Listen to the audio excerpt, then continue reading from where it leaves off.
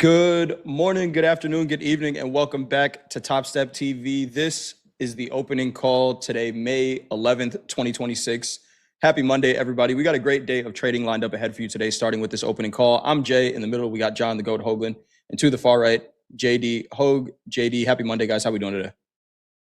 Yeah, happy Monday. Glad to be back in the seat with everybody. Love today's title of the stream, How to Train Your Discipline, which is training discipline seems to be a lot like training a dragon sometimes. Good morning, Jay. Good morning, JD. How you feeling? JD, what's going on? Good morning. Happy Monday indeed. Good morning, Jay. Good morning, Hoag. Good morning to all of our friends and traders in the chat. Welcome to another week of Topstep TV. It's going to be an exciting one. There's no shortage of moving parts of these markets right now. Headline risk remains hot. We'll talk about that in just a few minutes. And we've got quite a bit on the economic calendar front also. We'll get into that shortly also. What are we thinking about this gold opening range breakout trade, though, guys? Let's get right to business. What do you say? Hey, I think I like we're it. out of range. We're out of balance. Either way, I mean, we're sitting right at the 200 session simple moving average on the 30-minute chart. I could see it going either way. Again, we've been trying to kind of judge it by the amount of risk we have to take, and it, looks like it for a low probability trade might be a good one today. We'll see. What do you guys think? I'm with you there, Hoag. Yeah, we're sitting, like you said, right at that 200 moving average on the 30. Volume looks like it's getting ready to cross below it as well. Gold had some nice selling last night. I'm good with it. Down over 1% right now on the day. Good either way. All right. We've got about 10 seconds until gold opens officially. Ding, ding, ding. 7:20 a.m. Central Time opening bell for gold futures. Here we go. Gold is open. We're going to take a look at a 1-minute opening range trade here. Gold is officially open for business. Take one look at a 1-minute opening range. We'll let the 1-minute candle print and then look for a 1-minute candle outside of that range for confirmation. If it closes above the high, we'll be long. If it closes below the low, we'll be short. Poll up in the chat. Do you like the opening range trade? Yes, I take it. Yes, I take a variation of it. And no, I do something else. I'm going to vote for yes, I take a variation of it. Adding some volume to that opening range trade. When we see a VWAP leave the opening range, it's some added confirmation that the market is trying to go in that direction. We got another 25 seconds or so here before this closes. Oh, that poll is pretty even. Even, Steven. Oh, yeah, it is. Yes, I take a variation. Just jumped in the lead. We're seeing some buyers stepping in right now, too. I've got a couple loaded on the. I'm watching the micro contract, micro gold contract, MGC, June 2026. Why is this opening range? I've got a high 46.8410, low 46.8010. 40 tick wide opening range. About a 40 tick opening range. Yep. Looking above it now. One tick off on the bigs. The high is 84 evens. But this is either a long or a no trade. Yeah, it is. Yep. All right, another 30 seconds before this candle closes.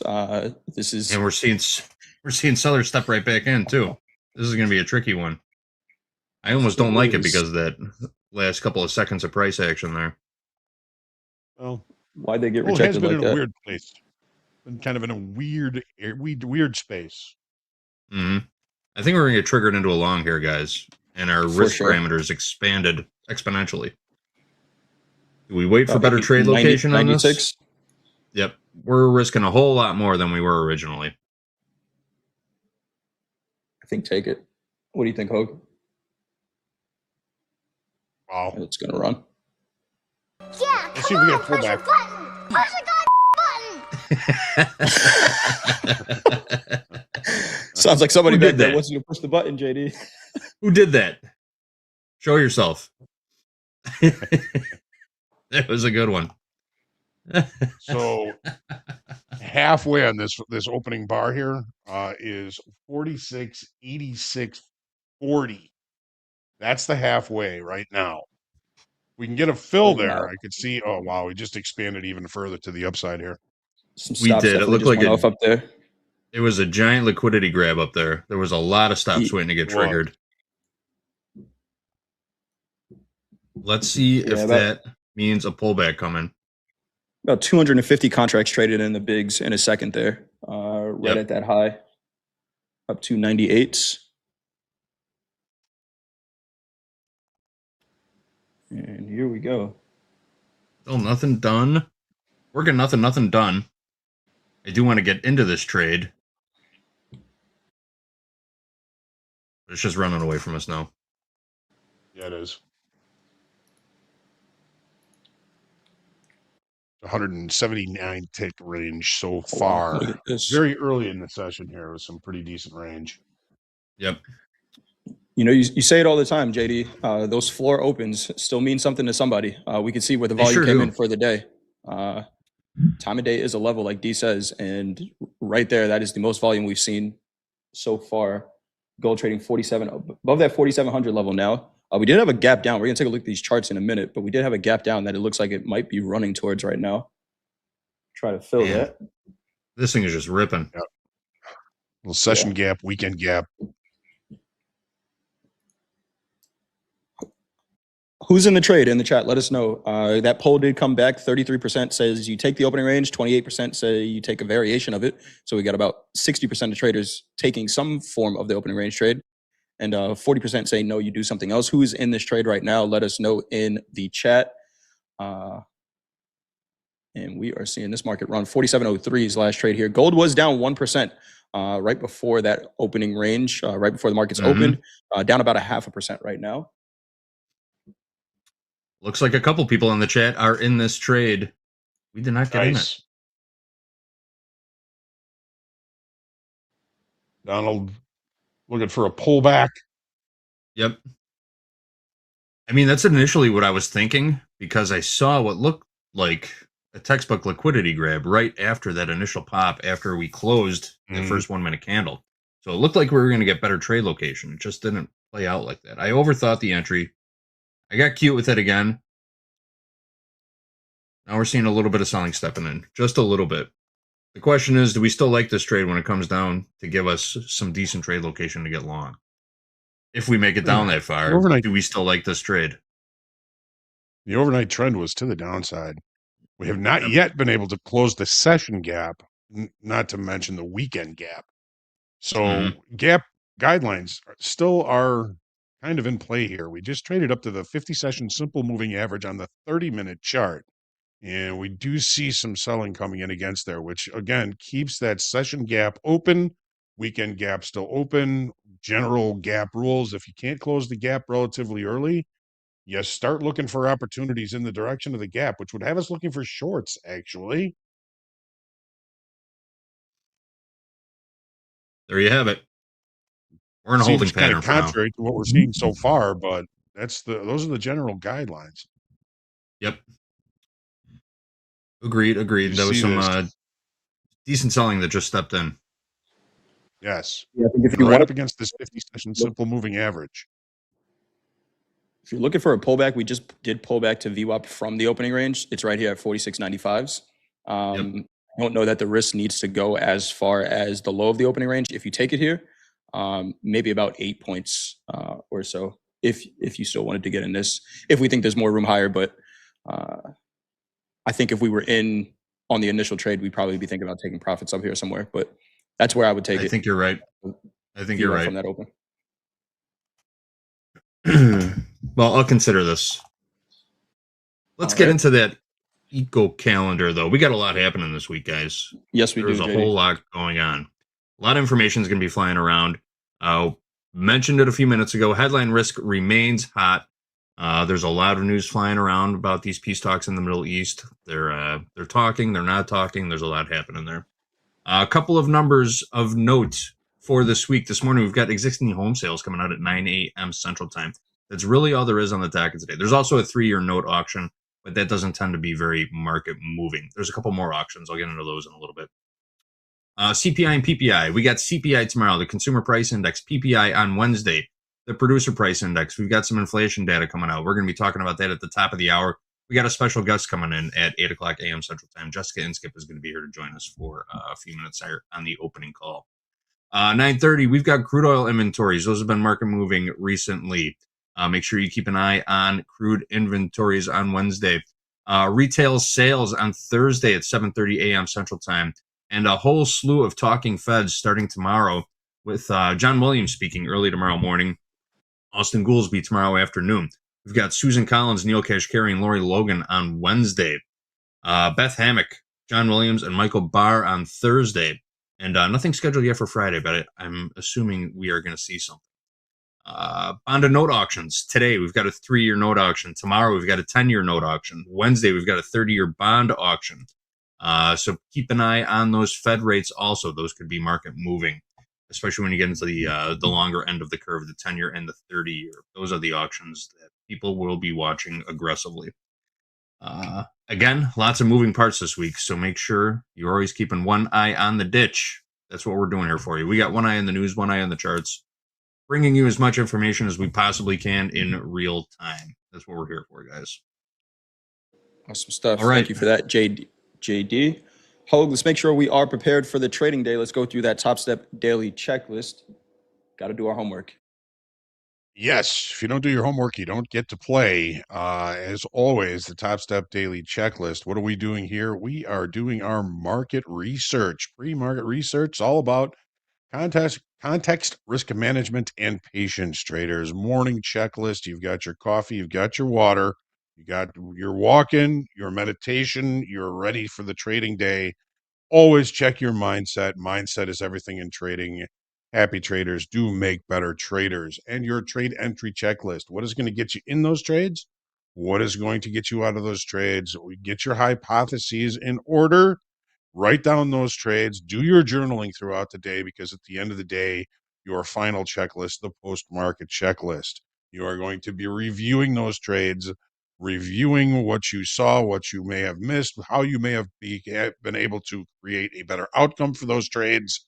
Of course, review and complete your journal and watch at the buzzer at the end of the day with Coach Jay and Coach Paul to be prepared for the following trading day. It's Monday, folks. We got 5 days of trading in front of us. Take your time, be patient. Let's get into the right opportunities. As always, if you don't do your homework, you don't get to go to recess. Awesome stuff. Thank you for that, Hogue. We got gold right now trading 46.99.40. We're going to take a look at these higher time frame charts. You heard Hogue say gold is in a weird spot right now.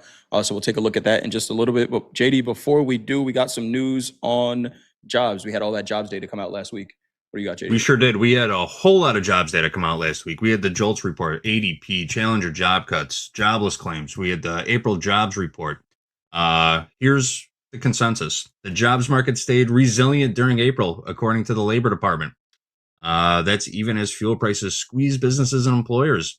But a new survey also found high gas prices dragging down consumers' economic outlook. Karen Kafa has the latest from Washington. Let's roll it.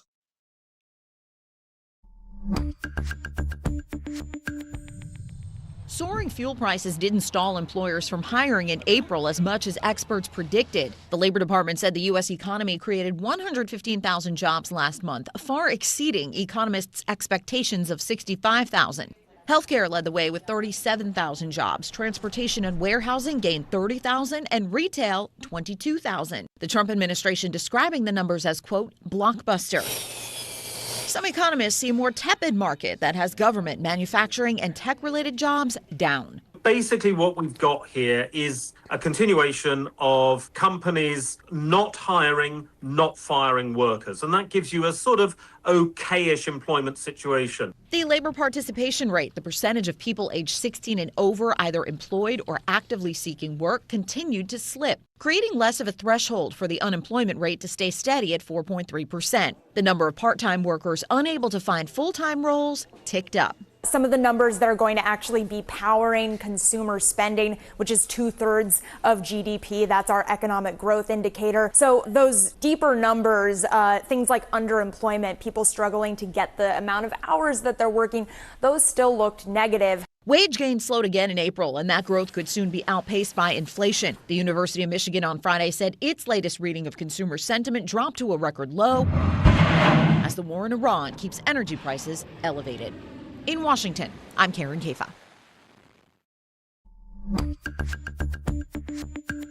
Real quick, folks, seeing some size on the offer in the S&Ps, There we go. 1,200 on the offer at 74.1475. I'll try and keep an eye on those. Let you know if they get filled. Oh, they just got pulled. They just canceled the Just order. pulled it. They must have heard me They talking are about watching. them. They Said, are watching, "Uh-oh, Hogue. we're out." The Those spoofers Topstep guys are watching on to us Topstep again. TV. Here we go. I'll keep an eye on the ES later while you guys are doing some chart analysis. I'll see if those big bids and offers start popping in again. Awesome stuff. Thanks for that, JD. Hogue, let's do it. Take a look at the higher time frame charts in gold. Where are we going if not to the right? Well, you mentioned going to the right. It looks like it's doing a lot of going to the right. Now we were talking in the a little bit before the program today, and we were saying gold seems like it's kind of in a weird place. We talked about that during the opening range as well, and it certainly does seem like it is. Now when we take a look at the volume, I mean week after week, day after day, the volume has been weak. It has been low. The market has fallen into kind of an area of balance. Now this is just starting on the weekly chart. We've got the weekly kickoff high pretty much at the high and low from last week. Last week's low, last week's high. They've changed a little bit. Now let's take a look on the daily chart. All right, so we have the kerfuffleations that occurred the end of January. We put our low in here near the end of March, and the market has kind of fallen into an area of balance or rotation. You can see here on the bottom, you see how volume has been just maintaining below the 20 session simple moving average of volume. So volume remains low. What about open interest? Open interest has been waffling for quite some time. Waffling means open interest is up one day, down the next, up one day, down the next. This market is largely controlled by the shorter time frame and medium time frame speculator grade of trader. They're looking for shorter time frame levels to be targeted and respected, and in large part, they have been. So the longer time frame seems to be just kind of sitting on their hands, hedged, looking for new information. Short time frame control does kind of put this market into a little bit of a weird state. Jay, what are you seeing on the daily chart? I'm seeing exactly that, Hogue. The March 23rd candle was the one that set the low, tested that 200-day moving average, and I've been looking for that 200 moving average for another potential test of it. It's continuing to grind higher. It's above 4400s now, above the midpoint of that March 23rd candle. But this market is imbalanced. We can see this is a clear demand area down here where we found some buyers on that higher time frame chart that made the low of the year. We came down, tested that high right around those 4500s, 4550s, and held for now. But gold is trying to make a decision about this 20 moving average this week, today. So we'll see what happens here. 4708 is that 20 moving average. We're kind of sitting at it right now. Daily ATR in gold, $116 so far. High to low range, we're at about $60. But we haven't really been seeing at range days, a ton of consolidation days over the past the last 3 days at least. We did have, I think this was last Wednesday, pretty explosive move to the upside from that demand area here. But with the inflation data coming out later this week, I wouldn't be surprised to see another consolidation day in gold today. So what I'm looking at here is the midpoint of that Wednesday candle, which is right around 4660s, pretty close to the low of the session so far.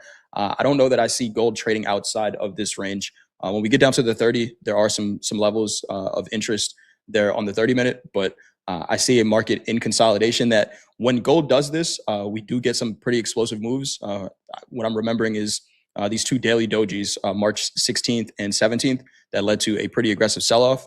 I don't know that we're in that same spot, but there's a range expansion day coming at some point in gold. It just doesn't look like it's today. I'd be pretty surprised if we get range expansion today, especially before the inflation data. What are you seeing on the 30, Hogue?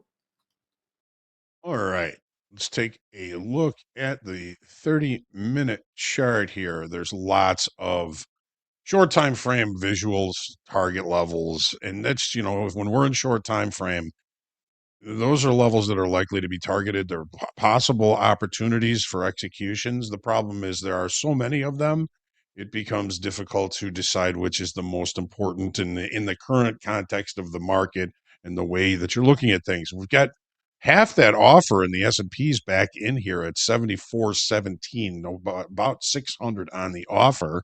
You can maybe trying to piece that in if they're planning on getting it filled at all. All right, back to the gold. So we do have a weekend gap to close the weekend gap. We've got to get up to around 47.2460. Overnight inventory was short. We've kind of reconciled that overnight inventory. When we're talking about overnight inventory, we're talking about where the market opened last night, which is right around here, near this afternoon pullback low from Wednesday. It looks like we did get a little bit short here. We've now reconciled those overnight inventories, and they are no longer part of our context that we're really looking at here. So again, when the market opens with a session gap below the session low from Friday, that session low was 47.0960. If we can't close that gap relatively early, the market is indicating potential acceptance of lower pricing. And so we'll be watching very carefully. If we don't get this gap closed, we may see this market turn and head back to the downside. There are some levels up above, however, for the market to target should we find reacceptance inside Friday's regular trading hours session range. There is the settlement price, which settlement was 47.3070. And then we've got, potential value acceptance. Value is where 70% of the volume occurred during Friday's session. On this platform, we've got value low 47.14.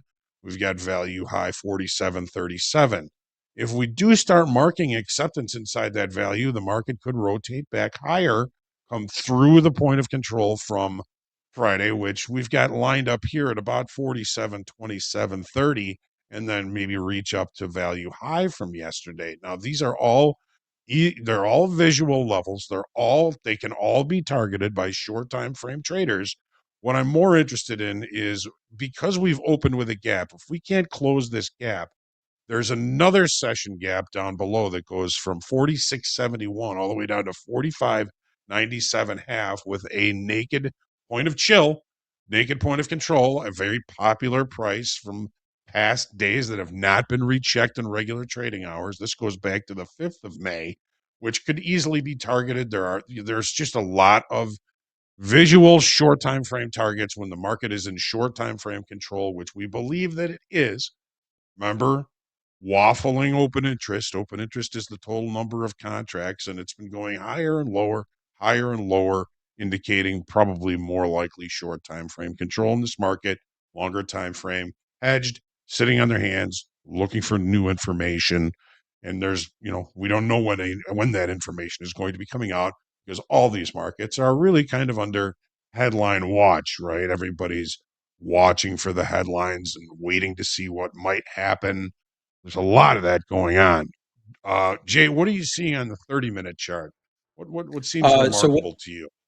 When we were in the green room there, Hogue, I was talking about I'd like a gold trade possibly to the short side based on where we were at on the 200 moving average, 46.84. It did look like volume was getting ready to trade below that 200 moving average. What we can see is kind of dotted red line on my chart here. It stopped right at the 200 moving average, which is telling me that this is a market that is very range bound. We see price trade on either side of this 200 moving average. You could probably pick any medium time frame average and it's going to be there.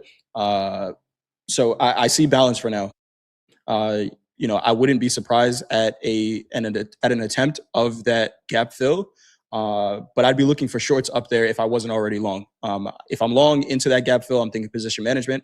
If I don't have a position on, I'm thinking for looking at potential shorts to come right back down into the range. Again, looking at that higher time frame, not expecting really too much as far as direction goes on a day like today before some of the inflation data. So range bound market for now. I think it'll change probably sometime later in the week. So my goal in gold today would be to stay out of the middle, not get too chopped up, and see if gold wants to follow its friend silver, who's our biggest percentage mover to the upside right now, 3.36% on the day. We got gold down 0.64%, but that is what I got for gold, Hogue. We were talking about some offers in the S&P.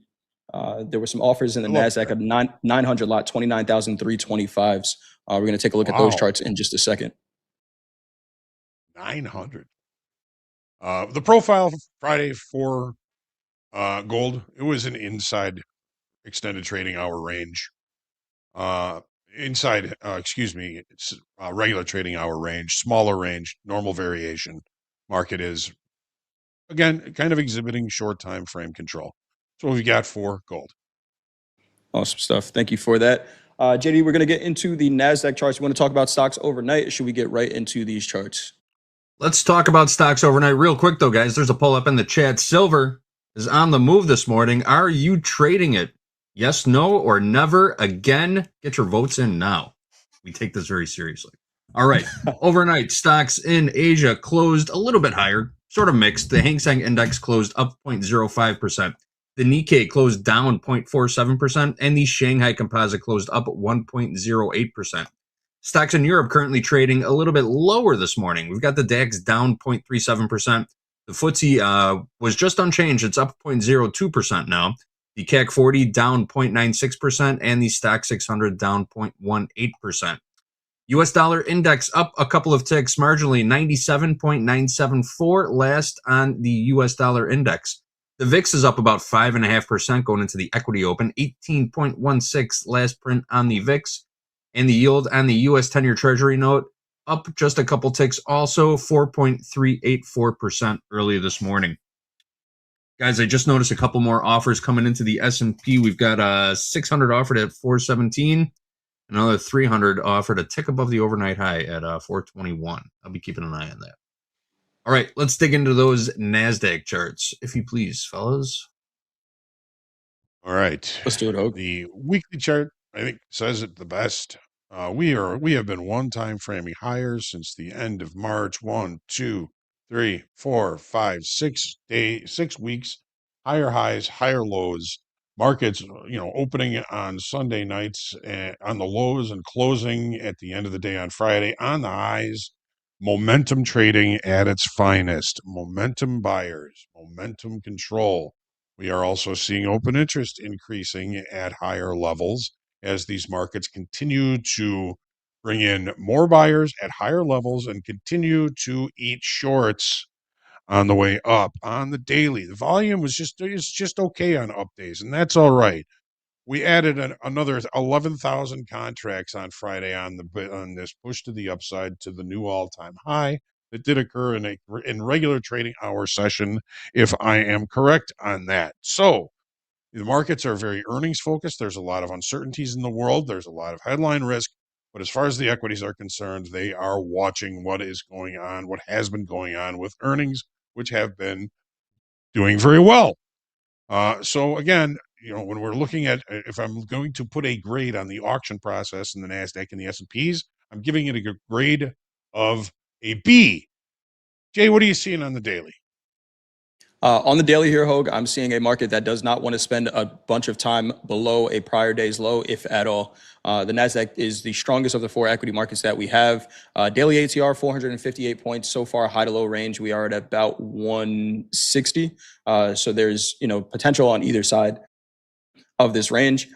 Keeping in mind the data that we have coming out later in this week, again, with all the markets that we trade, are we going to see a little bit of a pause in the sprint of a marathon that we're seeing in the NASDAQ to let this inflation data come out? But, it seems like the markets have kind of shaken off everything. It's crazy to say, but 30,000 is in range for this week, depending on how this market wants to trade. And we'll see here. We did make a new all-time high last night, 29,399.75.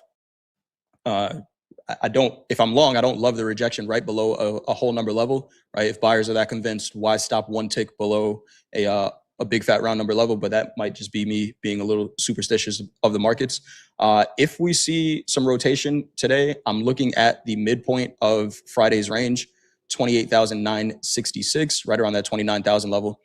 For a potential pullback, but we can see again on this rally up, the NASDAQ likes to pull back to 50% of a explosive candle to the upside, hold that level, and then continue the rally. So again, not a market I'm looking to get short for a long time.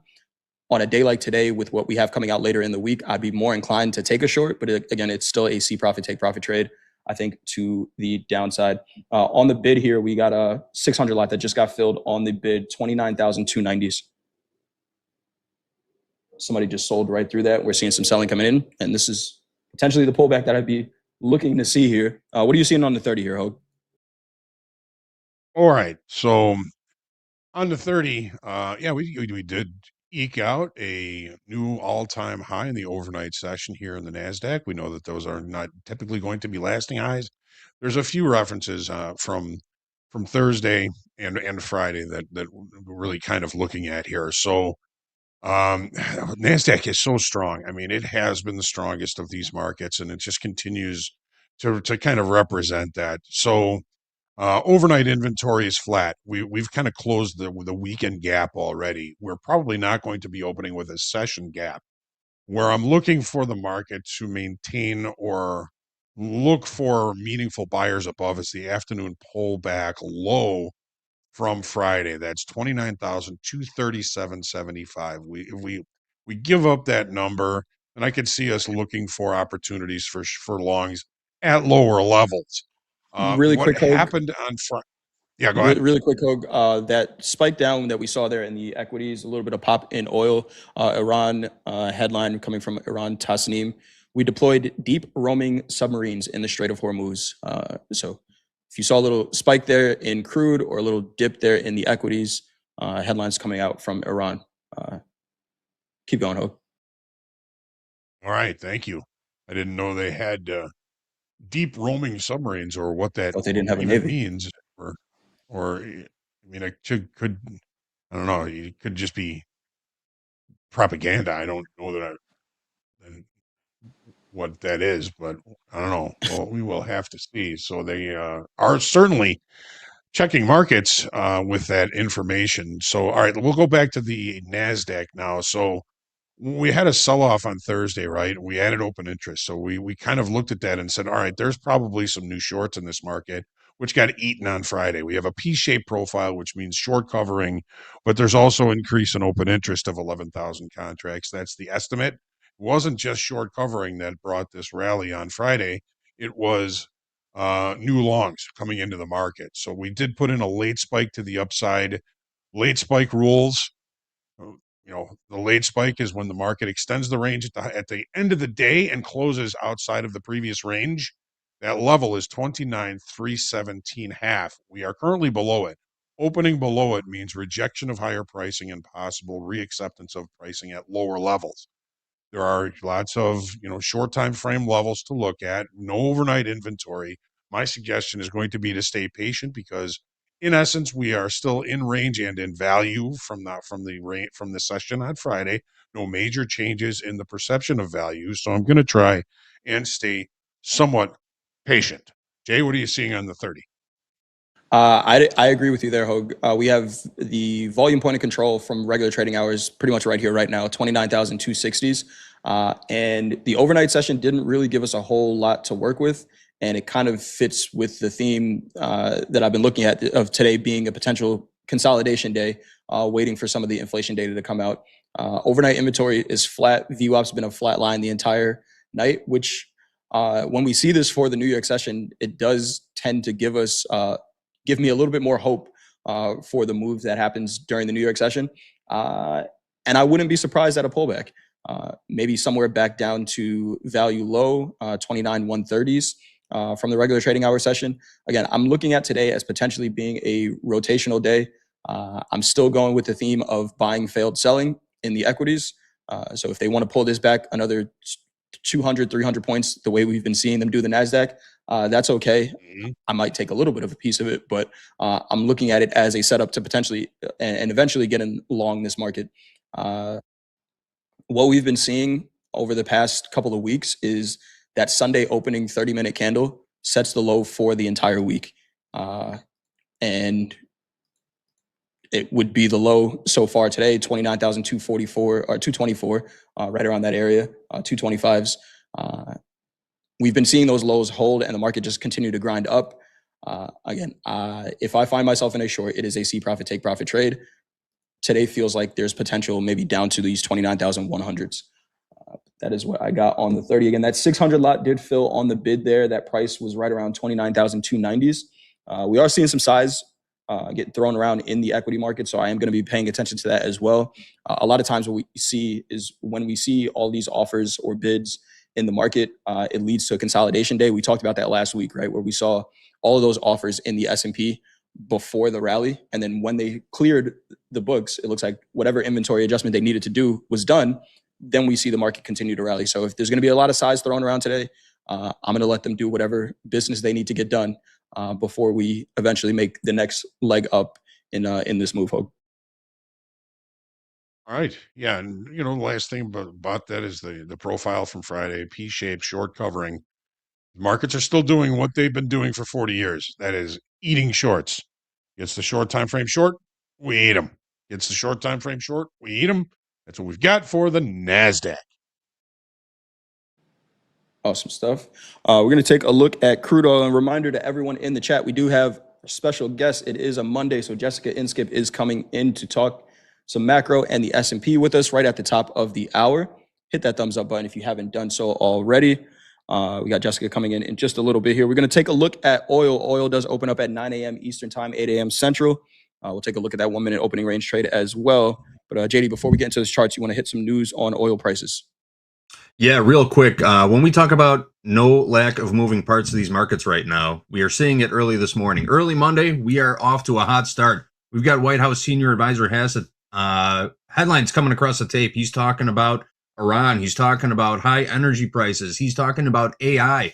We've got other headlines coming out of Iran about submarines in the Strait of Hormuz. Lots happening this morning, guys. All right, let's talk crude for a minute. Oil prices shot up overnight after President Trump posted that Iran's ceasefire proposal was unacceptable. Let's roll it.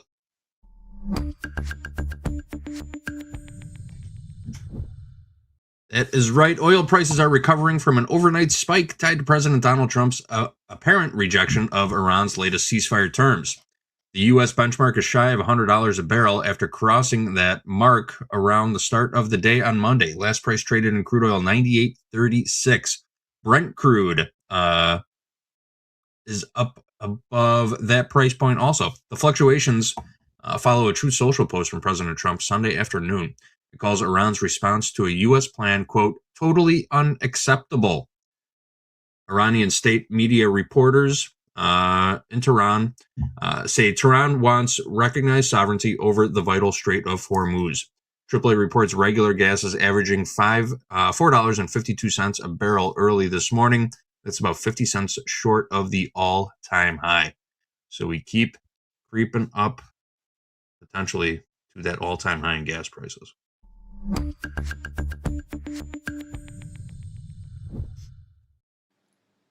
Gas prices holding for now. Oil prices holding up here.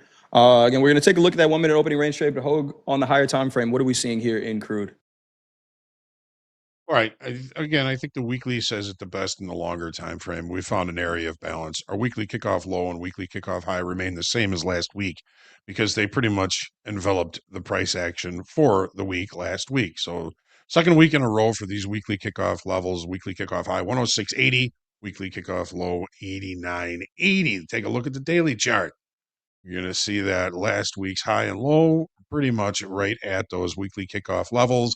Price very centrally located. The market has been rotating low to high, high to low for quite some time. The market has found an area of balance and is seeking new information. It's seeking some sort of resolution, and that resolution has been quite hard to come by, obviously. Jay, what are you seeing on the daily chart? On the daily, I'm seeing this upside structure is still holding here, Hogue. We had a test of the 50-day moving average April 17th, and then we had two more tests of it last week, and it's holding up right around that $90 level. We saw some pretty nice bounces from there, and then we're holding the 20 as a support today, 95, 91s. Daily ATR, $7.40. So far, high to low range, we're at about 375. So there is potential on either side of this range. We didn't use up all of our daily ATR in the overnight session. But this is crude oil. And right now, this is a daily doji that we see printing here. A headline is going to get these markets moving. And until then, I'm looking for opportunities to maybe fade extremes somewhere up near $100 or down near 96 looking to either get short or long at those extremes until something else happens. What are we seeing on the 30, Hogue? Okay, so on the 30 on Friday, we lost about 9,500 in open interest on an inside day. There's just a lot of liquidation probably on both sides of the market, probably preparing for the weekend because nobody knows what's going to happen on the weekends. We do have a weekend gap that remains unclosed. We have a session gap that remains unclosed. Overnight inventory is really kind of flat. This market is looking for new information. There are of course going to be visual targets above and below price. Nearest visual target above 102.13. Above that, we've got our weekly kickoff high 106.80. Nearest visuals down below, we've got a naked point of chill 91.28, very close to our weekly kickoff low 89.80. Jay, are we going to close the gap or are we not going to close the gap today? That's the It's a question. great. What do you think, Jay? That is a great question, Hogue.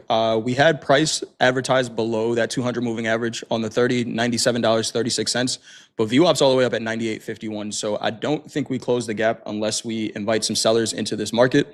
But with the headlines that we see coming out, I'm not sure that they would want to sell it. So we had a test into that gap here. Of course, anything can and will change. We are going to see headlines come out for the rest of the day. But strong rejection of selling below that 200 moving average a couple of times tonight. We have a couple of times today so far. So this 30-minute candle that we have printing here is the highest volume of the day so far. We can see that rejection from sellers. I'd be looking for a potential push back up to 99.5, if not to 100s, if I was long. But we will see here. If crude oil starts to get into that consolidation mode where it's not really doing a whole lot, probably not a market that I want to be sitting in, because that means a headline is probably coming up around the corner and it could either work in your favor or do the opposite. Just know where your risk is in this market because it can really get moving when it wants to. Always use stops, 100%. Always, 100%. always use Profile stop. Friday, normal variation, very small range, losing open interest. It's a new week, folks. It's going to be a lot going on here. A lot going on. Jay, back to And you. I got the door. Welcome back, Jessica Inskip to Topstep TV. Happy Monday. Jessica, how are we doing today? Happy Monday, Jay. I'm doing great. How are you?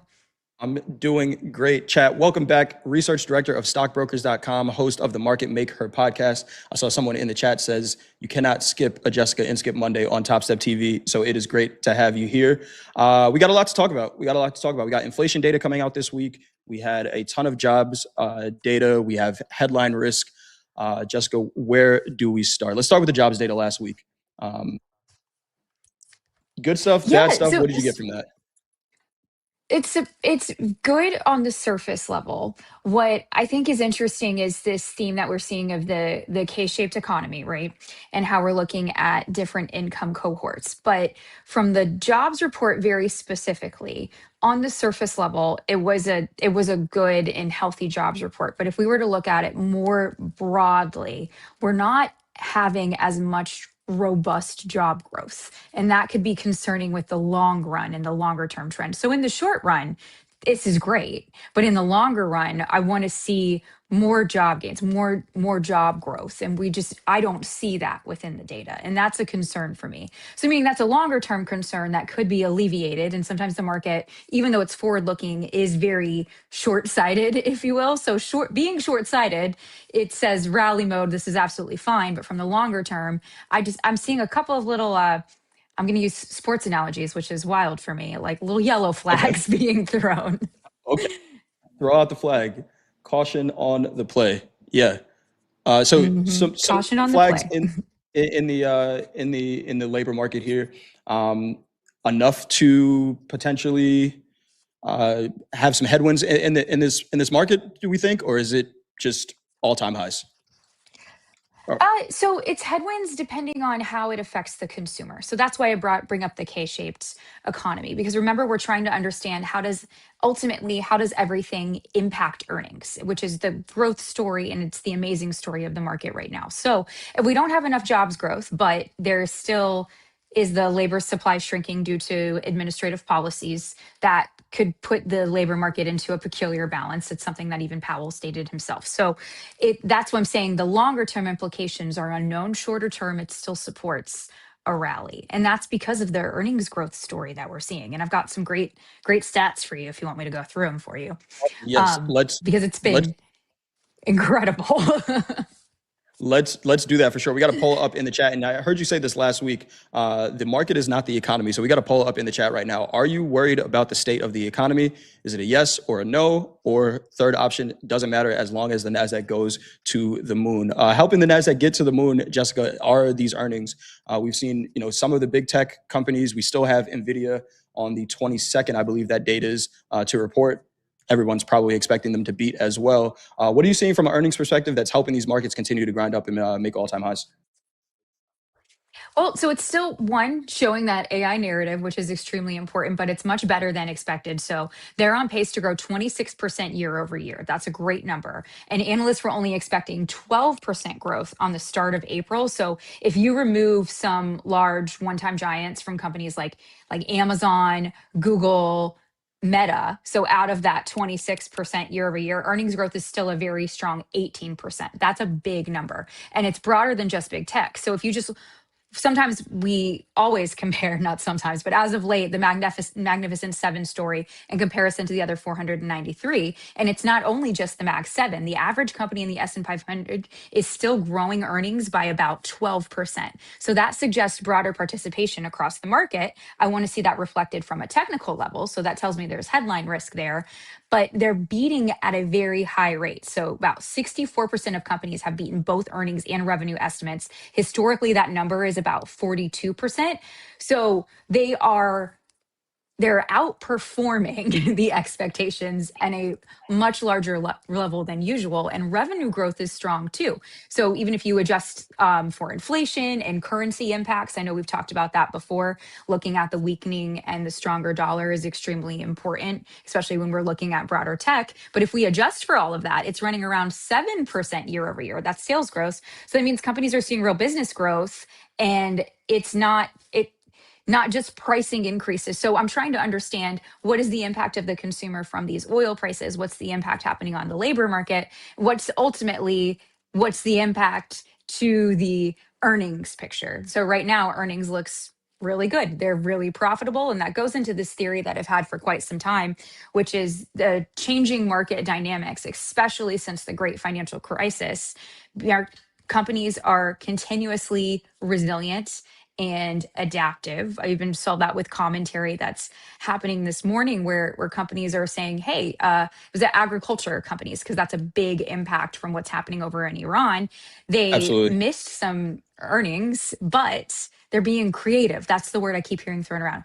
Companies are being creative with their earnings picture or how they're absorbing prices. And that creativity really speaks, this is a fun way, I suppose, to say resilience is we're being creative with our finances, right?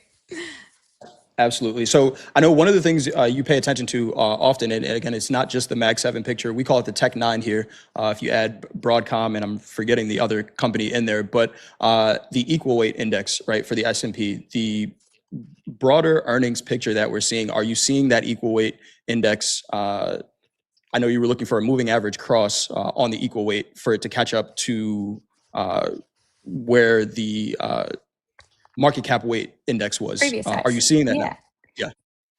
So we're seeing it from earnings, but I'm not seeing it in price action, which is Okay. very Got you. interesting to me. So I'm looking for the weekly high, which was on March 2nd. So right before whenever I'm looking from a technical perspective, when we want to resume a long-term or a bullish trend, a trend is not necessarily a straight line up. It's a series of higher highs and higher lows, which means Right. if we want to resume that longer term trend, we need to overcome when that reverses. So the lower highs and the lower lows. So the last level is actually that weekly candle on March 2nd. That high is 82.98. We'll call it 8,300. We don't have a close above that. I have not clocked a weekly close above that. Last week, our weekly high was 83.19, but we closed at 82.66.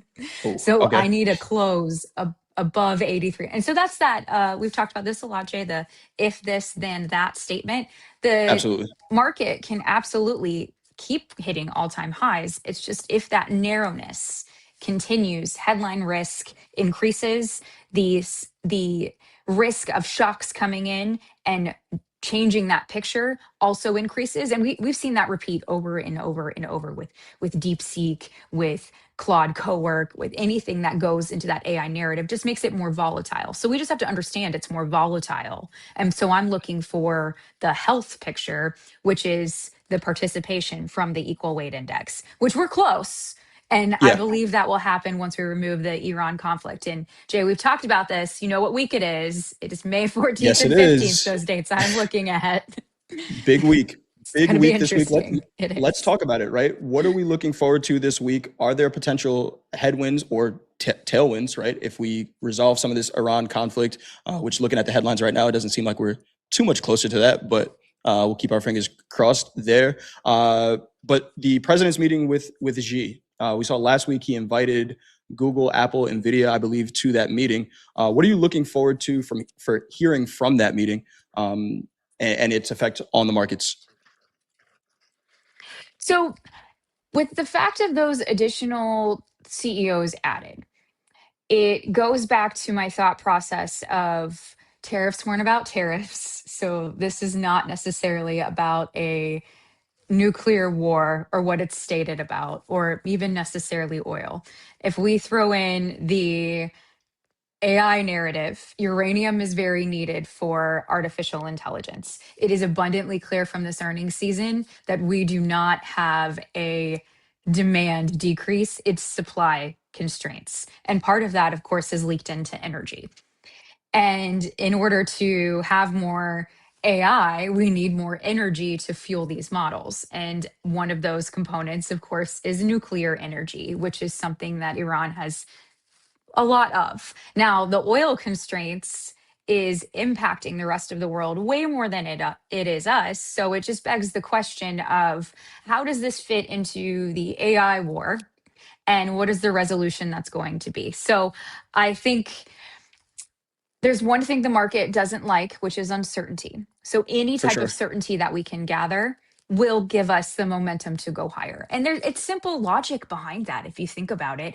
If you're a company and you understand the picture ahead, if all of a sudden the clouds become less cloudy and the sun comes out, you can chart a clearer course. So it's really giving companies the ability to chart a clearer course and then market expectations to adjust. And so any certainty added, I think, is going to be good for the market. And I do believe that it's going to be artificial intelligence oriented. Again, that's speculation. That's not hard data. I want to make sure that I That's what make we that do here, Jessica. abundantly clear. We're speculators. Speculation, We yes. understand. We understand. Our life is speculation. We deal in uncertainty, and Understood. like you said, the market doesn't like uncertainty, but it's especially as a trader, it's our job to try to figure it out, right? What does all this mean for us to make a decision, and hopefully we get a little bit more certainty out of this meeting starting Wednesday. Is that correct? Yeah. So what I would look for very specifically to see if it's AI related is any loosening of semiconductor export controls. Then that Got you. would tell me where the negotiations are. And then it's interesting to see different CEOs take. So Jensen Huang very much believes that open stack development or open development is open source is very, very important. And a lot of the highly skilled developers are in China. And his thought is, I need this to accelerate. And in order to do that, we need the greatest minds, which means we do need developers in China to develop on US stack. That's Jensen Huang's personal stance. But then you've got Claude CEOs and other CEOs that are saying, no, that actually could be a threat. Look at what happened with Mythos and all of the security vulnerabilities that have been exposed because of that. And I came from a conference last week and speaking to a lot of people within the industry, there are patches that are going in as a result of this, which I found very, very interesting. So the threat of Mythos is real. So Very real. therefore, it depends on what camp you're in on. Do you Jensen Huang's or the other CEOs? and they're all meeting together, which is going to be certainly interesting. So I think that's the big thing to pay attention to. And then aside from that, we have Nvidia earnings after that, which we know they have a moat around, but it's just interesting how the market reacts to that I Right. find the most telling, if you will. Let's be real. Nvidia is not going to miss, but how does the market respond to it? We also got some inflation data coming out this week. CPI tomorrow, PPI on Wednesday. How are you looking at this inflation data, if at all? We know the Fed is going to look at it as well. I want to talk a little bit about that and the Treasury market, which we know is not the most interesting market to talk about from a volatility perspective, but we're seeing some things in the Treasury market that could be a concern. You brought it up a couple of times. Let's start with the inflation data, Jessica. What are you looking for tomorrow? We have that CPI print coming out tomorrow. Yeah, Jay, I will say I find the treasury market so interesting, but Oh I'm yeah, also what they call a nerd. So it's okay. It's cool to be a nerd now. It's cool to be a nerd. um there we go. Yeah, it wasn't back in the day for me, but nonetheless. With CPI specifically, well, and PPI. So I like to get PPI first because it tends to lead CPI when we get the producer perspective versus the consumer. So please keep that in mind. We're getting consumer first and then producer. So I think that could just have an interesting effect on the on the market. Why do they What switch I'm it? looking I'm for, sorry, Jessica. Why do they switch dates sometimes? Sometimes we get PPI first. Sometimes we get CPI first. Is there a I method couldn't tell behind you the that? answer to that. There Okay. is nothing that I know of, and that's not my purview. And I'm okay saying when I don't know things. And Oh yeah, this for is sure. one. That's fine. Um, absolutely. But for consumer price index on the consumer perspective, and the reason I personally like to see it first because producers are we have the producer perspective from the price index, and normally the producers would pass that on to the consumer. So I prefer to read them in that order from that perspective purely. As far as how they're reported, they should be in that order. That's logical, but nonetheless, I digress. What we need to look for is what I told you a while ago, how we're looking for the goods aspect of inflation to not continue to go higher. So with right now, the name of the game when looking at inflation measures is looking underneath the surface and not just taking headline for as it is. Because there are pockets of the economy, there are pockets of data that seem to be doing better than others. So just understanding that is extremely important. So if we see the goods aspect not go suddenly just cool off a little bit, that tells me that one-time tariff price increase is finally coming through. And that's what I want to look for. But unfortunately, everything within this data set works with long and variable lags because it flows through from producers to consumers, and there's a lot more within that supply chain. And then, of course, we have the added volatility, which is oil. So I think it's going to be an interesting picture just to understand that. But that will give us more clarity of when we can move on to the next one. So if we see goods cooling off, then now we can focus on what's happening with oil. And remember, we can look through oil if inflation expectations are well anchored to 2%. But then again, that is Powell's statements, and we are getting a new Fed chair, which has Senate hearings this week as well. There's so much happening in the market. There is so much going on. I'm looking at, you mentioned oil. I'm looking at oil prices right now, $96.94. Last week, you were telling us you were looking at oil around that $90 level, where we clearly saw some buyers in the oil futures. Any dip below $90 was quickly bought back up. Again, trading about $6 above that right now. Let's take one more look. We got retail sales coming out this week as well. I had another question for you, and it's skipping my mind here, Jessica. Sorry, the Treasury market, Okay. the most interesting Yeah, market the to talk treasury about. market, Let's talk about the it. most interesting market. We have I have a 30-year chart up here, and we're near lows.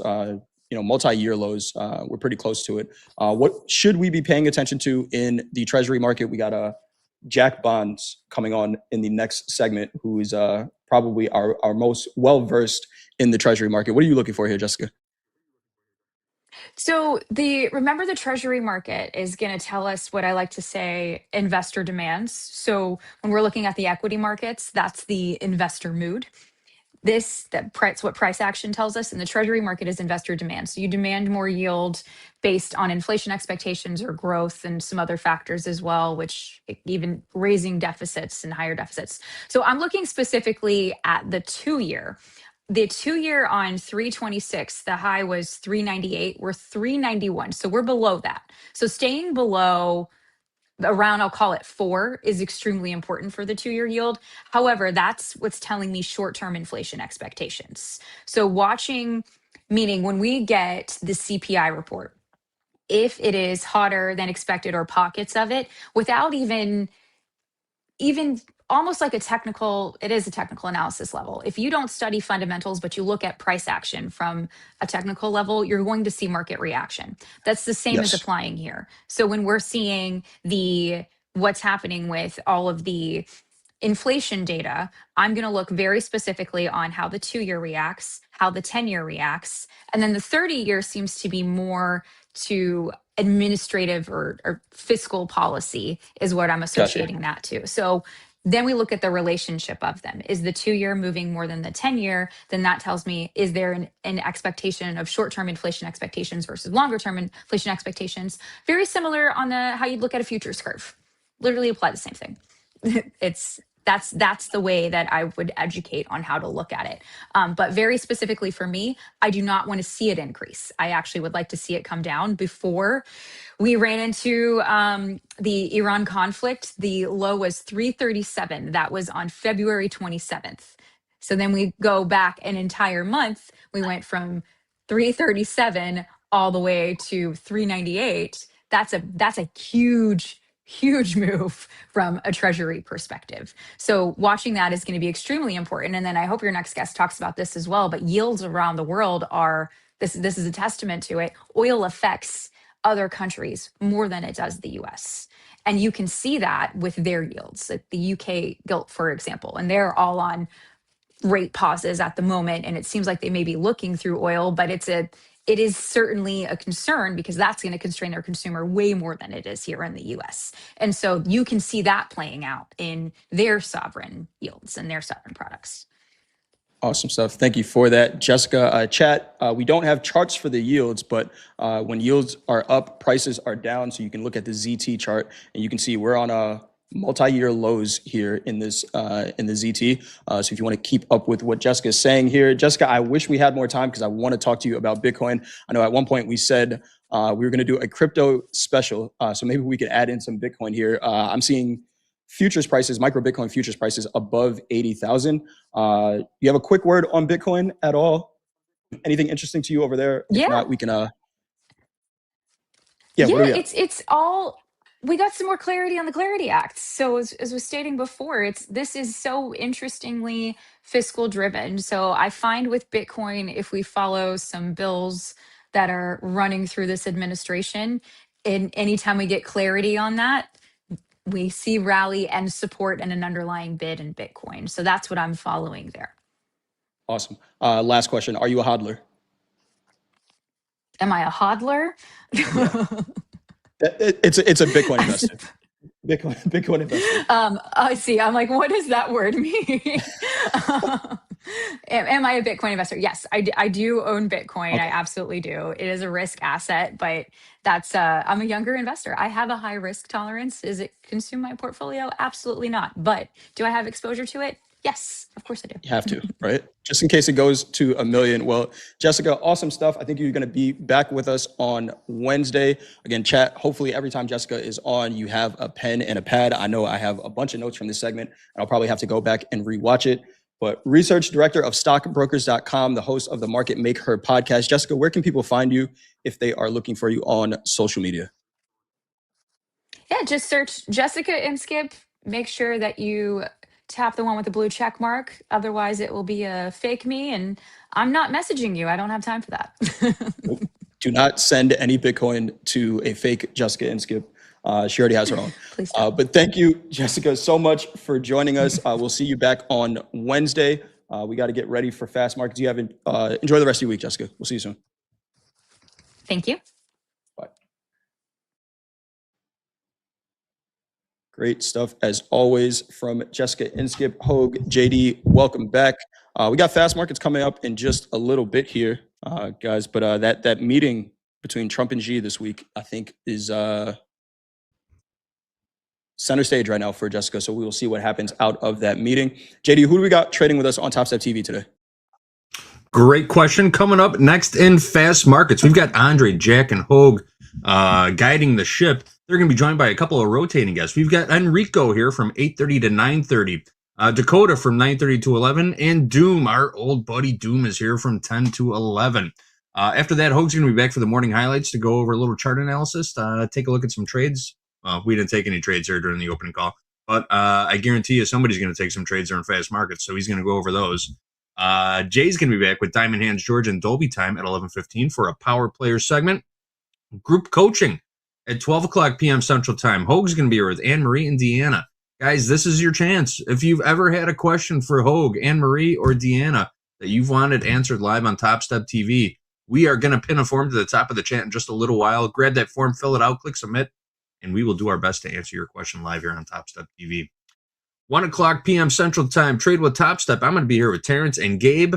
Then we're closing out the day in Power Hour with Andre, Ted, and Dolby Time. We got a stacked bill of tradertainment coming your way all day long, bell to bell, right here on Topstep TV. Let's go. Some stuff. Guys, what happened to gold?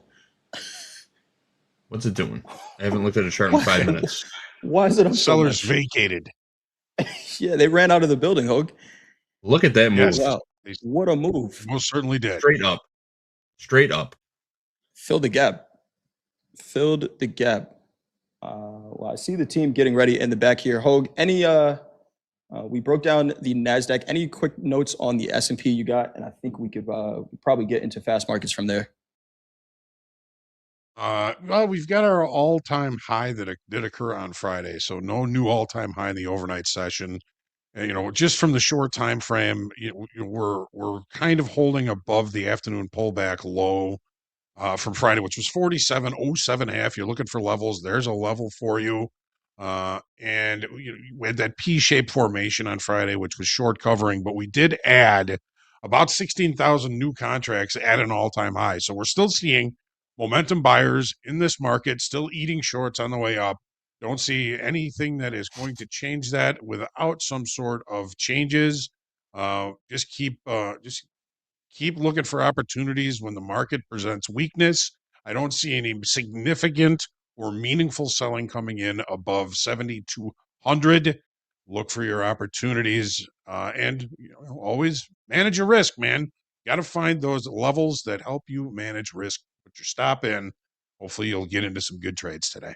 But I do still see buyers in these equities markets, barring some strange headlines. We'll see how that plays. Of course, we don't get to choose that, but still looking for opportunities to buy weakness in these markets. I agree with you there, Hogue. We'll see what our traders are looking to do here for fast markets. I think we are ready. Henrico's here. Andre's here. Jack is here. Hogue, do the thing. Take us into fast markets.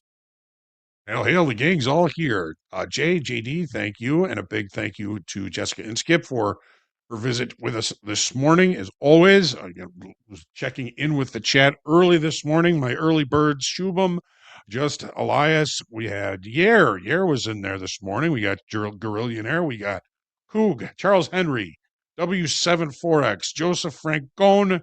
We had Dan Trader and Tristan Trout. As always, we thank you all for trusting us with your time. And remember, when you are sitting down to trade, remain humble, grateful, creative, and centered. Pray for peace every day. And we are heading into fast markets right now in 5, 4, 3, 2, 1. Let's go.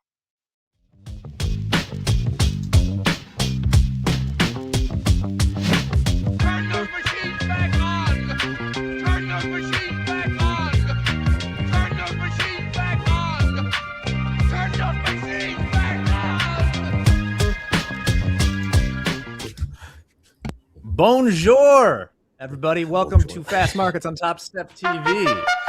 Yeah. We got CPI, PPI, Trump and Xi, deep roaming submarines apparently this morning. Andre, it's going to be a hell of a week. Yes. Are you prepared? Yes. Are you girded for what's coming next? Well, that's why I tuned into Topstep TV, Jack. Yes. Welcome, everybody, to Topstep TV. This is Fast Markets. To the right, you got Mr. Enrico in the house joining us from Estonia. Jack in the middle. Let's get right into it on this Monday. Enrico, Monday Good morning, thoughts guys. coming in. We see again new all-time highs in about 100 points off those all-time highs in the NQ. But thoughts coming in. How's it going, Enrico? I mean, it's going good. It's Monday. Been quite choppy pre-market. I've been looking at the pre-market almost all day today, and haven't seen any major opportunities. I agree completely with what Shay and Hogue said in the previous session. I'm looking for sellers to get exhausted, and if there's any weakness in sellers, I'm looking for buy because I am tired of shorting this market against this trend. Okay, so no shorts. Check that. Roger, check that. Jack, take a look at the ES chain 74.10, give or take. We're just going to grind this thing higher again. Pretty light on the calendar for today. But what are you looking at? What are your thoughts coming into this Monday? Stories, headlines? My thoughts going into this is, you have to be very judicious with any shorts. Obviously, we're in a much stronger long trend here. Maybe the only thing I've seen that gives some hope for it is that we weren't able to really establish above the 7,400 SPX on Friday. We kind of rejected from there. Weren't able to touch it again last night. That's at about 14 points higher than here, 74.24 in the June future. That being said, semiconductors are up again. The whole ETF was up 6% on Friday, up almost 1% today.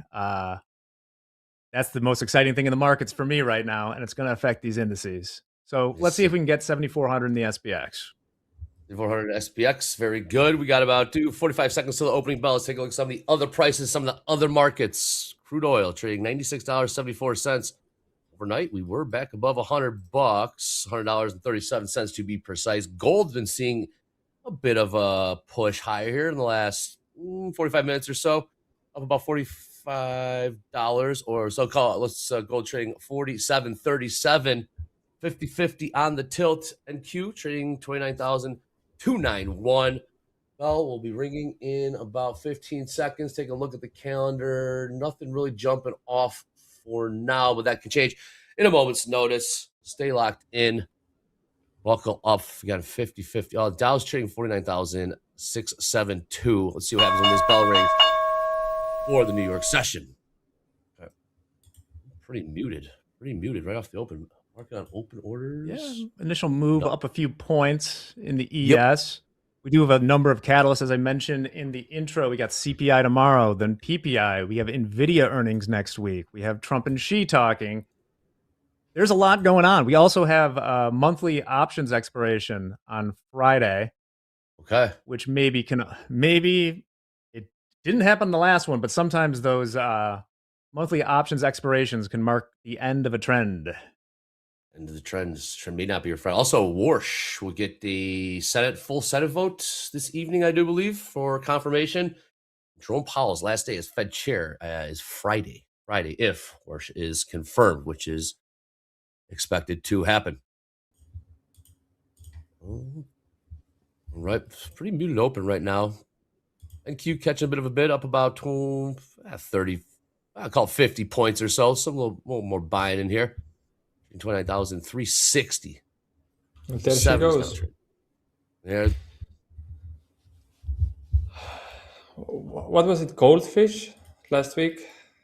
I'm feeling that's like goldfish with shorts now. Yeah, that's what Muhammad calls me. I always say I'm never going to get short again, just to lo and behold, get short again. Yeah, I'm feeling a little bit goldfish. Polls up on the chat. What markets are we most excited to trade today? And QES, crude oil, the metals, gold, silver, or other. Those votes in here on Topstep. Crude oil has been very interesting. We gapped up on the open from our typical weekend news, about $5. We did cross $100 a barrel in the June futures. We've settled down right now around $97. Keep a close eye on that.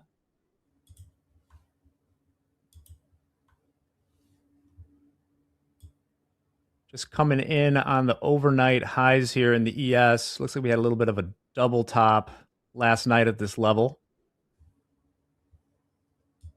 There, you got me? Oh, yeah. I disappear. I didn't realize you were gone. I didn't either until I was talking to the abyss. Sucking into the abyss. I'm Perfect. I got Dow pulling back, selling off just a bit here. And Q continuing to pump higher here, closing in on new all-time highs. 7 points away on the all-time highs in the NQ, 29,399.75. And we're closing on new all-time highs. There you go, 410s, new all-time highs.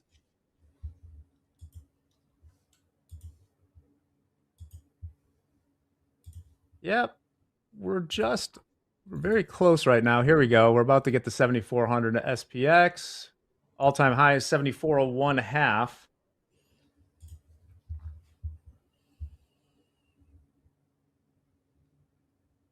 Are we going to see 30K this week?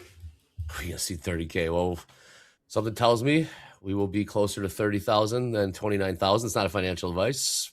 Not too long because we got ES continuing to pump higher here as well. Are those all-time highs? Not quite yet. ES trading a 74.23 half.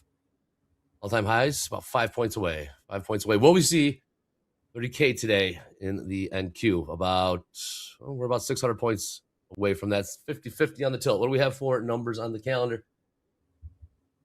Nothing. We got U.S. existing home sales. Top of the hour. President scheduled to speak at a healthcare event an hour from now. We'll see if we do have that. We'll bring that to you here live on Topstep TV. Right now, we got Enrico. Also, for those that are meeting Enrico for the very first time, Enrico very patient, very diligent in his approach into the New York session. Enrico, first 15 minutes, we'll wait. Never we'll trading analyze. it. Not trade it. Exactly. The first 15 minutes is a bit chaotic for me. And the reason why I've been following this model of not trading the first 15 minutes is because I lost way too many accounts in those first 15 minutes. I realized I want the market to be a little bit more stabilized. And I think like if you wait the first at least 5 minutes, 10 minutes, even better, 15 minutes for me is the sweet spot. You kind of avoid the first chaotic moves and you might find an easier trend afterwards. Okay. Here we go. We got within a point there of all-time high in the spot market. Yeah. Interesting. Exhibit A of why it is so difficult to short equity indices is right now it's kind of a rotational day. The mega caps are all down pretty much. Nvidia is basically scratch, but Google's down 1.5%, Meta's down 1.3%, Microsoft's down over a percent, Tesla's down 1.7%, Walmart's down 1%. How are we up? Well, rotation. And what are the semis doing? Oh, the semis are up 1.7%. There you go. There you go. Again, so this will be the 7th trading day of the month of May. And 6 of those 7 days have seen new all-time highs in the NQ. ES got within 3 points of new all-time highs in this June contract here. So sell in May and go away. Throw that out the window, say the least. There is a little bit up movement on the wicks. Kind of maybe. We'll see how it lasts, but I'm seeing VIX is a little bit rising from the open. We open with the cap as well. I don't want to think about shorts, but at some point. Well, we did just reject a little bit off of both that 7,400 level, and we got within about a half a point of all-time highs in the spot market. I'm recalling, I'm having a bit of deja vu of last week. There was a setup, before this big sell-off here, where the ES came within 1 point, just 1 point of the all-time highs, and then double topped it. So, what I would say is, look here. If you want to go against the trend, I would say the Mondays are usually the best. I think Mondays, I think I said this a million times already, but I think Mondays usually tend to be a little bit against the higher time frame trend. They go against what the market will do for the next few days. Not always the case, not financial advice, but I think if you look to go against the higher time frame trend, Mondays can be the play. Here's a little bit of a pullback. Yeah, well, Gold continuing to grind higher here. Gold trading 47.47. Last trade there. Poll results are back. What markets are we most excited to trade today? Overwhelming 71% are going with NQES, and followed by gold, silver, other 6%. Crude oil just getting 5%. Shout out to the chat who saw that. Zogmop in the chat, seeing that 1,000 lot offered at 74.25 in the ES, using that level 2 data on Topstep X, about 4 points higher from where we're trading right now. And 1,000 offered at 74.25. Those do print. Those will be new session highs. So within about 2.5 points of all-time highs. And Q coming all the way back, about 100-point turnaround off those new all-time highs. Now trading 29,345. 345. 50 tilt. The fellas talking about some levels. Where do you get those levels? I'll cut straight to the chase. You see them pinned to the top of the chat there. Also, why don't you click on the indicators tab at the top of Topstep X? You type in Topstep daily levels. You get those levels slapped overlaid on your charts. Those things are updated, refreshed before every New York Open. You click on the link into the chat, or you click on the indicators tab at the top of Topstep X. And update and refresh before every New York Open.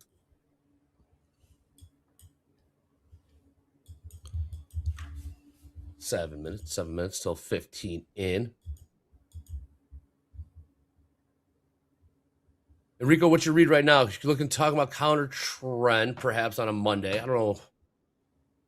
With we've got a 100-point pullback here. The only thing I'm noticing is that we are getting quite wide 50-minute range. It's getting over, it's 160 points. And if the 50-minute range gets wider, I would be maybe interested playing the range itself. But I need to see a little bit more wider range. And also another thing, if we are having such a wide range at open, there might be, again, maybe some chance for shorts, because usually the ATR rises. Yeah. The ATR goes a little bit higher when we have bearish moves. So we'll see. And we also have a little bit divergence between ES and NQ. NQ made the all-time high while ES is still lagging behind.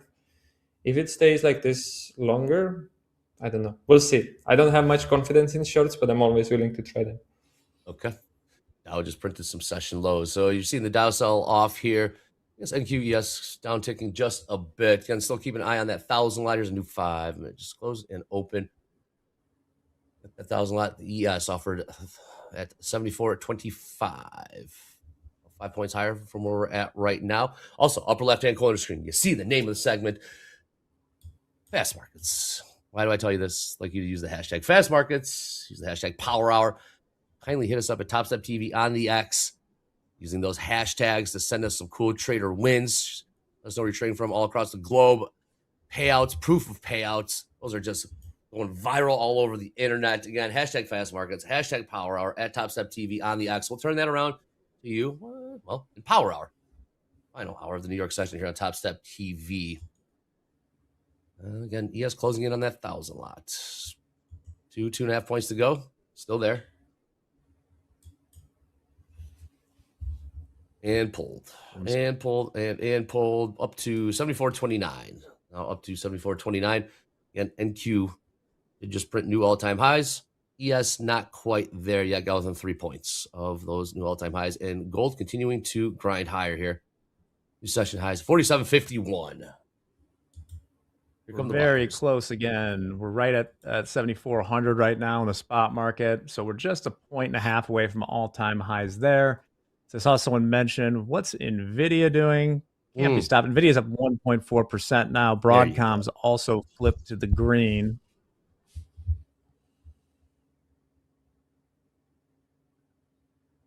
$4.38 in the 10-year, 2-year above 3.9, 3.91 at the moment.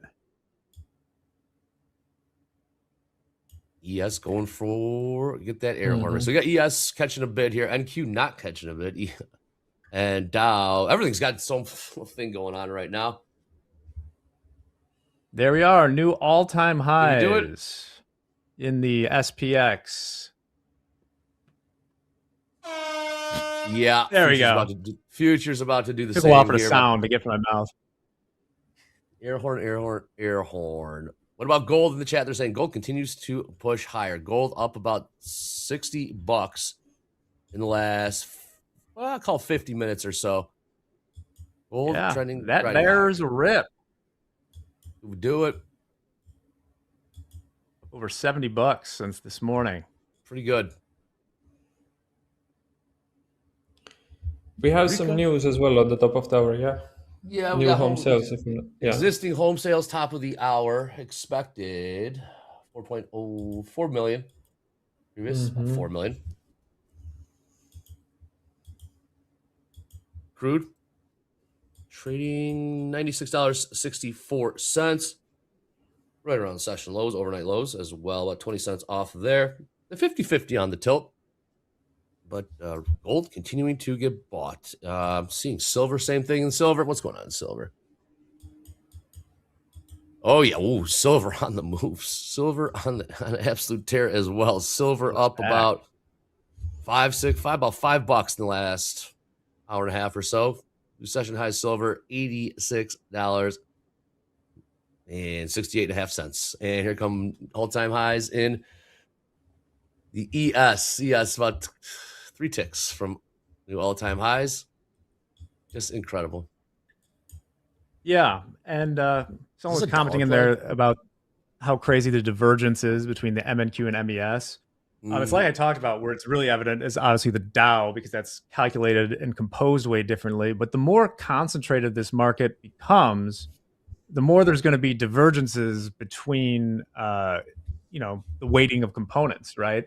NQ has a whole lot more semiconductor in it than the S&P by percentage. The S&P has a lot more companies that are probably sensitive to, say, oil shocks than the NASDAQ does. So it's not surprising.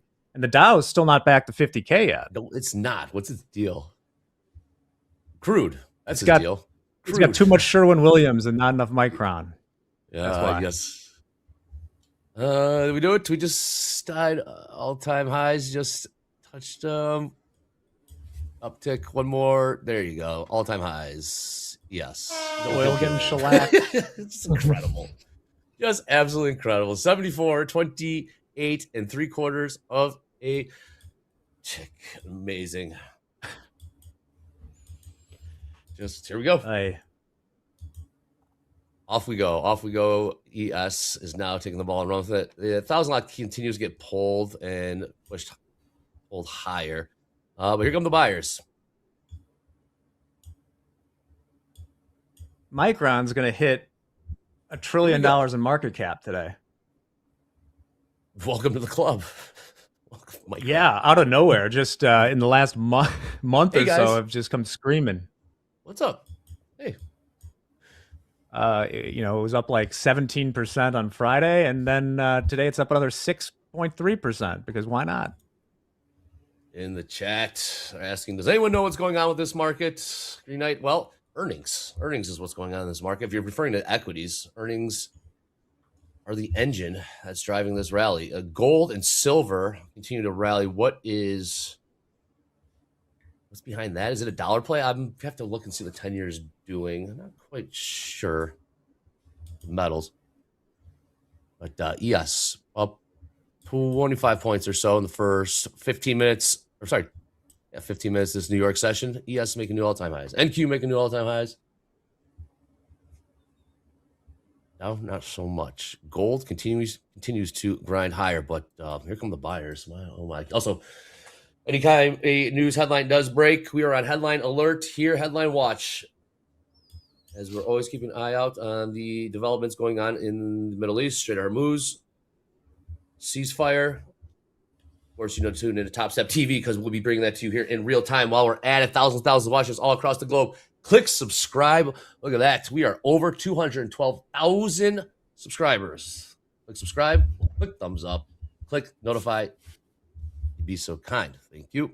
Also, thousands. Where is everyone watching from here on the planet right now? Let us know where you're watching in the chat. Got Estonia in the house. A couple fellas from Chicago in the house. Please let us know where you're watching from all across the globe. And look at ES not done. Sweden, hello. India, hello. Mm-hmm. England, Portugal. Very Oh, we cool. have man. Estonian in the chat. Estonia. Yeah. There you go. Represent. And okay. So what we're seeing here is rotation indeed. ES continuing to push higher here. NQ 40 points off those all-time highs. Crude selling off. New lows crude, $96.13.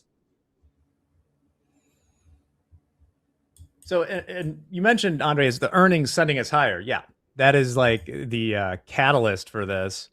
But also, it kind of gets into why momentum is so powerful. As we're going higher, we've mentioned, there's lower volumes on the way up. There's always a passive bid coming in for people's 401ks with, fewer sellers wanting a step in front of this. But then you add into it, as long as we're on a straight line up without any break to it, every tick we go higher, there's more and more of the underlying being bought, the hedge options. The puts are becoming more and more worthless, so they're buying to reflect the lower delta on those. Until there's like a big sell-off, it's tough to stop. It's like the juggernaut. Just relentless, and we're continuing to see that. ES just continuing to just push higher, new all-time highs. Look at that. Well, NQ catch up. Now NQ back above 29,400. ES just continuing to grind higher through these all-time highs. NQ trying to catch that bid. Top of the hour, 11 minutes. Watching from prison, saying chat. All right. Marley. Gotta bide that time. Yeah. Highs are in. Real John Ross says the highs are just about in. What markets? What market? And Q pulling back here, Enrico. Yeah, I'm looking at one of the charts that I always look, like the whole trading for me, or the whole technical analysis for me, is kind of like what I call market telling me a story. And that story consists of different characters, EMAs, RSI, price action itself, the trend itself, the volume profiles, and so on. So my whole trading approach is kind of trying to put the story together from those elements, and then understanding what that story is telling me. And one of the elements that I always look for is, I'm going to show this on my chart as well. People who already follow me on my own channel know this indicator. It's called VWAP activation bands. And I really always pay a close attention what price is doing inside of those VWAP activation bands, because essentially they are showing me the volatility range for the market today. And I'm always looking for extensions on those VWAP activation bands. Once they're extended, they are more stronger in a sense, because the price kind of has set the volatility range. So I'm waiting for ES to kind of break out outside of those VWAP activation bands back into this range. And then I will probably look for trade. So that's what I'm paying attention right now. The story. Okay. So, what's the story saying now? You say, like, I do the same thing. Story for the day, story for the week. Kind of flows. What's the story telling you now, Enrico? I guess obviously all-time highs, ES and Q. Now moving higher. But just in terms of the narrative, the story, what is it telling you right now? I'm seeing weakness on NQ, and I think if ES would show some weakness at those highs as well, I think we could have a little bit bigger pullback. Right now, I'm paying attention. Like, the first thing you want to break in a trend is moving averages or EMAs. And I am keeping my eye right now on 50-minute 9 EMA. If you want to have any bigger pullback, you want to cross 9 EMA first, and then we can talk about higher EMAs. So I'm keeping an eye what's going to happen. This is 29,331 is 9 EMA on 50-minute for NQ. If you're going to see bounce from there, I might be even inclined to just long this market, follow the trend. But if NQ starts breaking down and I'll see some weakness on ES, I might look for shorts again. Right Enrico, on. Enrico, one more time. That indicator, what was the bands that you're using? They're asking in the chat. I'll copy this in the chat. It's called V Activation Bands. I'll copy the name on the chat as well. Very good. Jack, you were saying, my apologies. No, I just said right on. Oh, yeah, right on is right. There you go, chat. All right. Whoa, wow. We got to pull up favorite indicator. Favorite indicator, oscillators. Moving averages, view I like evidence of naked variation. charts, all caps. What is your favorite indicator? Moving averages, view up, naked charts, oscillators. Let this one cook a little bit. I'm interested to see how this one comes back.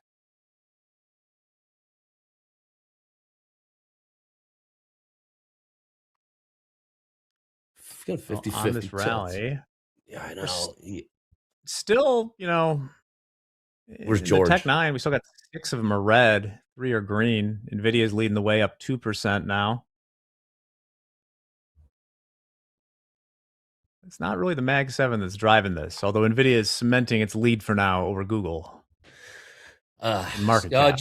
Jack, how are we looking in 10-year? We heard Jessica talking about the treasury, the yields in opening call with Jay. How are we looking in the 10-year? Also Bitcoin as well. I'm a Bitcoin bro. Yeah, let's zoom out a little bit.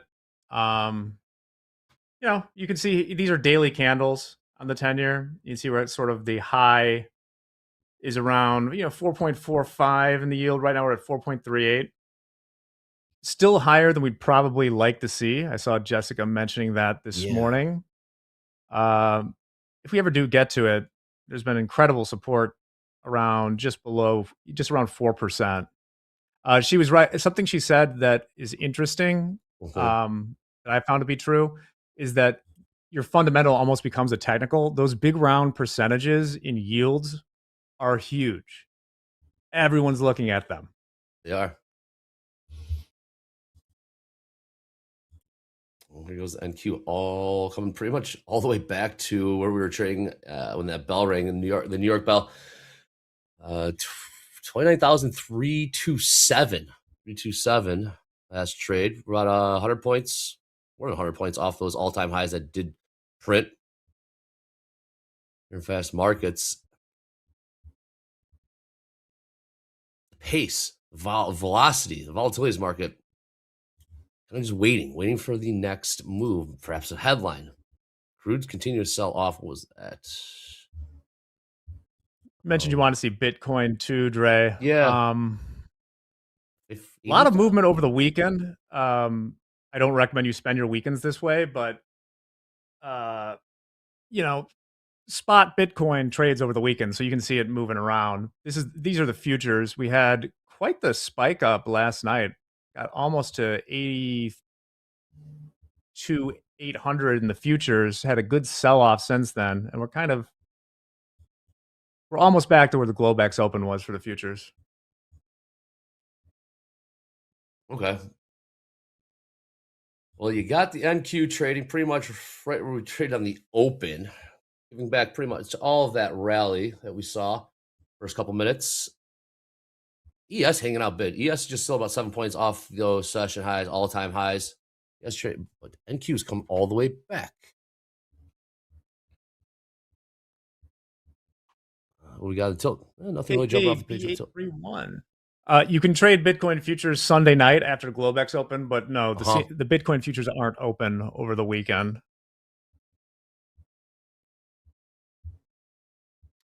We got number 4 minutes, top of the hour.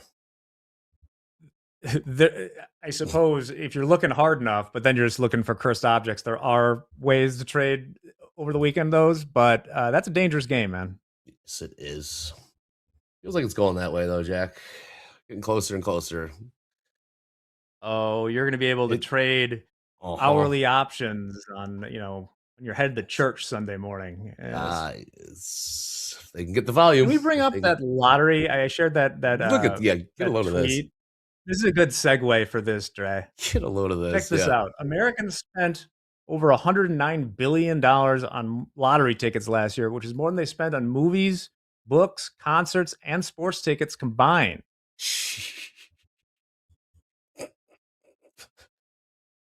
This is why they won't let you run your own lotteries, Dre. This is why they're such Yeah. sticklers with sweepstakes and things like 109 that. Because billion. man, is that a racket. More than And just pure mathematical EV for the people that get to run their own lotteries. Yes. You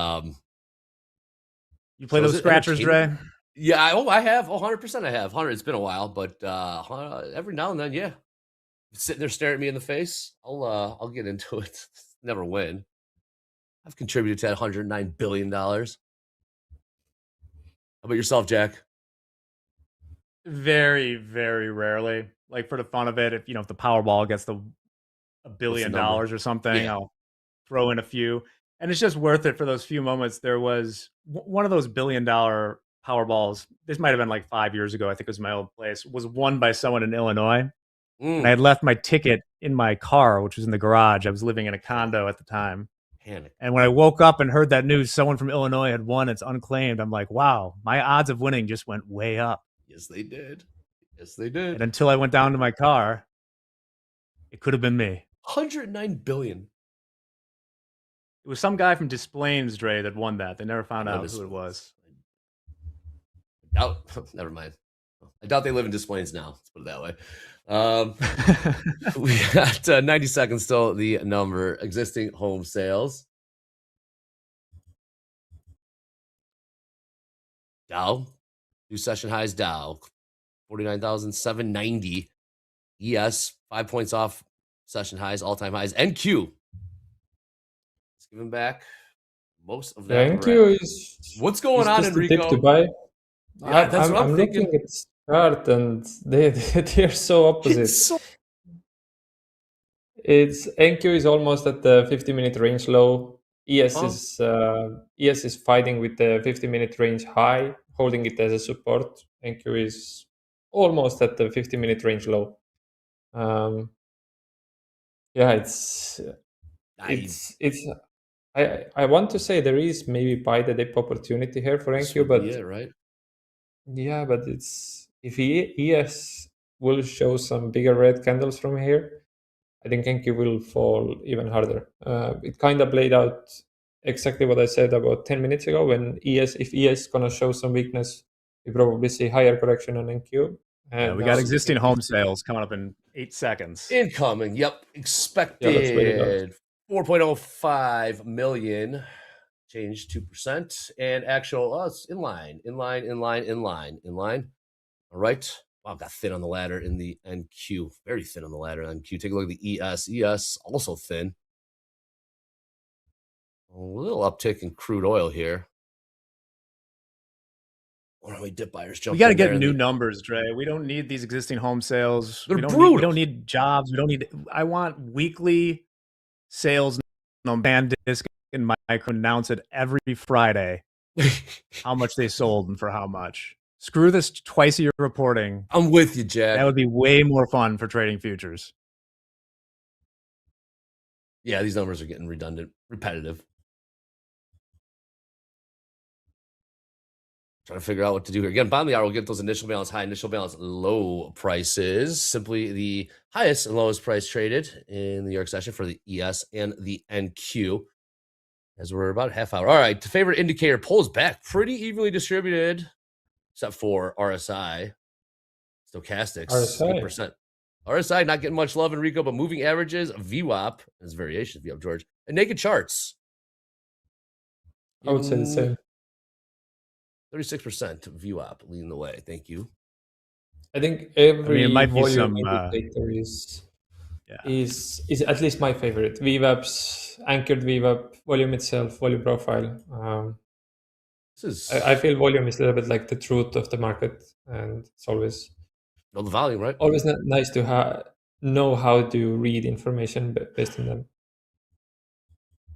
Dre, I feel like there could be some survivor bias there in that anybody who's been like doing the traditional RSI trade over the last 2 months is probably not around to watch. Relative strength index, yes. Lets you know when things are overbought or oversold. In theory, obviously, plus the RSI in the equities. Sure, it's above 70. Okay. NQ caught a bid there. And bottom of the hour, President Trump to schedule to speak at a healthcare event. Simply says that. We will see if we can bring that to you here in Top Step TV. But before then, heard Rico talking about the opening ranges. You heard the guy in opening call talking about the deltas, talking about the breakdown. Get Hogue in here. Where's my guy? Lower right-hand corner, the voice of reason, Mr. John Delta Don Hogue. What's up, Hogue? Happy Monday, man. Help me understand what's going on with the divergence between NQES and, of course, what's going on in gold. What's up, Hogue? Happy Monday, my man. Happy Monday. Good morning, Andre. Good morning, Enrico. Good morning, Jack. Good morning, everybody. What can you say about these equities? They open, you buy. They open, you buy. They open, you buy. All four of the markets that I keep on my charts, S&Ps, NASDAQ, gold, and crude oil, have left that 1 minute opening range at the extreme of the regular trading hour session range. Let's start with the NASDAQ. NASDAQ, new all-time high in the overnight session last night. Well, first thing we did today was to take that out in the regular trading hours session. Opening range remains the dead low. That leads me to think that buyers are in control from the open. NASDAQ just traded back into the opening range. This yellow line represents that opening range. The low of it, 29,281.50. The high of it, 29,346. We traded into it. We're seeing more buying continuing in that level. Buyers are certainly so far in control until further notice. Until further notice. This is, of course, none of this is financial advice, of course, but opening ranges, the dead lows in the equities. Take a look at the E-mini S&Ps. S&Ps opening range, the dead low. We opened above the afternoon pullback low that we talked about in the opening call, 2407.5, and we found support there. Opening range, again, the dead low, and we're seeing the market continuing to push to the upside. What about crude oil? Crude oil opening range, the dead high of the regular trading hour session. First thing it did was to go down and close the session gap to Friday's high. Friday's high, the regular trading hour session, 96.18. We just traded down to 96.13, closed the session gap. We still have the weekend gap a little bit to be closed, perhaps, if that is in play here. But right now, we're rejecting range and rejecting value from Friday in crude oil. Opening range remains the high of the session. Still looking for shorts in that regard. What about gold? Gold leaving the opening range at the dead low. We were trying to get into this long. It ran away from us for the opening range trade, but market opening range, dead low, one time framing higher. We are wrestling with the initial balance high here as we speak. So we'll see if we kind of come back in and pull back into value from Friday. But the first thing, again, we did was to close the session gap, close the weekend gap, and that has all been accomplished in gold. So look for some sort of possible pullback. You're looking for longs. Make sure you're getting good trade location against good short time frame reference levels, because as we mentioned during opening call, gold is a very short time frame controlled market at this time. It's in a little bit of a strange place. Seeing a lot of talking heads and reading articles over the weekend on expectations for gold. There are those that say it's going back down to 3,500. There are those that say it's going to 20,000. And I think eventually one of them or both will be right at some point. But right now it's very short time frame controlled. As far as Delta is concerned, in the S&Ps, Delta is positive 5,300, congruent with direction. We've got NASDAQ positive 1,000, somewhat concurrent with direction, congruent, I should say, with direction. We're still holding above the initial balance high. And hey, something new, folks. For all of you that have been looking for pivot points, they are on the indicators now. You can scroll down, find pivot points. They're down here. I've got them already favored up here. Pivot point standard. These are, we used to call them floor trader pivots, but you can put those on your charts right now. Pivot 73, 94, 75. We've got resistance 1. We've got resistance 2, support 1, support 2, support 3. Pivot Pivot levels are on Topstep X indicators right now. All of you that have been looking for those, you got them. Simple floor trader pivots. There we go. My story, and I'm sticking to it. I'm not selling these things. Are you? Anybody? Andre, you said you'd never sell them again. Well, Not yet. Not yet. Well, if you sold not yet, Hogue, what are we looking at for a delta as S&P now positive 6,200. Just No kidding. more buyers just aggressively coming in. NASDAQ now delta positive 1,200 as we speak. So pretty aggressive buyers coming in. No, not seeing any real divergences, just strong initiative, new buying coming in. It's been the story for the last 3 weeks has been just momentum buyers continuing to come in as earnings have been proven to be overwhelmingly positive. So what do? We look for opportunities to buy it. Okay. Rico, we're talking about the dip there. And Q. It's about halfway back. Halfway back is NQ. Halfway back to those all-time highs. NQ as we trade 29,375. Yeah, it's still no position for me. That was so far in hindsight the dip to buy, but I'm looking to see what this 5-minute candle close. We have 1 minute. The New York VWAP, if we close above it, maybe we can start holding it as build some support here, which would be kind of the overnight highs as well. Resistance turns into support, and then, as Hogue said, looking to buy this.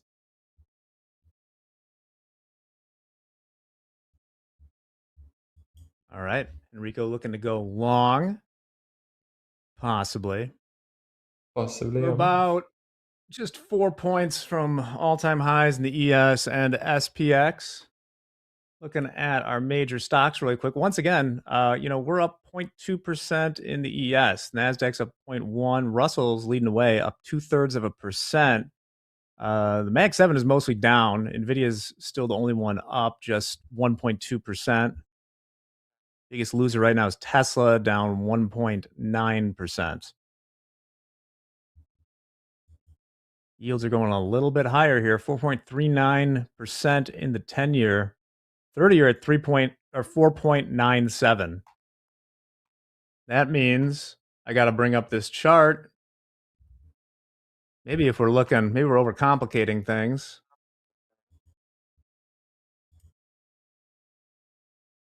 So reminder, here's our daily on the 30-year yields. 5%. I talked about this earlier, how the big fat round numbers can be technical resistance all their own. This has been the big daddy of them all. We have rejected every time we've gotten to 5% in the 30-year. Will this time be different? Where are the bond vigilantes? Interesting thing going on in gold right now. We've given back the initial balance high, and the initial balance was absolutely huge this morning in gold. I mean, gigantic. And the wider that initial balance, the more difficult or the more energy it is going to take to extend beyond it. Now, we looked above it in the, in the regular trading hour session here. We looked above it. Now we've given it back.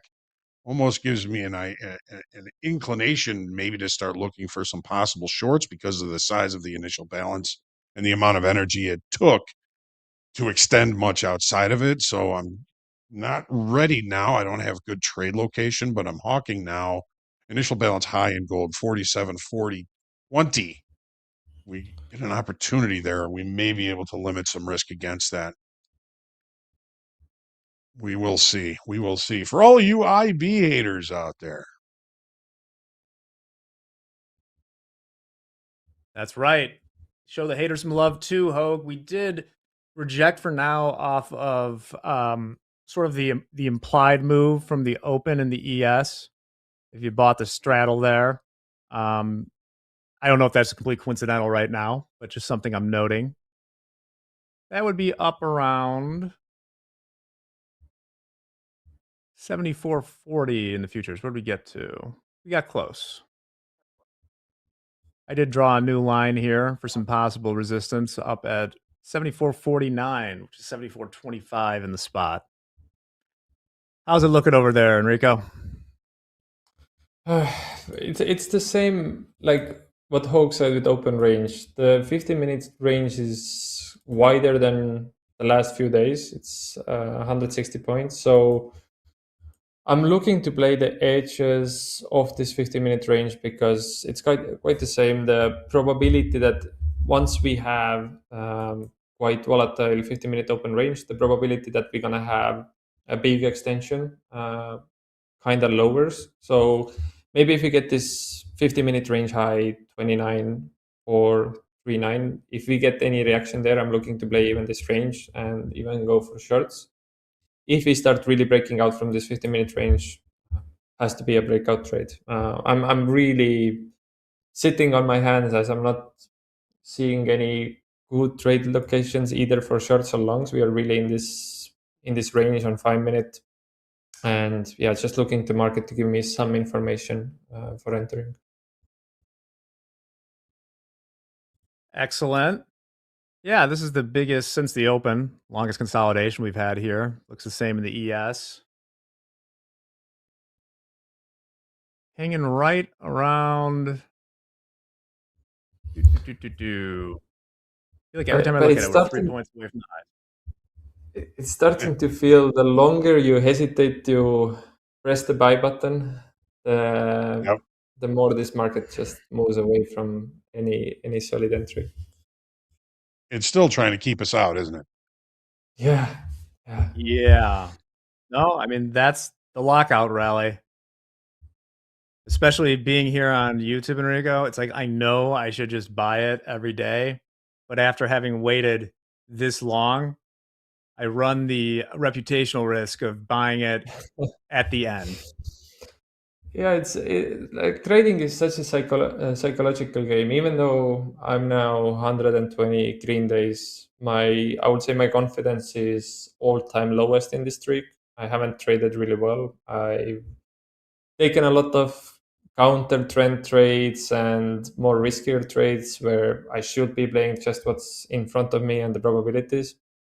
So once you hit that like low confidence in your execution, then especially on air, it's you miss some trades because unnecessary kind of internal pressure you have on yourself. Zeno, ain't no way I'm taking the cheap short here. Not here, not right now. You guys mind, while we wait for Andre to exercise his technical demons, let's hit a few news stories really quick.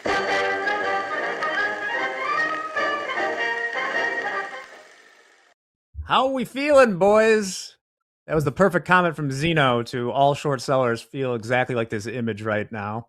I can attest at it. It's basically red. The relief of even a 30 bip pullback at this point would be something to behold. Let's check in on what sectors are driving this crazy rally month to date. You might not be able to see these, it's a little bit small, but the biggest sectors up 33% to date. International sales. The Goldman Sachs non-profitable tech. Non-profitable tech is always one to watch out for. Most shorted, up 26%. High beta. So it's the speculative stuff getting bid up. What is performing the worst?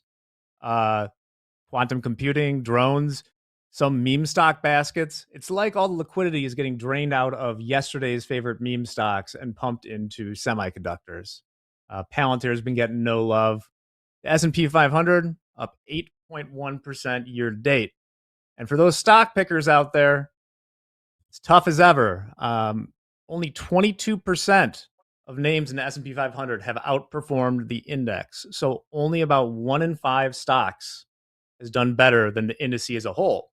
In fact, 10 companies have accounted for 70% of the gains in the S&P 500 this year. 5 companies have accounted for half of the rally since April. Wild stuff. We're making new highs here. We go, crazy, right? That is a flow and breadth. Means nothing for day traders, but it's pretty wild. speaking of wild, and I do have an addendum to this story. I just wanted to share it. Um, Ex-Dallas Cowboys cheerleader arrested after hiring marching band to follow her ex-boyfriend to work for 9 straight days.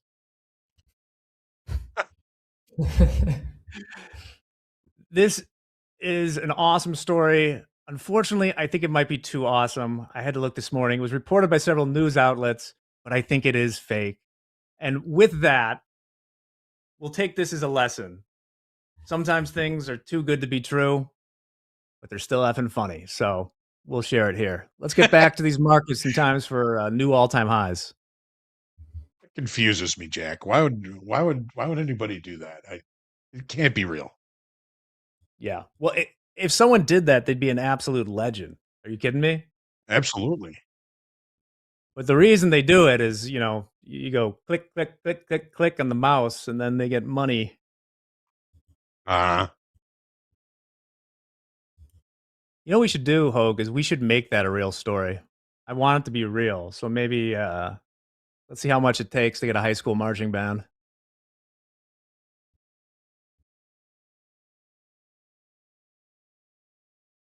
Just new highs. S&Ps. Just new New highs. highs. Always new highs. How many times a day do we say that? Today? Many.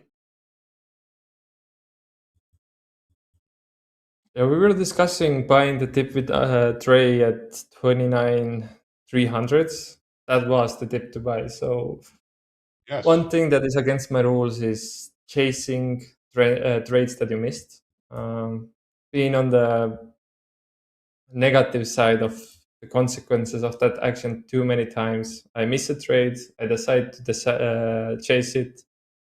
And then once I start chasing it, then it shows me why I shouldn't chase it. So sometimes you need to accept the pain of looking a really good trade getting away from you and just accepting it. You know, I joke about just buying the bell and doing a 10-point trailing stop in the ES, but it will work today. Biggest pullback so far is just 8 points. Would have been beautiful. Is that 1 minute opening range is the dead low.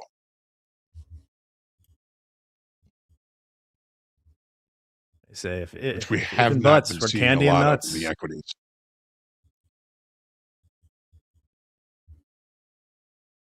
Sometimes the most obvious and easiest trade is the hardest to take. We'll see. We might get. I'm really hoping we get one more pullback. The strength that the ES is having, you really don't want to go against it. No. Yeah, unless we see some volume coming in, but not seeing it. I mean, everybody's waiting for the blow off top. And so many people have called, hey, this is the blow off top.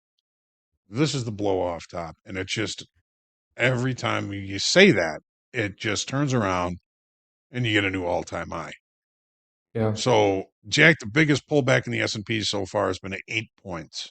We get an 8-point pullback. Do we buy it? I think like it's 1,000 on the offer in the S&P is 74.43.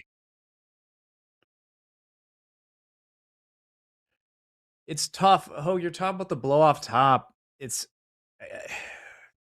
since the last 3 or 4 years, it's like there's like these rolling blow off tops, and because we're trading the indices, there's never like a true blow off top in the indices because they just rotate. There was a day last week where the semiconductors were actually down, I think, but then software decided to rally a ton, and we were still up in the index. Like there are things that would be blow off tops, like, you know, you look at this is a micron chart, right? I mean, like this, the index itself is not in a blow off top, but there are like sectors where it's like, is it? Or if you look at the whole index here, like these are the semiconductors. This is the whole ETF. this looks more like a possible blow off top, but it's not the whole index. Right. So we're stacking up a whole bunch of volume up here, both in the S&P and in the Nasdaq. I mean, there's still. It's not like we're running out of traders up here. We are still seeing good volume up here. Is the delta still growing? Yeah, well, added 16,000 in open interest on Friday at new highs in the S&Ps, 11,000 in the Nasdaq at new highs. Still buying coming in here, and good volume too.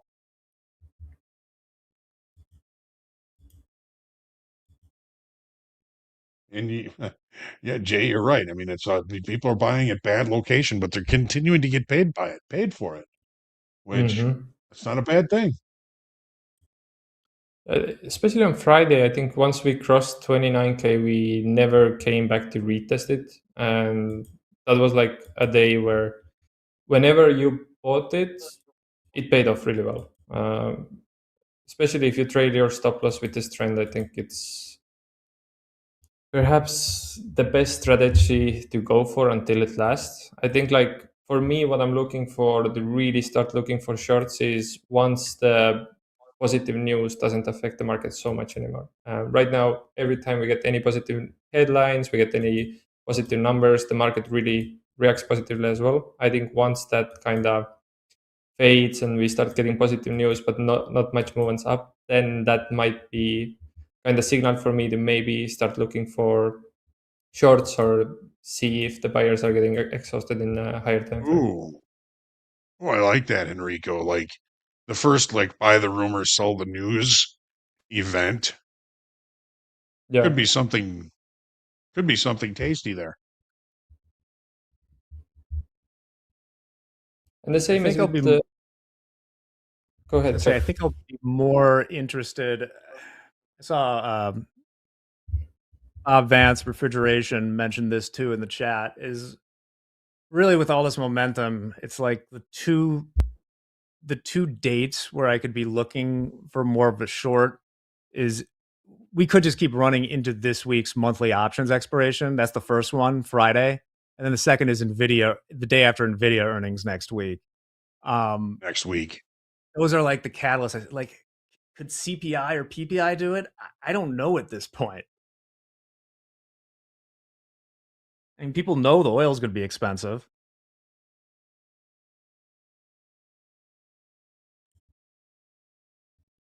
$74.41 Well, in the ES. We'll be getting our initial balances here shortly. Get prepared for that for those of you that are interested in them. We keep extending the range higher even as we speak.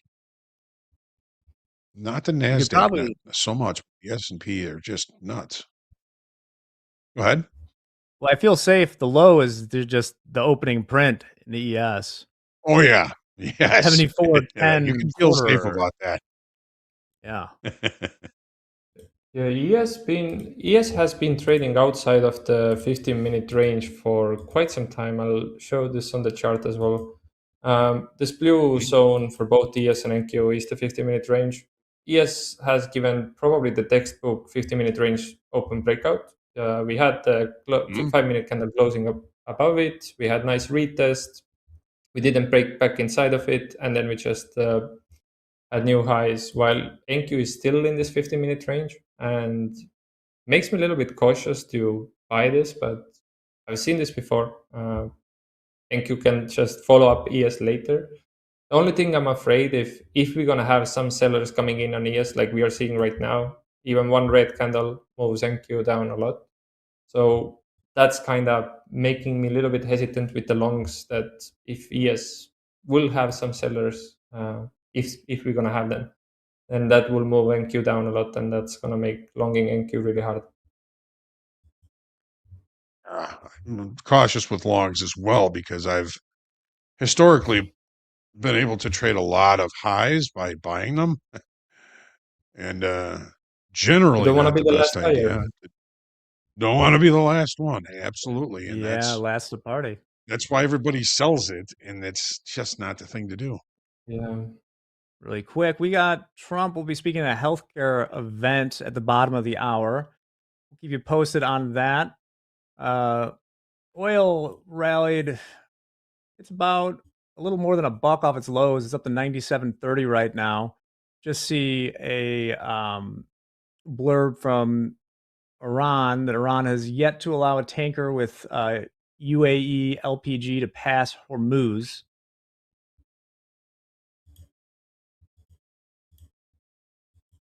We are turning around a little bit. How far are we off the highs? Yes, we are. Just okay, 7 points. So this is almost the biggest pullback of the day. Yeah. And again, as soon as ES shows any strength down, NQ is just NQ doesn't give you entry. It's just going really ahead of ES. We'll see. For me, what I'm looking for right now, the last bit of information I want is if ES actually closes into this 15-minute range. I'll see where NQ is, but that might give me confidence to truly short this. That kind of indicates me that we have probability that ES will come back into this range, maybe even visit range lows. We'll see. It's been at least for me difficult Monday to kind of read this market and take trades, especially on NQ. NQ has been super different from ES today. Yeah. I don't know what it is about Right. Mondays. Historically, my worst days. Yours too, Enrico? Yeah, it's either Mondays or Fridays. I love trading on Tuesday, Wednesday, and Thursday. Monday is usually the day where I don't want to take my confidence away for the rest of the week. If you lose on Mondays, usually you get a little bit blindsided by good setups on Tuesdays and Wednesdays. Your confidence is a little bit lower. And on Fridays, I hate going into the weekend with sour feeling and loss in moment. Right. No reason to get all biffed up on a Friday. Yeah. S&P, NASDAQ's right back into that opening range. NASDAQ is Yeah. really struggling to the upside, if you ask me. Well, what we've had in the last But, few minutes, Hogue, generational pullback, about 10 points in the ES, but semiconductors, or at least the memory stocks, pretty big turnaround in SanDisk right there. These things are moving a ton, so it's kind of like moment to moment. Let me check on Micron a little bit, semiconductors as well. So it's a double-edged sword there.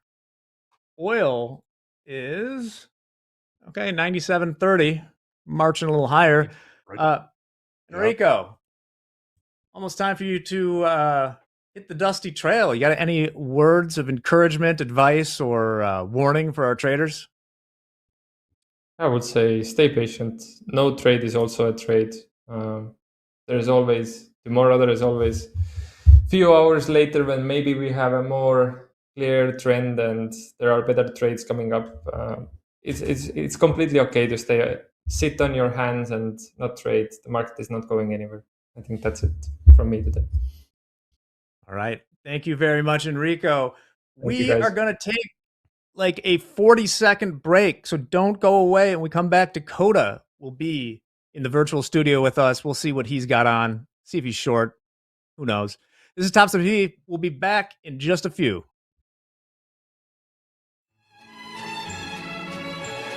And you shall feel the pythons, brother.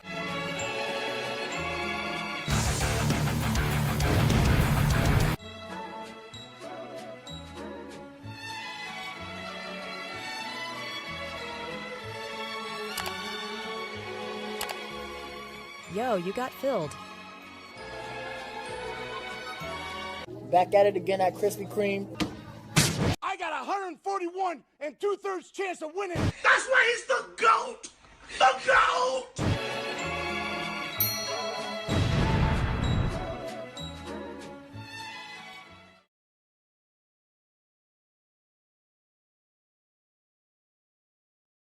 Trader Toes, boom, just like that. We are back. Markets are selling off. NQ, new session lows. We look out below. ES selling off as well. Dakota, lower left-hand corner, star of slow markets. What's happening, my guy? What's going on, Andre? Very similar to what we were seeing last night. If you guys joined me, there's slow markets. We were watching the Tech 9 stocks, the major stocks in the NASDAQ. They were all red. We were making all-time highs. And we were seeing the same thing this morning. The major tech stocks, not all of them, but most of them, got Google down 2%, Tesla down 2.5%, Walmart down 1%, Meta down 1%. So a lot of red across the board. But we hit all-time highs this morning, 29,400s. And now we just seen over the past, just 5-10 minutes, a 150-point sell-off here in the NASDAQ. So I'm curious to see what happens next. Things are starting to pull back. Some selling stepping into the market. We have the overnight lows of 29,220s. Maybe we could go down and test that and get a little bit of pullback here. We all know we need a little bit of a pullback. I mean, take a look at this hourly chart. We've been kind of consolidating here for a little bit. So maybe a pullback. I don't know, dare I say a test of 29,000, but very healthy for this market, especially after the headlines over the weekend and crude catching a bid. Yes, it is. Speaking of headlines, Trump to Fox, quote, I am considering renewing Project Freedom. Saw the sell-off in the NQ and ES, and then a little pop in crude oil. Now trading $97.56. Hogue, what do you got for initial balance high, initial balance low for the ES? Again, the highest lowest price trade first hour of the New York session. All right. Initial balance low for ES, 74.10, even. And the high, 74.42, even. Yep.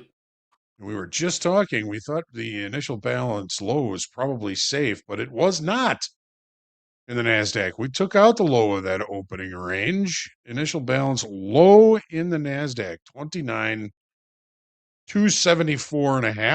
274.50. Initial balance high, 29,434 in the orders, 29,434.75. All-time highs. Potential failed downside auction right now in the NASDAQ. It's very early and preemptive, but it is a potential. And buyers did just step back in. Dakota, you got your eyes on any levels, prices of interest in the NQ? Yeah, we just bounced off of one, which is going to be Sure these mid 200s, 29,200s. That's been a level of support the past, I mean, since Friday afternoon. And then, of course, these all-time highs, 390s up to the all-time high. Maybe a consolidation, simple, straightforward, obviously, with the power of hindsight. Buy low, sell high. We just bounced off those lows, and we're right in the middle. So it's no trades right now for me while we're in the middle. I'd look for us to maybe come back down and retest these lows or come back up and retest these highs. It's hard to see these highs come into play just because looking at these Tech 9 stocks, they're all red. And NASDAQ's just chilling at settlement. Yep, that is unusual. VIX popped. VIX is above 18 again, so we're seeing that. Well, another headline from President speaking to Fox now here. Iran said the U.S. will have to remove the nuclear dust. Right before that, President saying, I am considering renewing Project Freedom. President also scheduled to speak at a healthcare event. I'm not sure if this is one of the same or two different. Okay, the event has not started. If we do, I believe we will have it. We can bring that in. But the president speaking to Trump, the president's speaking to Fox right now. 50-50 in the tilt.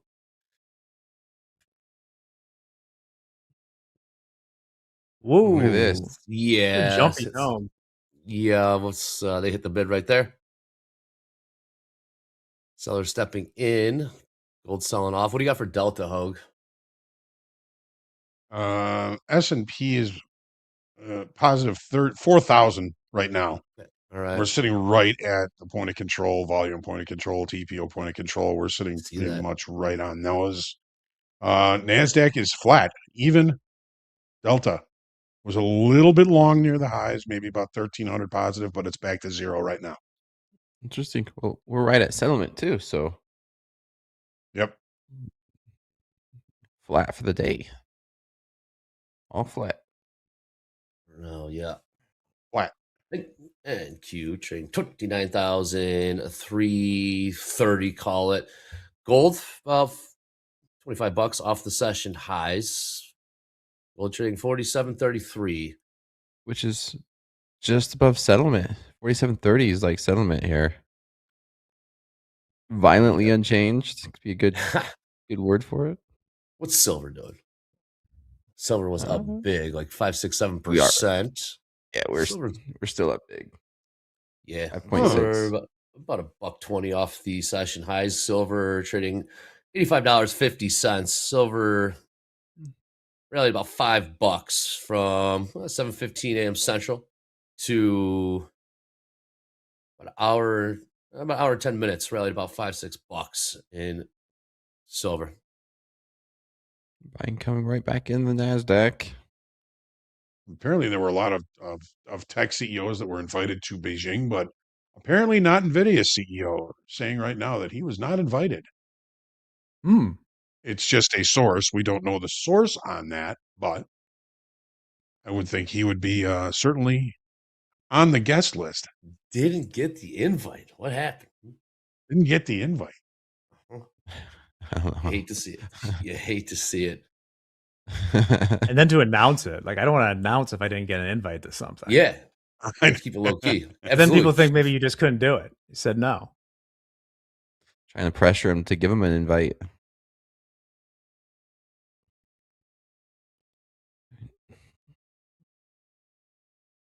The trade I'm seeing right now is trade back to the bottom end of this range. We're nearing the top, these 350s.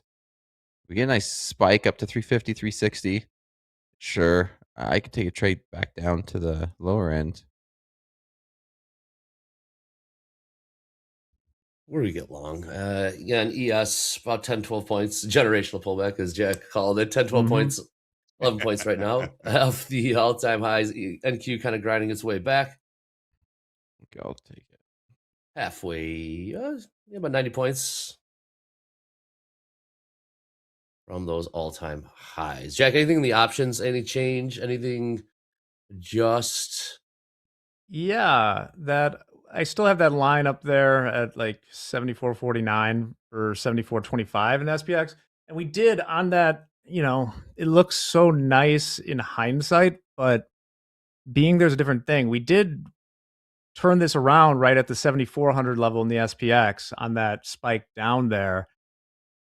At the time, it looked like a dicey proposition, but congrats to those that had the fortitude just to get in there.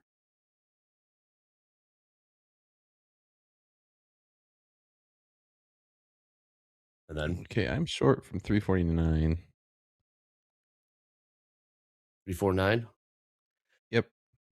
Yep, I'll add up to 380. Here comes the sellers. It looked like This is that top end of the range that we've been in. My stop loss is 405. 405. And what are you looking for again? Downside? Bottom in this range, 280s. 280s, 290s. All right.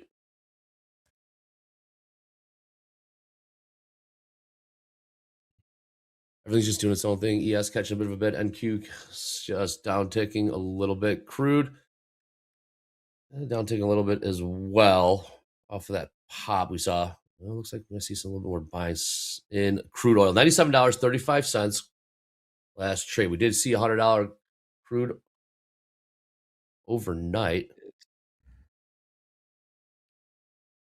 How many times, Dakota? I'm four right now. 351. 351. Yep. I'll add up to 10. I got my big game plan going in. Looking for this to rotate back down to 290s, 280s, lower end of this range.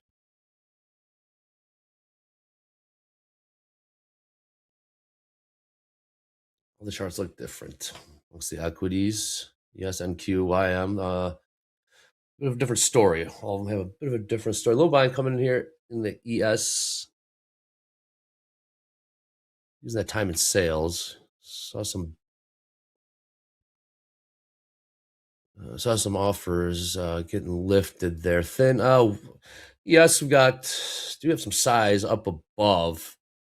What is that? They got some 500 a lot offered at 74.44. Got another 500 offered at 74.45. Another 500 or so up at 46. Offers stacked to the upside. Those would be new all-time highs if they do print. Oof. Use that level 2 data on Topstep. Delta NASDAQ positive 340.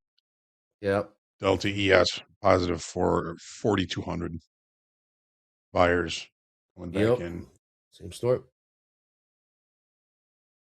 Let me know your guess in the chat. How many days this week will we hit all-time highs in the S&P 500? You got a free one. There's going to be at least one. One.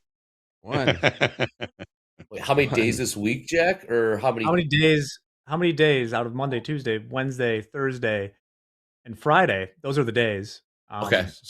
We've been told to explain things better. On how many of those days will we hit an all-time high in the S&P 500? Soren Tiger, 6. Love it. So 2, 3, 4.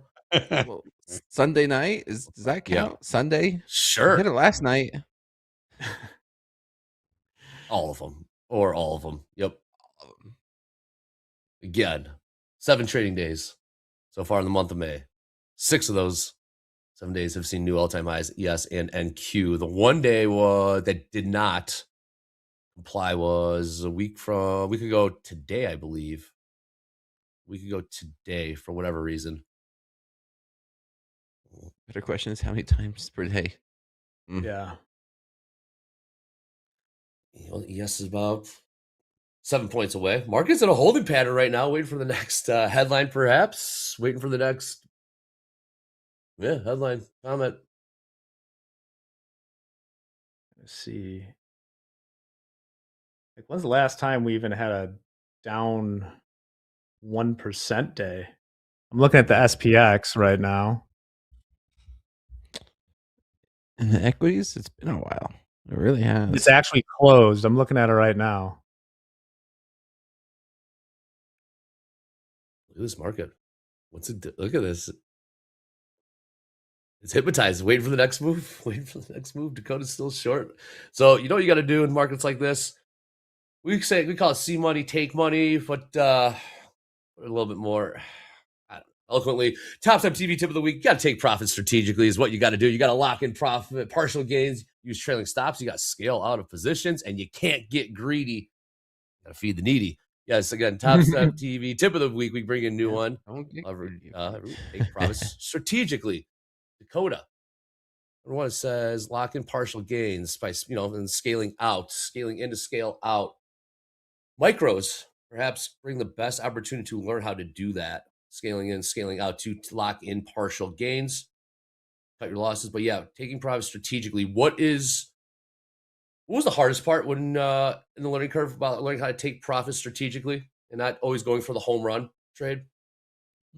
Yeah, that's probably the hardest part, right? You see these huge moves on a day-to-day basis lately, especially the past 2 or 3 months. And I mean, just even today, right? There's 100, what was that? Almost a 200-point move. And realize that you're not going to capture all of that. You want to just be happy with a piece of it. Just be happy with a piece of it. It's hard to be satisfied in this market because it seems like every good trade that you're in, you could always look back and say, if I would have just held a runner, if I could have just done this.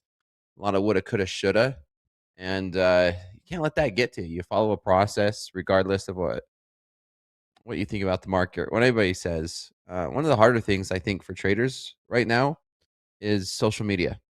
A lot of traders love to watch social media and see all those big wins and the big payouts. And they let them affect, like, man, my $200 day looks like nothing.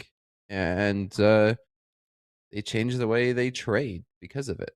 So don't do that. We all trade our own trades. I like what you say, Dakota. You'll never be satisfied. there's always something that you could have done better, or you could have gotten in better, or you could have gotten out better. Take your bite out of the middle and be happy. Yeah. Easier said than done, man. Yep. For sure. Another pull up. Pull up. Answering my own Yeah, what do question you got? here, like opening to closing is, I don't think here, like I haven't seen we lost from open to close 73 basis points on Tuesday, April 21st. I don't think we've had a close down 1% day in the S&P since Friday, March 27th.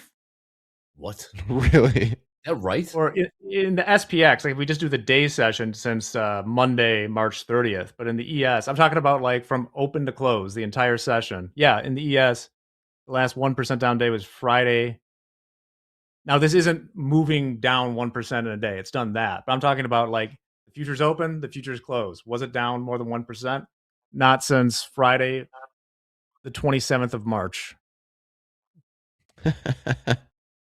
That's see, wicked. I gotta beat that in my brain. Beat that into my brain. You see Dan Ives' take on the NASDAQ would rise 30,000 guess he's points bullish? over the next year. Well, Wild. I've heard,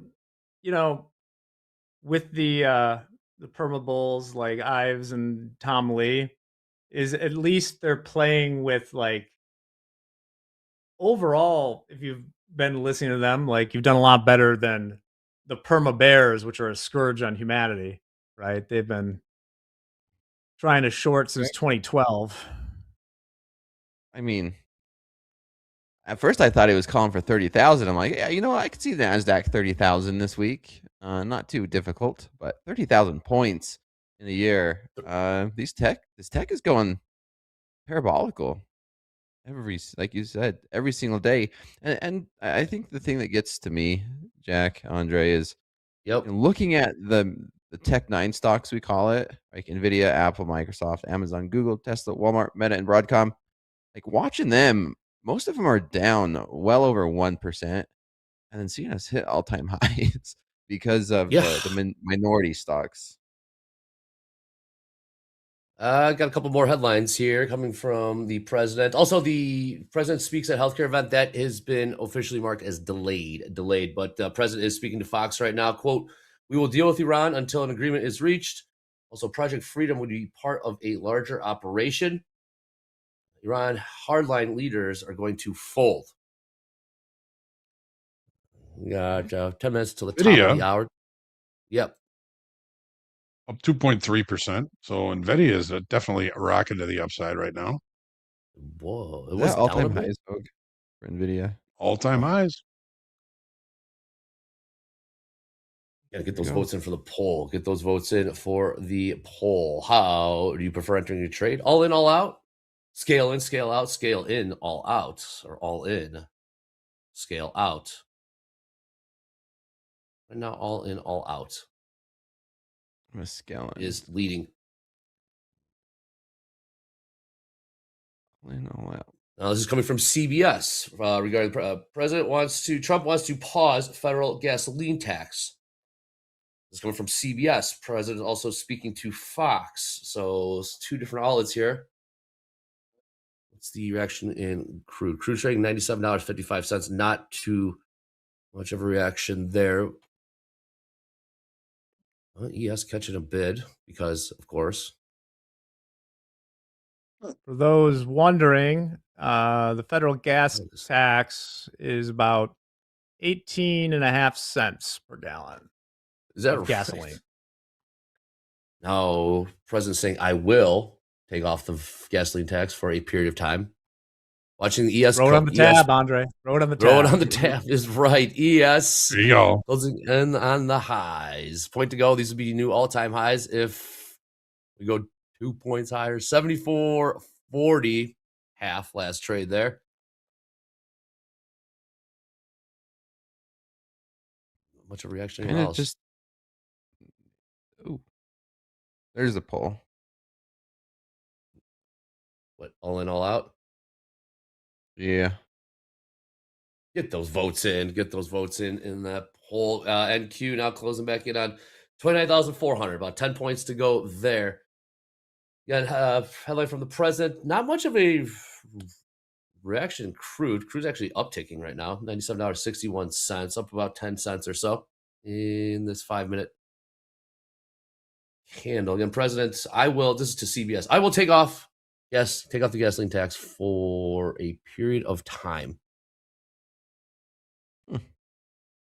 Okay. Initial balance high. We might just incoming. grind higher. We might just grind higher now. I mean, we didn't see any follow through. Now we're starting to test these highs. So maybe a blow through these all-time highs.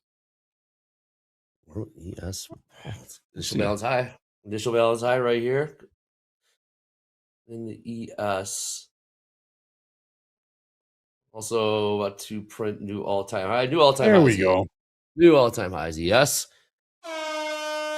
That'd be 74.42 quarter. NQ, about 30, 40 points to go for all-time highs, but NQ is catching a bid. What's the play? What would be the play here?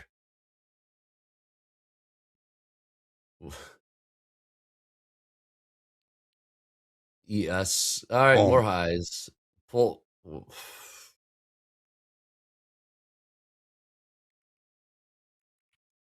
Yeah. Yeah, I know.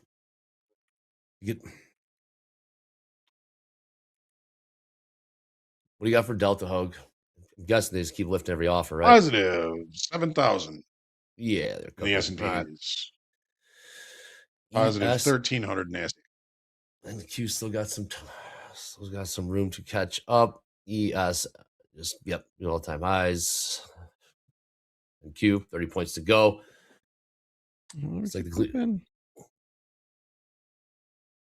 what would you want to see here in the ES in the next? Obviously, it's top of the hour in regards to initial balance high, initial balance low. What would be the if? You want to see it close this 30-minute bar above it, above the IBI.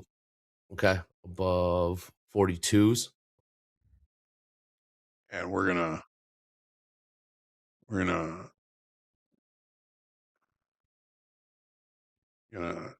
see what happens. Buying the high here. 2 micros. Oh, you're in? Yeah. Okay. I like that play hook. And if we don't hold the initial balance low or initial balance high, we're out. We got 5 minutes. What price you got? I like that play. We failed to hold the range. Hey, JRG's got he's got the ticket right there. Looking for breakout above the initial balance high. Well, might be getting it, huh? What price, Hope? 74, 43, 75. 43.75. And NQ is rallying. 5 minutes to the top of the hour.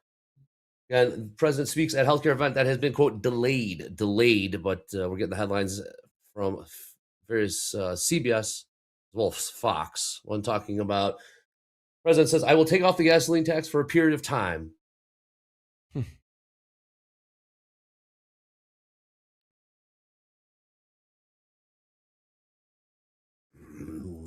Not here for a long time, but here for a good time.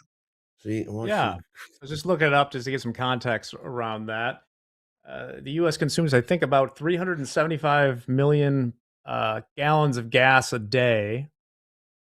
So we'll call that like $75 million a day in gas taxes, or $28 billion in a year. I didn't do that in my head. I was typing in numbers and back.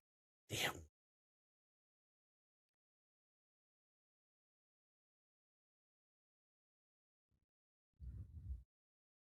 Here's the pullback to this is the pullback to initial balance high right here. Yeah, we'll see. I don't like it. Try to take a look over 400 here in the NASDAQ. Yeah, this market's moving weird. We're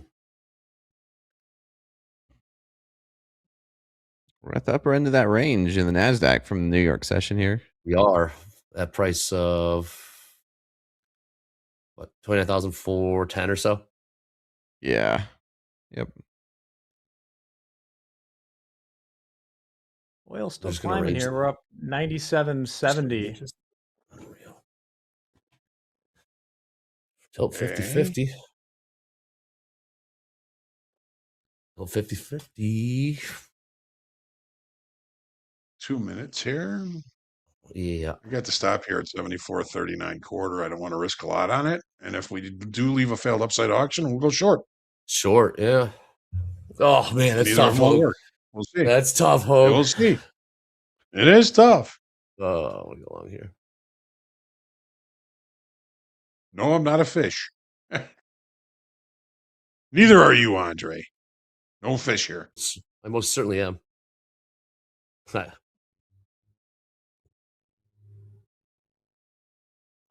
here, Hogue. So we're looking for perhaps a failed upside auction, but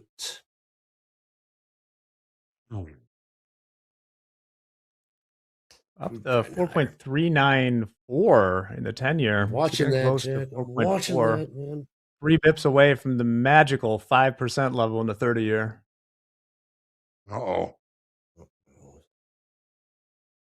In the chat, Paradise saying, love these polls. Great to see what other people do. Glad you like it. Thank you. So click subscribe, click like, click notify. We'll give you some more polls. But markets are, nothing's really just flying around right now. Very, very methodical, quiet. Even the headlines aren't doing too much. I'm gonna get long. What price are you long from, Hogue? In the ES? 43 in the orders. 74.43 in the orders. I like it. I like it. Like- You got that pullback? Not good trade location, but let's see what happens. You're getting long. You're getting with the trend. You got the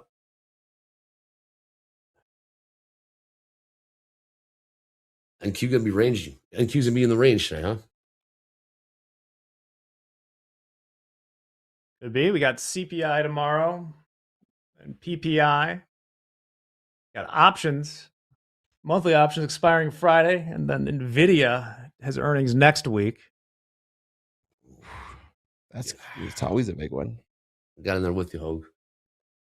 Top of the hour, 20 seconds. Then Dr. Volatility will be coming in here. Then we got Doom.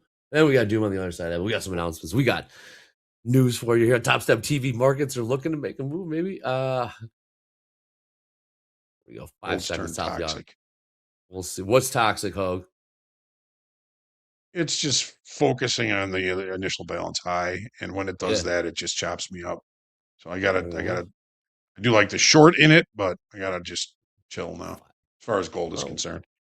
Oh, gold. We did gold. close the yeah, that was gold. We did close that 30-minute bar above the initial balance high. So let's see if we find support there. If not, we'll be out. We'll look for the next opportunity. You cut it, Hogue? Or you hanging in there? Oh, we're still long, right? Yeah, we're hanging. Yeah, cool. We're hanging. Let's see if we get this thing rocking. Get some volatility in here because you know who to bring in. Let's get in Dr. Volatility. James, come on in.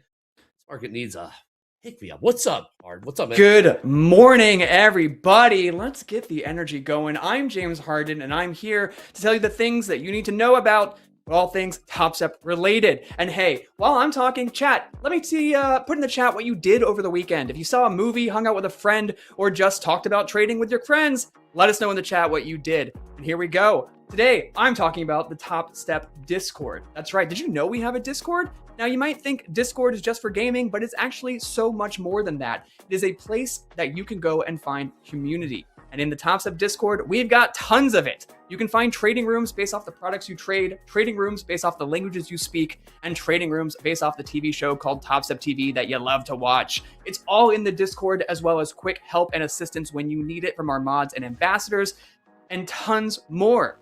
All right, we recently sunsetted our coaching in there, but don't worry, we are bringing it back stronger than before in the future. So there is so much going on in the Discord that you're not going to want to miss it.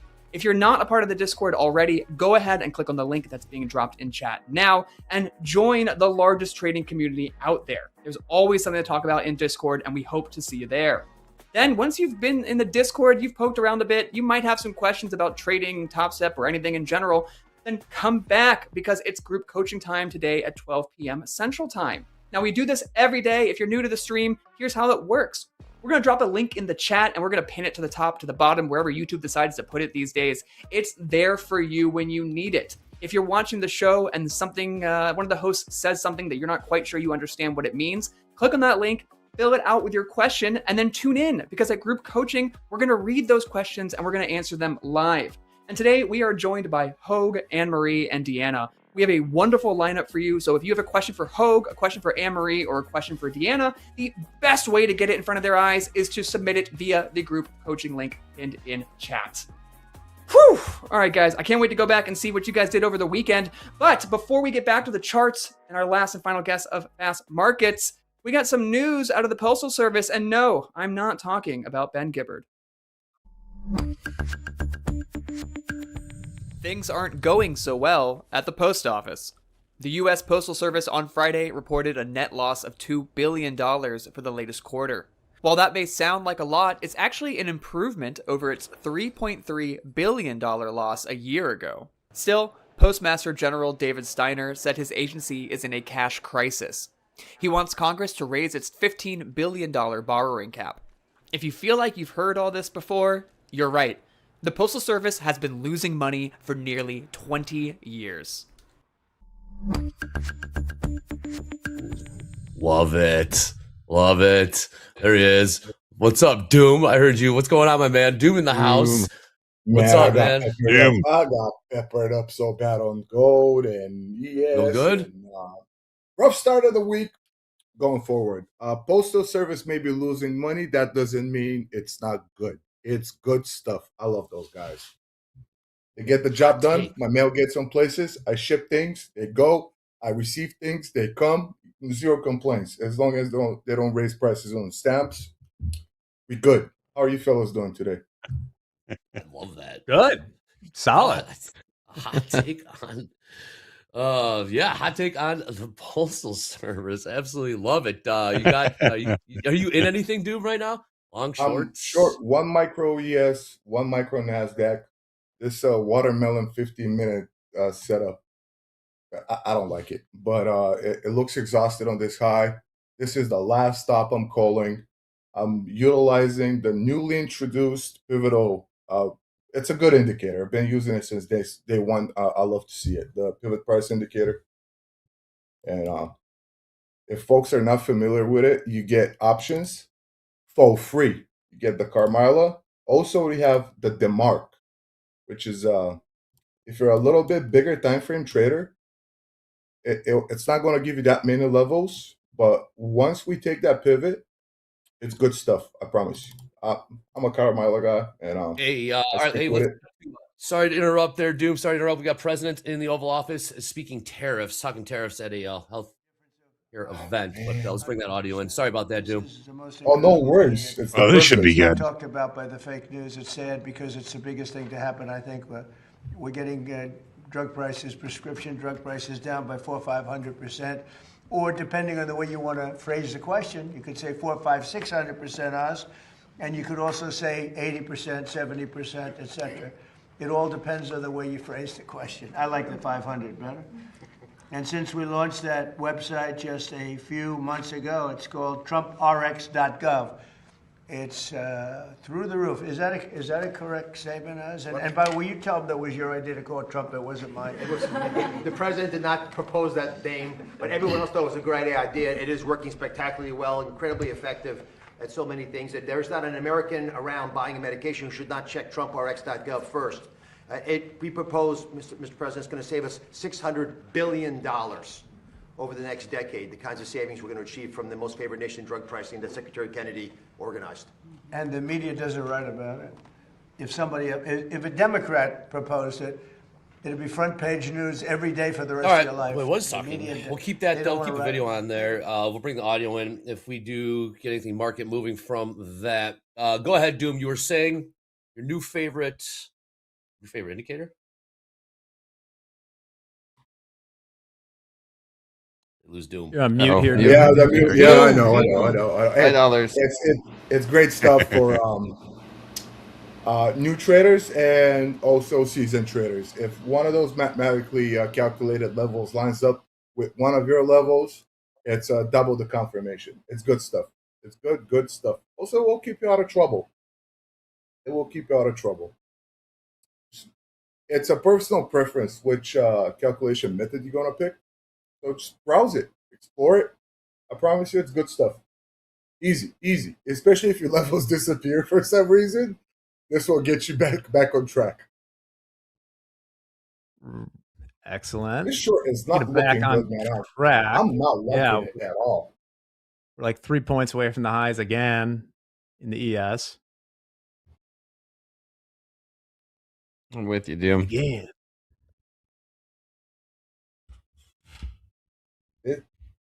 This high not coming from the Bollinger Band was weak 2 bars ago. If we start pushing, I'm going to flatten out both of the positions.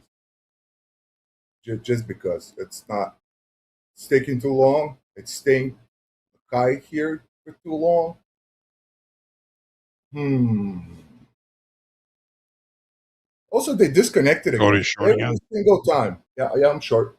Every single time they disconnected, we kept on running into either mid or till the end of the day, like last Friday. We're pushing highs at close. Yeah. I mean, we can keep pumping right through this options expiration.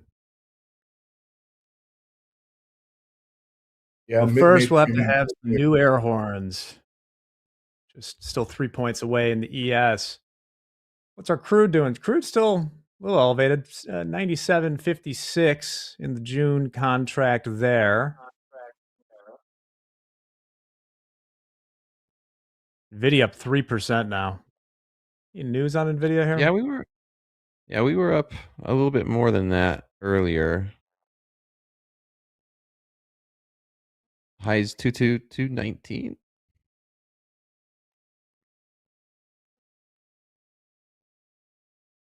Yeah, I just can't imagine. When we have Nvidia earnings next week, I'm going to look into those options.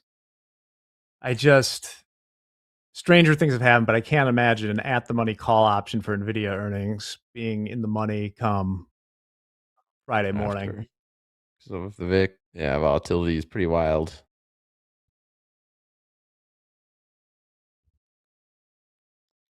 Let me take a look real quick.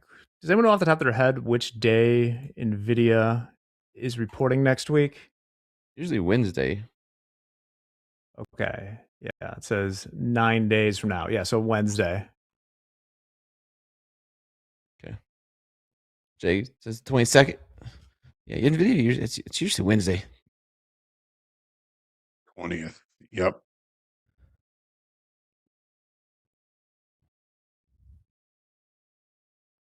Still seeing some possible resistance in the options up around this line here, the 74.49, 74.25 in the futures.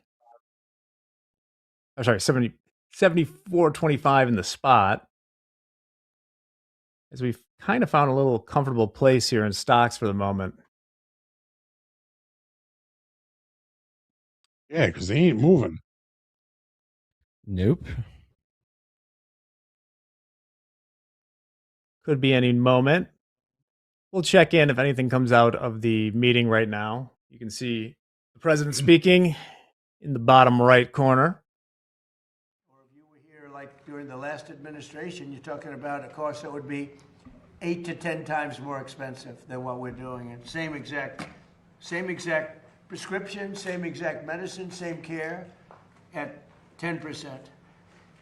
It'll also free up child care funding for hundreds of thousands of additional children to support stay-at-home parents. In recognition of this ambitious agenda to support American mothers, today we're announcing a new website that is online right now. It's moms.gov. Moms.gov. You couldn't have put that in the Trump deal. You had to give me a new one, competition. This guy, he wants to make me work so hard. So explain moms.gov, would you please, Dr. Oz? Well, we're going to have a whole discussion about it, sir, a little bit later. If we could, we want Katie to speak a bit about the first issue you mentioned.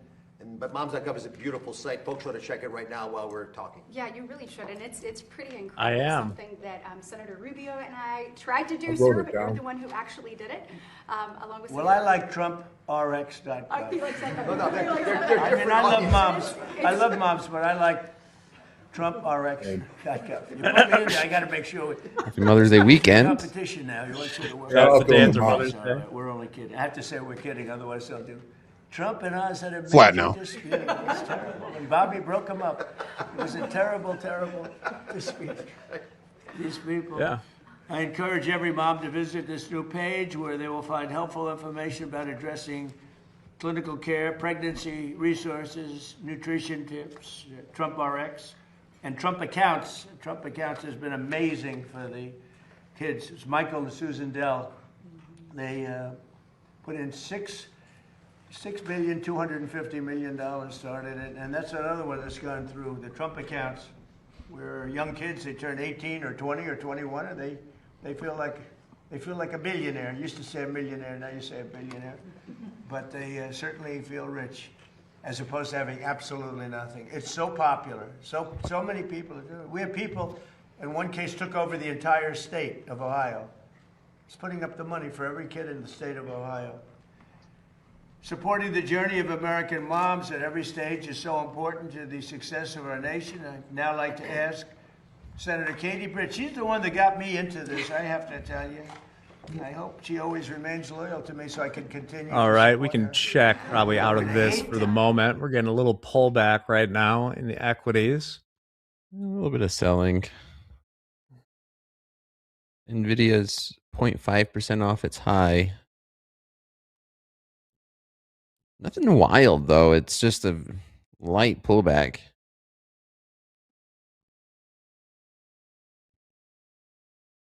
Yeah, I mean, we only 97. had one thing. We had one headline that kind of drove us. We got a 20-point pullback in the ES. Turned out to be the dip of the day there. It was. Hey, Dakota, better a light pullback than no pullback at all. A grind higher. 1000%, Andre. Now it's getting a little medium or medium rare right now. Yeah, I'm back to break All right, even on we're joining NES. you shorts now. Not for the faint of heart, Og. Not for the faint of heart. What'd you get in there? Got in, From the highs. got in one of my targets, 37.75. I don't believe I'm Okay. short, but I'm short. Well, tickling lower a little bit. ES made a higher high. NASDAQ made a lower high. I don't know. Some people call it SMT, or I heard of various names for it. Let's see how it goes. This is great news with the mom stuff. I like that. We've been kind of lacking of the perks moms get in the U.S. compared to Europe. Kinda, not much, but a little bit. This kind of evens out the playing field. It makes me happy. Oh, yeah. Moms are Yeah. important. Moms are very important. Yes, they are. They are. My wife was out of town this weekend, and I can tell you, You know, it was a lot of work. You know how it is. Yeah. All right. So we're taking a pause here in the sell-off. We do some exciting live leaders update. I believe somebody is ripping it. Lucas H, nearly, let's call it $57,000. Z up 20K club. Guzan 17,000. Kayo 11,720, and Ahmad Z also in the 5 figures today. Excellent trading. Really want to see how Lucas did this. Guess he caught the long. Caught the long.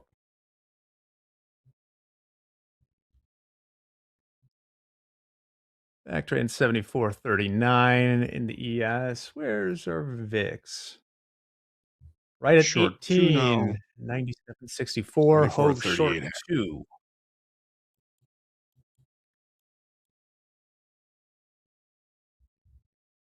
For entertainment and brotherhood purposes, gonna join you guys. Sure. What are entertainment and brotherhood, but what kind of piqued your interest here? Was it kind of going back through that initial balance, or Yeah, we couldn't hold IB high. I don't like the fact that that value is being dragged higher.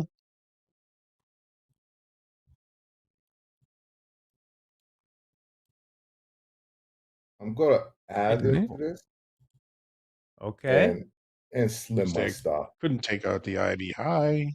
A little bit of peel off on the delta up here as well. So, which could end up being divergence if we keep pushing higher. I don't know. Can't believe I'm short, but we'll see what happens. Love you. Yeah.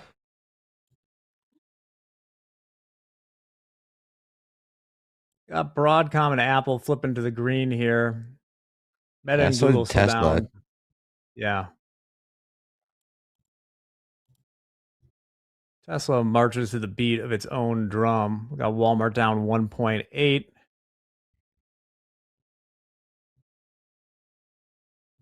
And your yields getting pretty close to 4.4.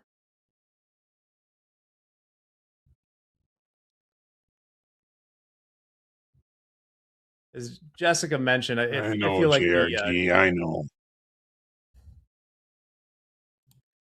the treasuries have been much more sensitive to what's going on in oil than stocks. You know, especially the downside. Stocks are just going out no matter what.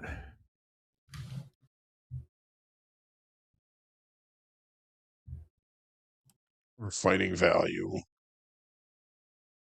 Yeah. Volume just moved up.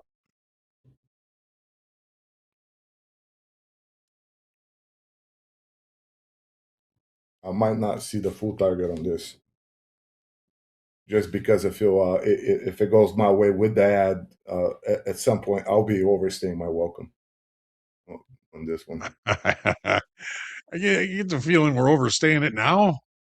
Kinda. It's I'm very debating on taking the blessing. Just call it here as close as it is to my break even, but yeah, I have it on my chart. Wait, I was in the mid, added close to the extreme. I got the ring from my little indicator. It's now or never, and if never, so be it. Ring from your little indicator. You might have to The elaborate like that that. one for me. No, what is Well, that? what indicator does phone you, Dome? I call you Dome. Doom. I have a 5-minute opening range indicator that will ring if it fails. It failed on Meta, so there's a short signal on Meta. That was the little ring. We broke below price checking the low, and it gave me the ring. I'm not taking that play, but it's a good indicator. I looked it up. I was hoping it goes Nvidia, but it ain't.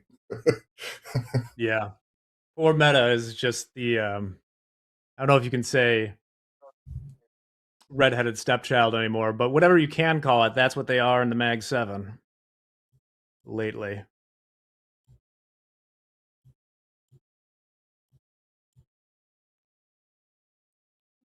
Also AMD, but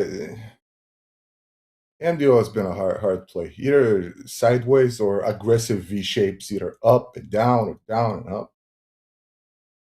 I used to love AMD. Some people not so much. I've heard the term advanced money destroyer. Yes. That was the old Wall Street bet moniker for AMD. I've been granted good stuff by it and also punished and taught a very valuable lesson. When I closed all my intraday and weekly positions, I think I was the cause of it. It stopped and it went right back up where we opened. I was like, really? Really? Well, Interesting. I'm looking because Tesla's kind of Can't exploding right now. Only knew they Yeah, could it is. see can't do this short anymore. uh, Can't do it anymore. is completely agree Elon with will you. be joining Trump in China. So Musk and Cook will be joining I'm gonna throw out. Trump in China. I don't know if that's what's pumping us. I'm trailing this out. Yes. Just can't do the short anymore. Flat. I'm flat on MNQ. Probably a good decision there. Market just going sideways. I'm All the gonna close nuances the are. MES, and actually I'm gonna long this on ES, but let's see, is it gonna give me the price I want?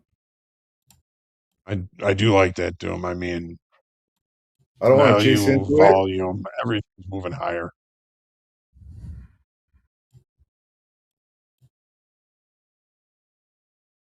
Come on, 1 point. Give me that point. Oh, the pain. This is the most Tesla move. I can't tell. Like, I'm looking at the blurbs on here. They sold the top blurb. I'm looking. Why is Tesla exploding up? And the top thing is Tesla sold 10% fewer cars year over year in China, which for any normal company, when that is your main revenue generator, would send you through the floor. But we got, Oh yeah. but everyone's gonna have a robot in a couple of years. I'm itchy to chase into it. Not yet. Not yet. I forgot the Chinese EV car manufacturer, but I remember I believe it was a BYD. year and a half ago. Yeah, they cooked their books, and later on there was revealed fields of their brand new registered cars with no miles on them, just sitting, fields of them, just to Shenanigans. beat the Tesla impact and sales in China. Wow, Pumping. I got flat with you, Hogue. man, I should have. I don't want to chase in it. This thing's like looks like we're gonna break out here through two new all-time highs. Yep. Was this the final pullback? Yeah. But I missed it. There we go.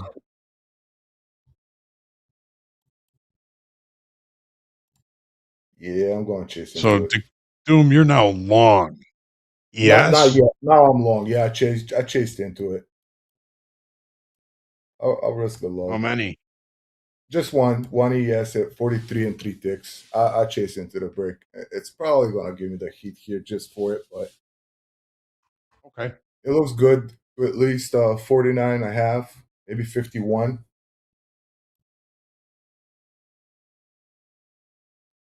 Sure, Mike. The Dow's not moving because it just has way different components in it. Like its top tech weighting is Microsoft, is about 5%. Microsoft's down today.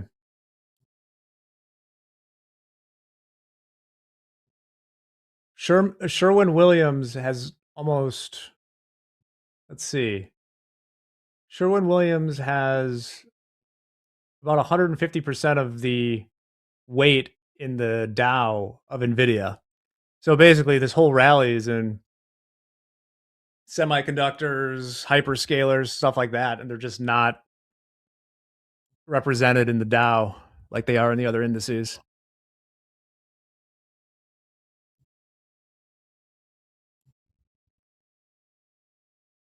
Sherwin-Williams is Flirting very with good paint. new highs. Very good paint. It is. And don't get me Very wrong. good. If you make paint and get in the Dow, you're probably, doing a pretty good job. Very good. I don't want to But say no the one's best. talking about like paint disrupting the human species in the next 5 years. So No. there's a cap.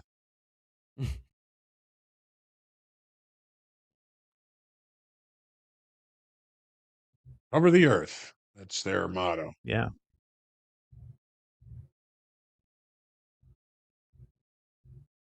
I mean, lead paint kind of did that. Yeah. You know, we're still trying to figure out. You see this if like lead and gasoline and lead and paint like inadvertently caused like huge crime spikes in the early 90s. What? Crime Wild spikes. stuff.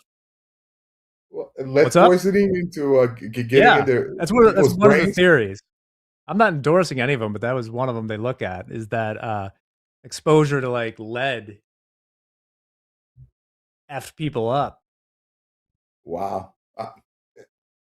It's Yep. 2026. There's microplastics, microwaves, all kind of other shenanigans that you know. I'm New joining you for that high. long here Yes. to new all-time highs. It is.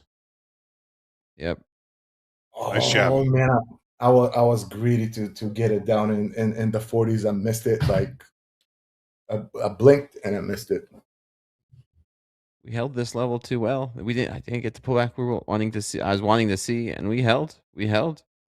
Tesla's holding bid. We're up 1.5%, and more buyers are just starting to step in. So this all-time high at these 430s.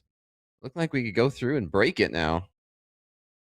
That failure of sellers to step in. We lift all Get this it. up. If we lift all the lots up to 450 with confidence, it would be good stuff. It would be very good stuff.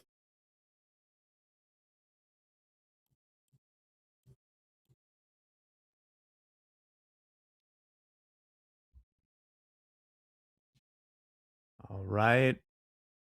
Right at the all-time highs in the ES on this, the VIX Ooh, is Tesla a little popping. below 18. Yeah, Tesla's jumping here. We're up almost 2% now. That's what was mentioned. VIX is lower. Good thing I didn't take that meta signal I had. Right back in the center of the 5-minute opening range and pushing. Nvidia Microsoft back too. above 3%. You're long ES? Yes. Not MES? One Nice. mini, yes, at 43 and 3 ticks. Oh. This Got it is a going good on. play. You Yeah, gotta it's be good. brave on the good play. Yeah, Microsoft's caught a bid. Yeah. Let's see if we could break through these highs. It looks imminent now. Ooh, there's a lot of offers above. If we lift them, teleportation. They may be aiming for them. 54 and 3 ticks. Maybe higher. We'll see. I want to see the reaction here. London closed. There's a 260, 100, another 270, another 100s below that, and 100s Thanks, Dan. close to maybe a little over 1,000 lots in between 450 and 447 and a half.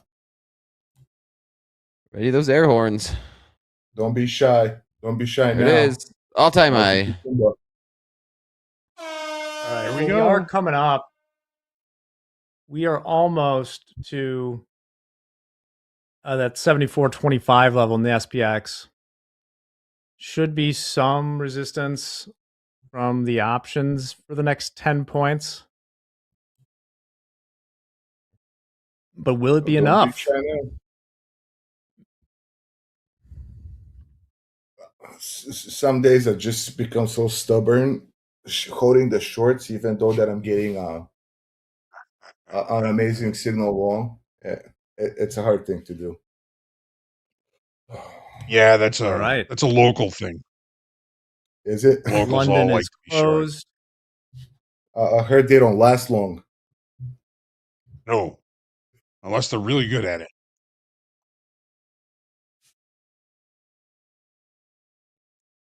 Question is, can we hold and push through it? All right, Hogue, we'll let you get ready for the morning highlights this morning. Any final words for the folks watching at home? Sure. Happy Monday. Make sure you manage your risk. Got these guys long. Hopefully these are going to pay out nicely for them. Hopefully you're having a good day, and see you in a little bit for the morning highlights. Jack, You hope. Doom, Dakota, peace. Peace to you too, Hogue. And then there were 3. Just 3 of us. Oh, the heebie-jeebies already all-time high. Oh, I'm holding back, by the way. I shared a chart, not to spin off my dome, the lead exposure. So what you're looking at here is the green line is the average lead level in preschool children's blood, and they lag it, I believe, 18 years. How much they have there? Basically, you have to move it because the lead went up, and then 18 years later, when they were old enough to crime, the crime went way up. But this is one of the more interesting charts that's around. I'll regret asking this, but what do you think in chat? Interesting one.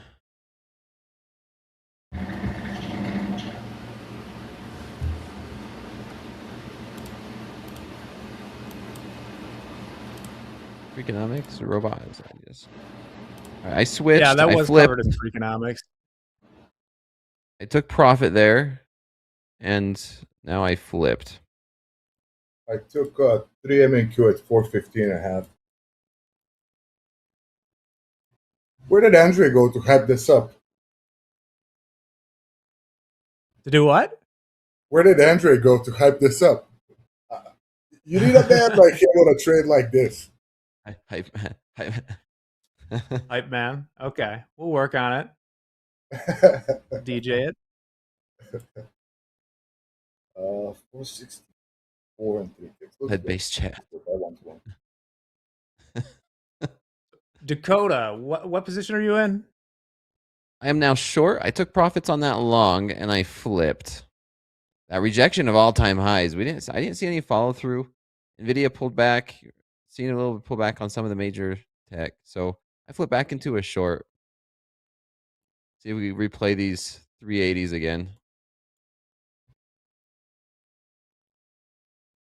I didn't see a breakout we normally do at these all-time highs. We'll We've see. already done it Stop like losses 7 at times today. 45. I know my risk on this. So far, I've lost big on betting it, and I made money on buy high, sell high. As funny as it sounds. How many weeks now we keep going in the upper right-hand corner? Like 4, 5?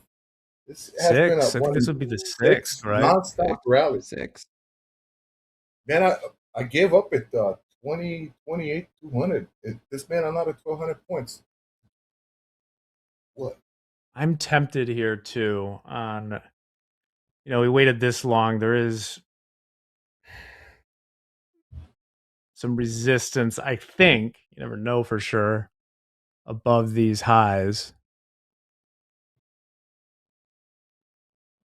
I hope the market wants them at the 450s even. 49 and taking 450 even.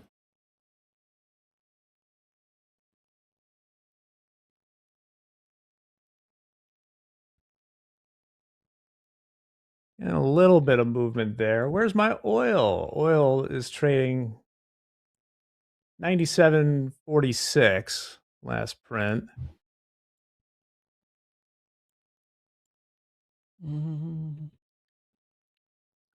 What do you think you're looking for? You've built kind of a position here, Dakota. Are you just kind of scaling out at levels on the way down? Back down to these 380s.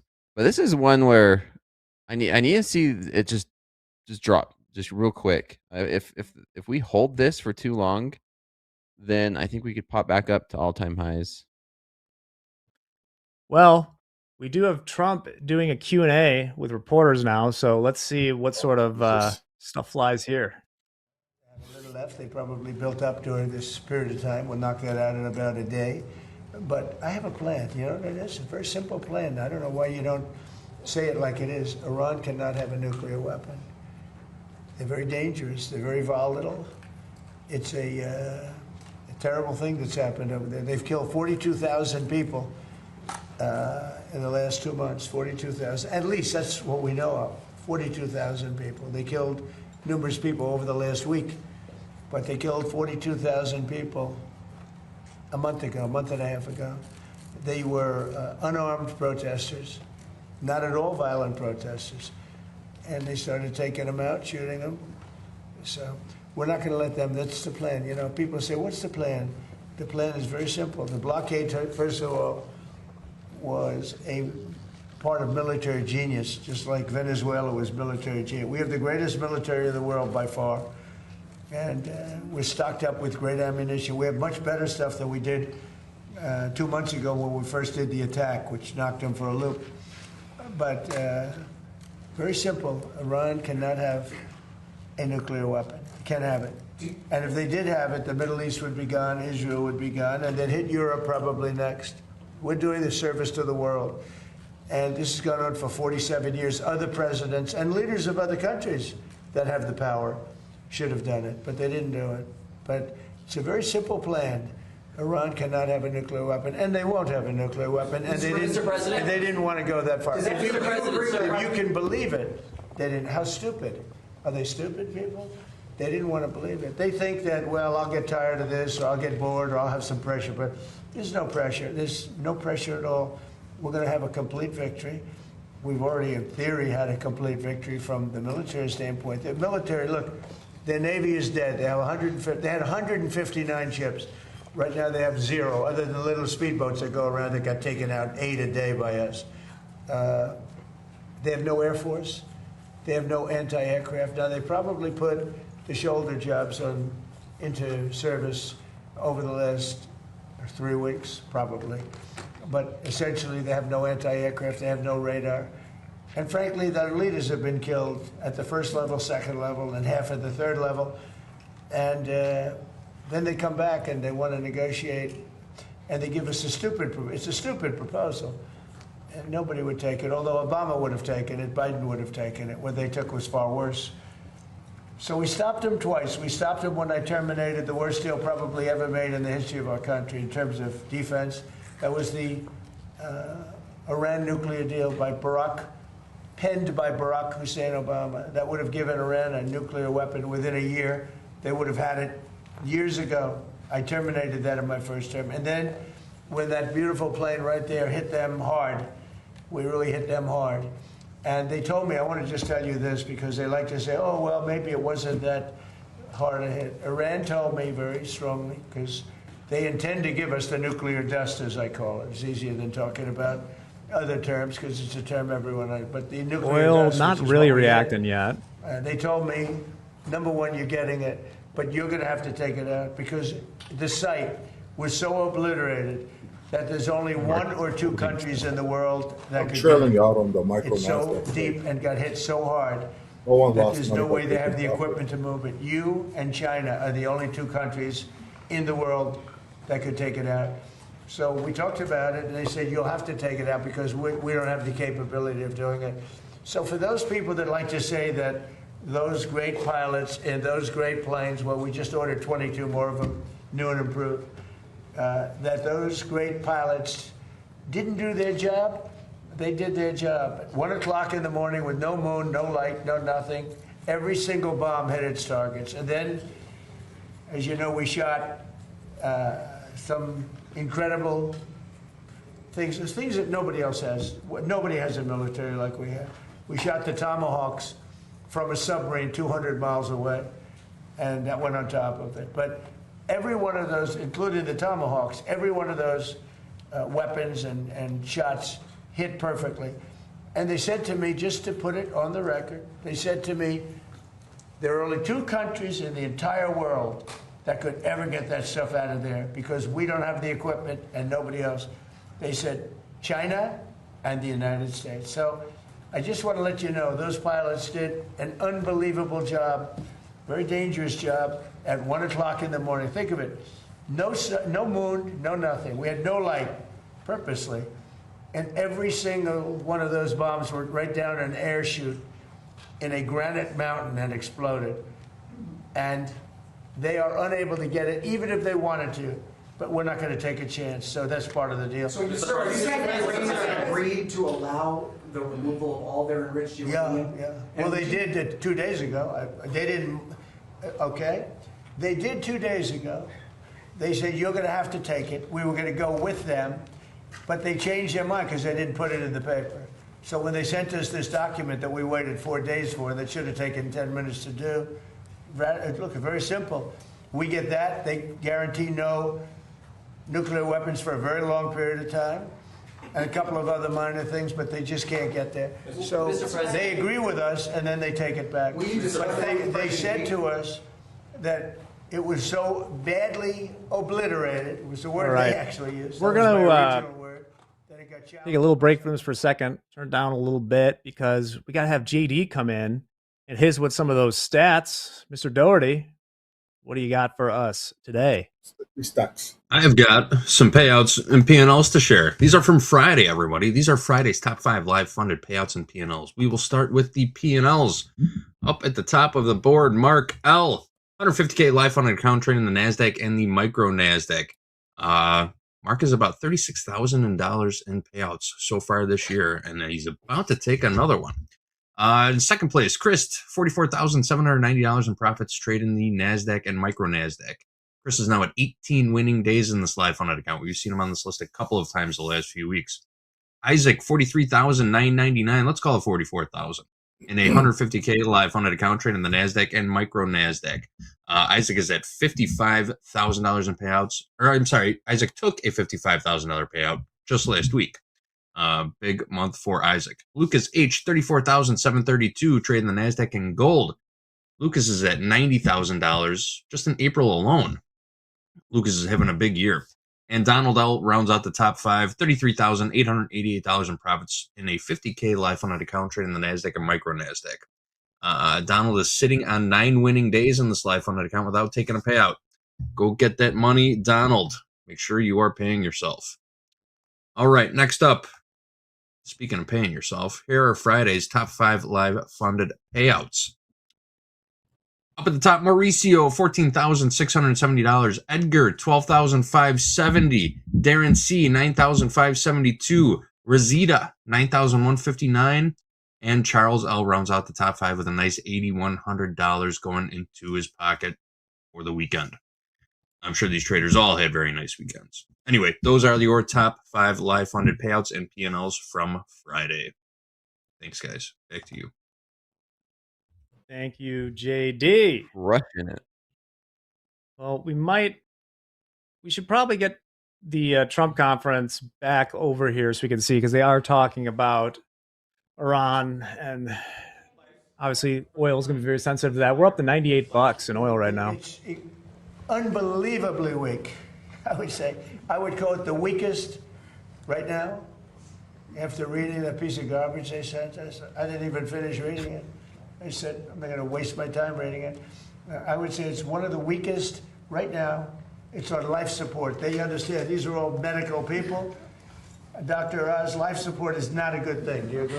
Bad prognostic. I would say the ceasefire is on massive life support, where the doctor walks in and says, sir, your loved one has approximately a 1% chance of living. Yeah. Mr. President, Seems bullish. Oil.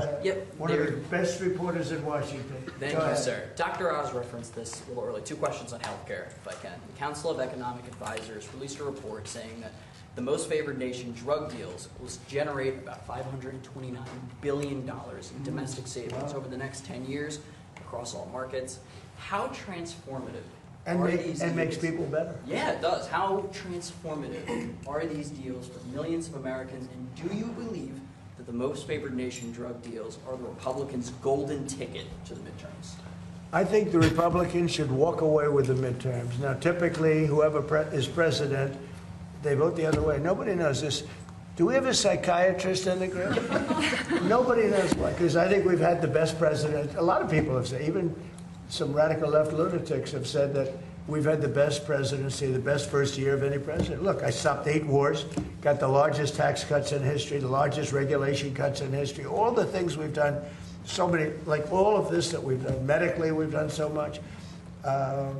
We did a thing called Right to Try in my first, and I could never understand it when I was a civilian, which wasn't so long All right, ago. I we haven't can been doing fade it out a that little long, bit. but I always used The to healthcare stuff probably not as much moving. If they get back to, we'll be listening and back. If we get back to something about Iran or tariffs or any number of things, we will get They back. squished the orders together at 450, a little over 1,000 lots, slightly. All right. 74.45 in the ES. As I mentioned, during that, oil got up to about $98 a gallon. Not a gallon, a barrel. It's oil. I'm thinking gas right now. Got up to 98.27.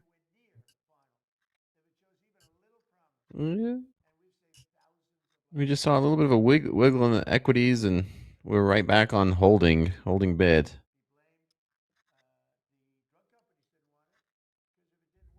Man, I must be nuts to hold a long against 1,000 lot on the offer. It's been the right over the last 6 weeks, Doom. It's been right much more often than it has been wrong. I was right for almost 5.5 weeks. There you go. Man, you gotta make a decision here. I did get rid of. I scaled out with the auto trail on the micro Nasdaq trade. I'm in with two micro ES off of 43 and 3 ticks, and pretty much same price as the medium holding. Nasdaq looks more bullish than ES at this high. We did hit words last. of the Wolf of Wall Street. I ain't leaving. I'm sticking around for this. Hey, if you're long, you don't have to leave unless you have to. We did get over $100 last night in June oil. Let me know in the chat. Are we getting $100 again this week? In crude? In crude. We got there last night. We did. Pretty big sell-off started around 1:30 in the morning.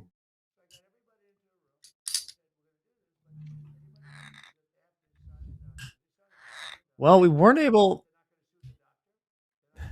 Haven't done much with them today, but we're obeying these option levels pretty well in the ES. That not off the initial rip, but we have been between 7,400 and 7,425 SPX. That's good news for you, Dakota, if we hold it. We'll see. These markets are freaking resilient, Jack. No kidding. Semiconductors, the SOX is up another 2% today. A measly day is up like 6% on Friday. Ceasefire's weak won't even hold this market down. He didn't say it was weak, Dakota. He said it was on life support. And like having, worse than weak. Doctor tells you you have a 1% chance. I mean, that sounds. Kudos to the man. He talks a lot of good smack. I like it. Yeah. I'm not even like, don't get me wrong, I'm not going to use that to short equities because like they have shown time and time again that they don't give a flying F. But crude rallied a little bit, but not quite as violently as maybe that made it seem. I'm more concerned I'll get swept and then it's going to run without me just because of that large size sitting at 450.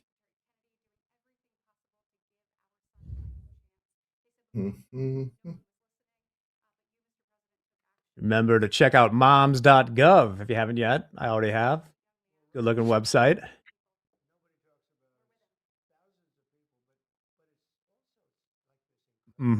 Oh, my producers reminded me don't go to moms.com. I'll have to check that out first. Listen, I'm on a work computer, but I'm gonna take this for the team. Okay. Whew. Good news. Good thing reminded me because I gotta change it in my thing because I rolled that gov too. That gov. The good news is moms.com seems to be a completely inoffensive slop article aggregate site. So for you to check that out too. Lift it, lift it, lift it. What was it? I'm asking James and back. I'm dating myself with that, but wasn't like whitehouse.com a pornographic website for a long time? I don't know. Yeah. James is telling me yes. Yes, it was. Really? Man, Someone bought those that. people that bought those early URLs. First They time I must hear have of been it. offered a lot of money. Presumably they were offered a lot of money to change that, but they were just in it for love of the game.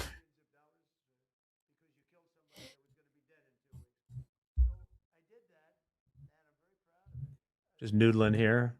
Well, we only got a couple minutes left in fast markets, so generally when they're showing this wide angle in the press conferences, there's nothing crazy happening, or at least not market moving. Let's run through what our positions are one last time for the people. Dakota, you're still short. No, I'm flat. I'm flat now. Minus 2,500. So I took a loss on Friday and took a loss today. But good thing is, yeah, I've been struggling and I'm doing it in a combine, not my XFAs. So I don't There look at we this go, thing Mike. rip higher Okay. now. But flat. Done for the Doom. day. Still, yeah, great stuff, Dakota. And 453. Doom, you're still long and strong here. 453 and 3 ticks, 2 micro ES and 1 ES mini. To the moon, baby. All right. Doom. Looking to shoot. He's looking for the cucumba. Great. Well, guys, thanks for joining us today. Always a pleasure to have you guys on.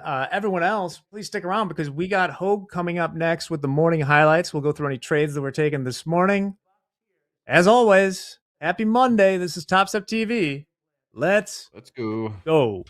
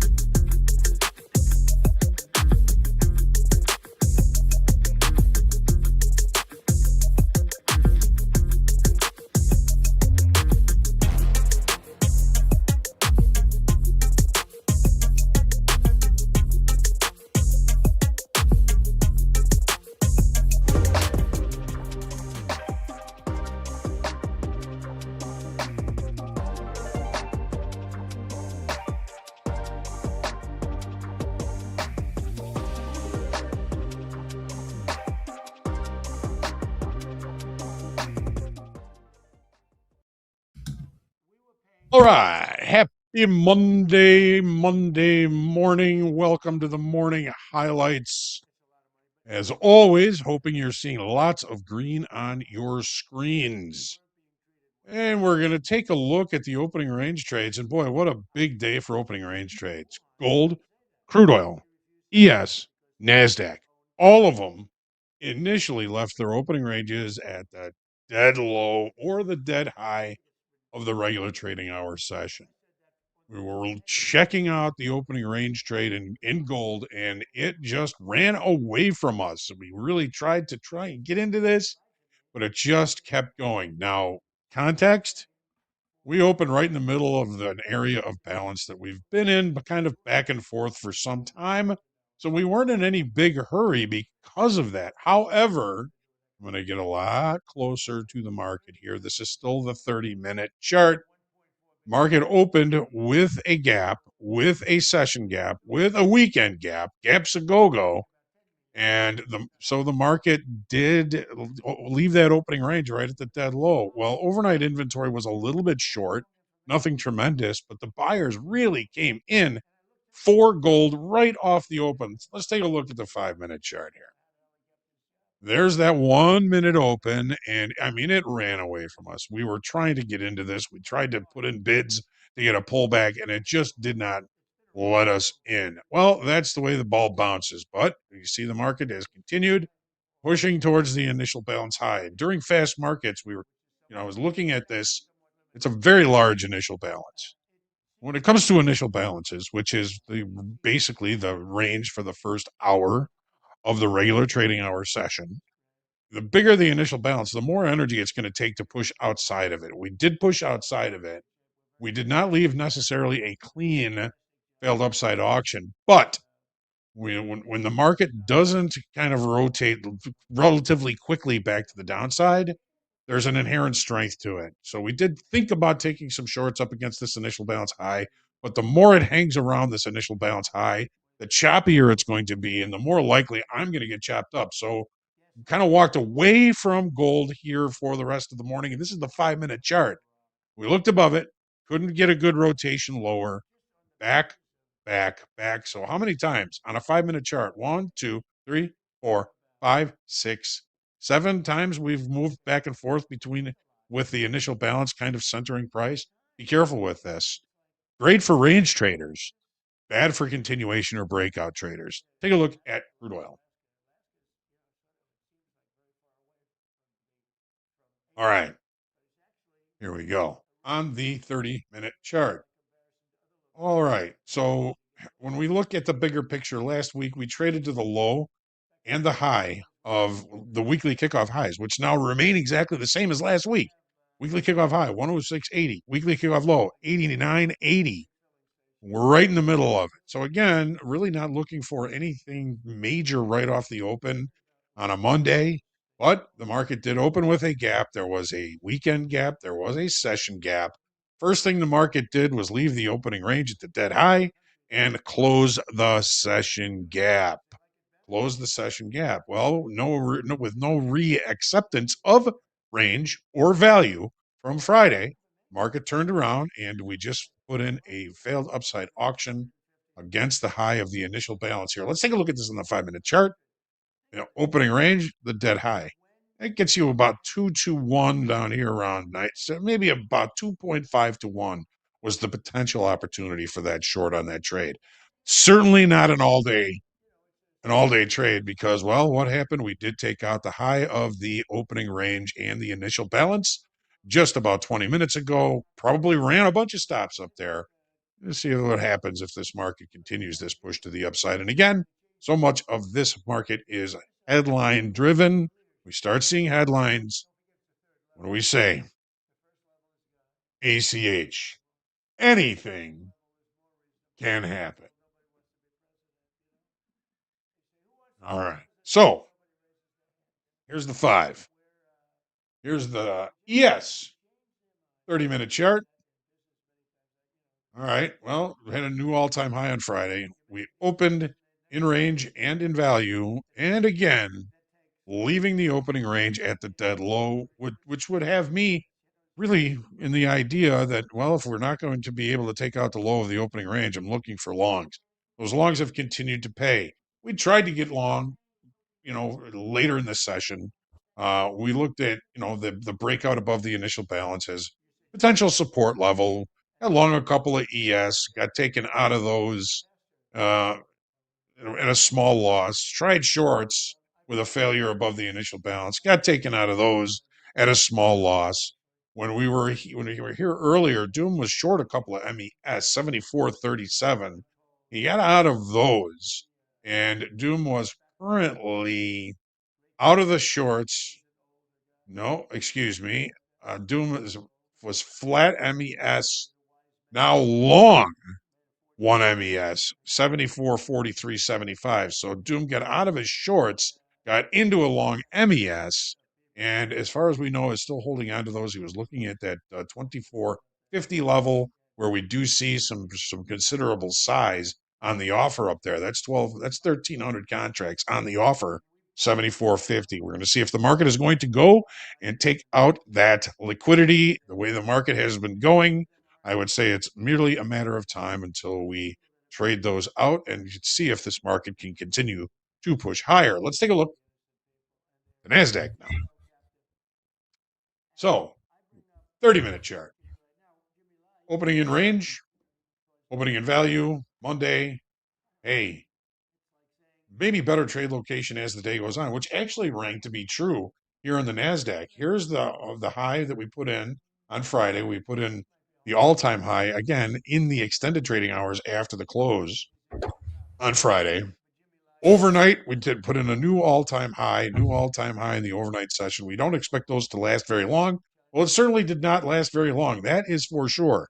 The NASDAQ did leave the opening range at the dead low of the regular trading hour session initially. Let's look at this on the 5-minute. There's that opening range, putting in the initial balance high, initial balance low. We did have a failed downside auction at this point, and the market has continued to push higher and higher. So opening range may have been stopped out on this failed downside auction. We had to run those stops. Market loves to run those stops. And the market has continued to push higher and higher. Dakota came in a little later in the session. He was short 19, MNQ 29, 386. Did take a small loss on those. Started to try and get long. He got long 10 MNQ 29, 410. Took a little bit of a profit on those, but then ended up looking to the short side again here. Got short 19, 29, 413. Got out of those approximately 29, 440 for a couple of small losses. It's Monday, a whole week to go. We're going to find some really good opportunities, and hopefully you are too this week. Let's take a look at our quotable quote for the day. I do like this one. Thomas Edison, I have not failed. I have just found 10,000 ways that don't work. When we talk about traders, and when I talk about traders, and when you talk about yourself as a trader, I hate using the word fail. I failed a combine. I failed my account. No, you haven't done that. You haven't failed anything until you walk away. You are not yet successful. Much better way to put it, much easier on your psyche. So if you have not found success in futures trading, don't think you failed. Tell yourself you're just not yet successful. On that note, looking forward to seeing, hey, power players coming up next. We got Jay, we got Dolby, and Diamond Hands is coming up next. Don't forget group coaching at noon. I got two of my faves, Anne Marie and Deanna. Get your questions in. After that, trade with Topstep. We got JD, Gabe, and Terrence is coming back in. End of the day, Andre, Ted will be with us. And of course, Dolby. This is Topstep TV. You've got a lot coming at you, lots more to do. Stick around. We'll be right back. Let's go.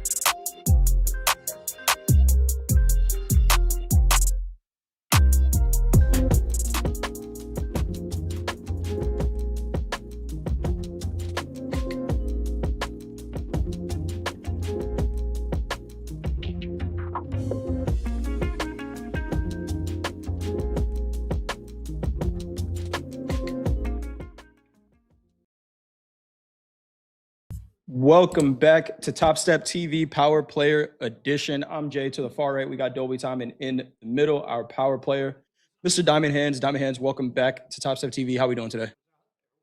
Good. How are you guys? Pretty good. Doing I good. took some major trades last night, and I was in a long this morning as well, Okay. but I ended up closing early on that. Got you. In a long in the NASDAQ, we did just make all-time highs, 29,480 new all-time high in the NASDAQ, trading about 10 points off of that right now. George, we'll talk about the trades you took and some potential levels, but Mr. Dolby Time, what is going on? How are we doing today? Doing great. Had a super fun weekend with the wife. Saw Project Hail Mary. Just incredible movie. Absolutely loved it. Got some ramen. Took a nap. It was about as good as it gets. Played drums and played well. And the Nasdaq's at all-time highs, man. It can't. What is there to complain about? That. There's nothing to complain about. What's funny here is that the beauty of Topstep X is that it keeps your emojis and indicators on the chart. Here is the moon.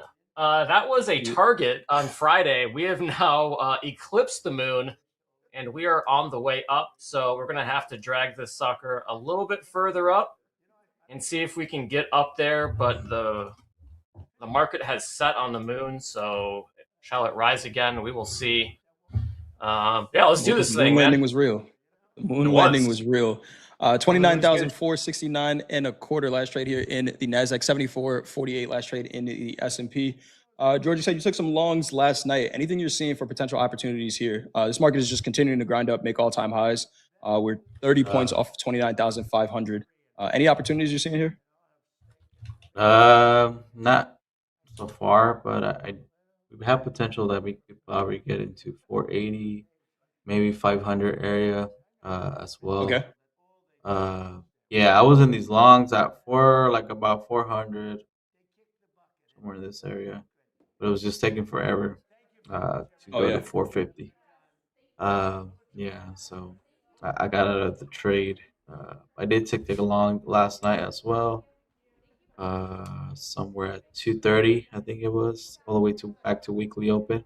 So right here, pretty much when this came down here, I took longs back to 294. Got you. We see some, you mentioned those 480s. We're seeing some orders up there right now. There is about a 600 lot, 630 offered at 29,480. See if we go and fill those. The NASDAQ has had a couple of those on the way up here and really hasn't had a problem filling them from what I've seen. So let's see if we can continue to grind higher. $98.48 last trade in crude oil, 47.35 last trade here in the NASDAQ. Dolby Tom, any potential levels of interest you got on your charts? Do a little range analysis. What are we saying here? Yes. Hold on. I just lost all my annotations. Did I? Oh, son of a. Okay. Yes, The moon is I gone. do. Hold on. It's No, fake the the whole moon is time. back. My levels are gone. That's fine. So what I was mentioning in the green room, maybe we'll sell a subscription to that for premium members if you want to get all the inside goss. So we had a 4-hour range that we were kind of batting around in. So between 29,250s and about 29,400s, we broke out of that. And now it just looks like we don't really have much of a range, to be honest. We've just been so bullish recently that really the only ranges I'm finding to trade are just 5-minute ranges to the upside. So if you don't see larger time frame ranges, typically it means the market's in like on a really strong trend, either up or down. And that's kind of what we're seeing here. You go to like the 30-minute, there's I don't have 3 bars I can draw a line through. 1 hour, I mean, that's broken out. 4 hour, that's broken out. So you got to keep on sizing down until you can find a good range to trade. We got to get all the way down to the 5-minute. So this is a very bullish market. We're up, Jay, we're only up 0.4%. Why does it feel like it's up 2%? How does that work? Because it's just a constant grind. It's just a constant grind. Anybody who's been looking for an opportunity to sell it, you had, 150-point sell-off during the regular trading hour session. Like George said, it took a little while for it to start, making some room to the upside. But outside of that, these markets have been grinding up for a month and a half. And that's why it feels like that, right? It's just constant. We should be up 5% here in the NASDAQ. We're seeing one of the bigger pullbacks that we've gotten for the day. I don't know if there's any Bidding. headlines coming out. I know the president got a bid in there. Yeah, we're gonna bid 440s and 420s. So we're gonna bid the resistance kind of become support line. So we had that 5-minute range breakout, 5-minute range over. So we're gonna see if we can retest the high of the previous 5-minute range. And then we're gonna see if we can add a second one at the midpoint of the previous 5-minute range. That's about 420s. We'll do 420 for Eddie. 420 for Eddie. There we go. So 440, Shout out to 420. See if we can get in there. Shout out to Eddie Horn. We did just have a poll up in the chat. What is your favorite feature inside of Topstep X platform? Is it the daily lockout, daily levels, hotkeys, or trader tones? Trader tones only with 1% of the vote there. The daily lockout getting with 60% of the vote. George, what's your favorite Topstep X feature? Probably the lockout. Yeah. So I don't go on tilt. It's the one that's going to save you money, man. It is the one that is going to save you money. Trader Tones is not going to save you money, but it might put a smile on your face. But yeah, I don't think Trader Tones is going to stand a chance against the daily lockout. I mean, that's a goated feature right there. That is an account saver, an account passer, all wrapped in one. Yeah, how about this crude oil, man? Crude oil's on the bid, 98.71. I got a 30-minute range on there, kind of between 96.14 and 98.70s. We're at the high of the 30-minute range right now. Be a potential breakout happening in the crude oil. Trump's had many comments about Iran already. He's been chirping. We're on the purple tie. Do you think he's wearing the purple tie now that Powell's gone? Maybe he stole it out of his closet. He's claiming the purple tie now. It's his thing. I'm the first one to wear the biggest purple tie. Crude oil is interesting. So we had we talked about this during the opening call, right? Buying it somewhere near 96s. I think we got down to 96.10s at the low. And then selling somewhere up near 100. So I do see some potential room to the upside here, maybe up to 99.50s in crude before a potential short. But is there a spot to maybe get into the long side here on this grind up is the question. The president is done with his remarks for now. He did say in the last hour, the ceasefire is on massive life support. The ceasefire is weak. That's not great. Not great at all. Crude trading 98.57s here. Diamond Hands, have you been trading much of crude? I know you started off as a crude trader. Are you trading it with this volatility that we're seeing? Or are you sticking with the NASDAQ? No, I have been. I think I've been catching some of the good trades from crude oil in Asia. So yeah. Usually overnight. So got you. But my trades usually have not gone all the way to New York session lately. Some have been hitting within a couple hours. So like it's been pretty good, I would say. It has been. We see a lot of moves, especially from the London session. I actually took a crude oil short this morning during the London session. About an hour after it started. I don't know why I was up at 4 a.m. Eastern time, but got a little notification. Saw crude oil, got short, and took it for a couple points. Decent trade there. Moves pretty well in that London session here. So Jay, when you say you got a notification, does that mean you're away from your computer and then you get the notification on your phone, then you turn the computer on and lock in? That's exactly it. Yeah. So my computer is always running. It's no secret now, but I have these volume notifications on Quantower that go off when a certain amount of volume trades in a short period of time. It happened in crude this morning. I was already awake, and then it happened. And then I'm like, oh, that should be interesting. That could be a trade there. I look at my phone, look at the levels, and then come to my desk to place the trade, and then go from there. It was about a 20-minute trade, and then I went back to sleep. But decent trade in crude oil. I like that. Speaking of crude, we got some offers in 98.73 and 99.03. We're going to see if we can get short the 1 hour range high here. We are not filled on anything yet, though. We got bids in NASDAQ, offers in crude. Hit the air horn in the S&P. New all-time highs, 74.50 and a half. New all-time highs in the S&P. It looks like the S&P is the leader today. The NASDAQ still about 18 points off of the all-time high here. But the S&P says, I'll take this from here. What's it going to take, guys, for this market to sell off? I have an idea. You want to say that idea on air? Yes, real shit. That's all I got. Something real has got to happen. It can't be. It Good can't be a enough. rumor. Like it has to be like ports getting Something closed concrete. down. Like Yeah. gas going out. Like power collapse. Something real has to happen. Otherwise, into Lockdown. the future. It's a lockdown. Yeah, that's what I was Counting thinking. errors in AI companies. It has I don't think got to that'll be do it. something real. Really? I don't, Oh man, I I think don't it think the might. accounting errors are going to do it. I think it'll do it for that AI company, right? And then it's like, okay, we'll just stop sending billions of dollars over there, and it'll go to the other company. Go to the RTY. I think we've seen that already, right? I think we've seen it in some of the major tech companies. I think Doom was talking about BYD, the EV maker, right? Chinese EV maker. They were cooking their books. Market doesn't care. Yeah, They're just gonna put the money. They're just gonna put the money somewhere else. So Yeah, exactly. honestly, I had asked that question 2 weeks ago, Dobie. What's going to happen first, a limit down day or the stock market doubling? Double. I don't remember what the price was when I asked that question, but the way this thing is moving right now, I think the double is feeling more and more likely. Trump said it. He said it's going to double. What are we're betting against? They had a good track record, Jay. Look at Intel. He did. Look at Dell. Look at, Dell moved 6% last Friday. He said buy a Dell. Dell's up 6%. Not the album. Yeah, I think we see the play here. The question is, how do we get into it? I don't know. Just don't go short. I think the problem with shorts is that people are just making the assumption that it should go down. There's no reason. For good reason. For maybe for some good reason, right? Where I think, and again, shout out to Jessica Inskip, who we had on opening call this morning. But the first time she came on air with us, Dobie, I'll be honest, I questioned her saying the market has put the war on the back burner, right? And that was about a month and a week ago, about 5 weeks ago. She said that. I'm like, wait, this is how it feels like it's just starting.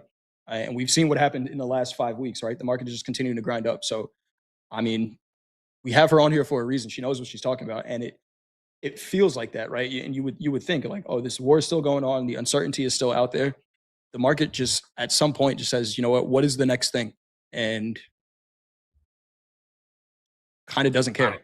Until people are seeing missiles on video flying, I don't think people care. And like earlier in the war, there were like certain streams you could watch in which you could actually see missiles fly and land. I just don't think those streams are really happening anymore. And it's just, if people can't see it, I don't think it's happening.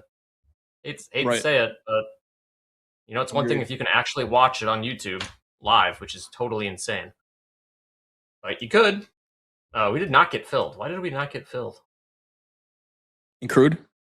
Yeah. What? What's the high there? 98.77. We were at 98.73. Interesting. What? That's weird. Maybe the market's trying to tell you something. It's like, hey, out of this you don't trade? want this. No, shit. it's mechanisms. They just skipped right over me. I don't know how that works. Anyways. Keep an eye. Oh, there we go. Sorry. No, we're good. We're good. Just delay. There's the Just fill. delay. All right, we're up $6. We'll pull these NASDAQ orders. 98.73 short. Your tone. Yeah, a little drum fill for a futures fill. It's a good one. I gotta say, we were doing reversal challenge with Yusuf, and he has the Homer Simpson woohoo, and it makes me smile every time he gets into a trade. Every single time. It is funny. Did you hear that trader tone we used this morning during the opening call? Yeah. Wait, who was that? Whose fill is that? That's so good.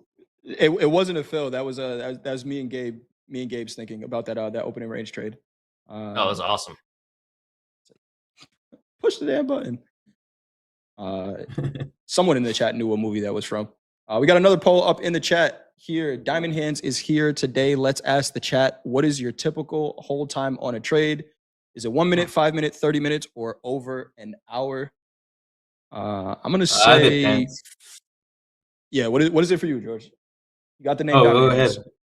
Go ahead. No, for me it's Usually, 5 minutes, but 5 minutes. Okay.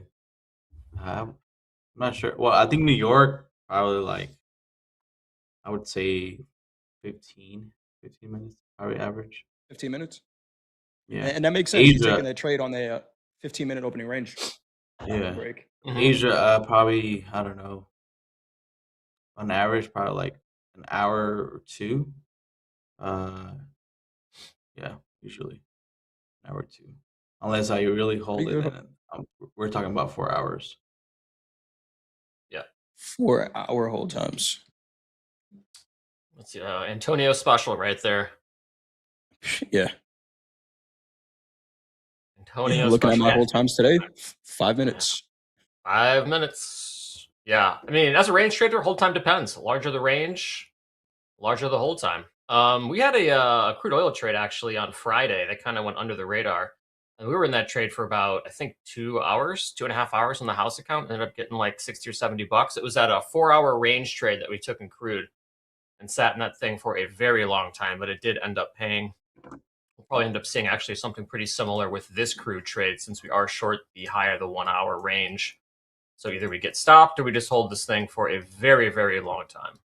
Very long time. Nasdaq's starting to get a little jumpy here. We still got that order up there at 480. Yeah. 600, about 700 on the offer up there at 480s, right at the high of the day, right at the all-time high. Mm-hmm. Nasdaq about to make new highs again. Very exciting. Man, we missed that. We even tried getting aggressive on that long, Yeah.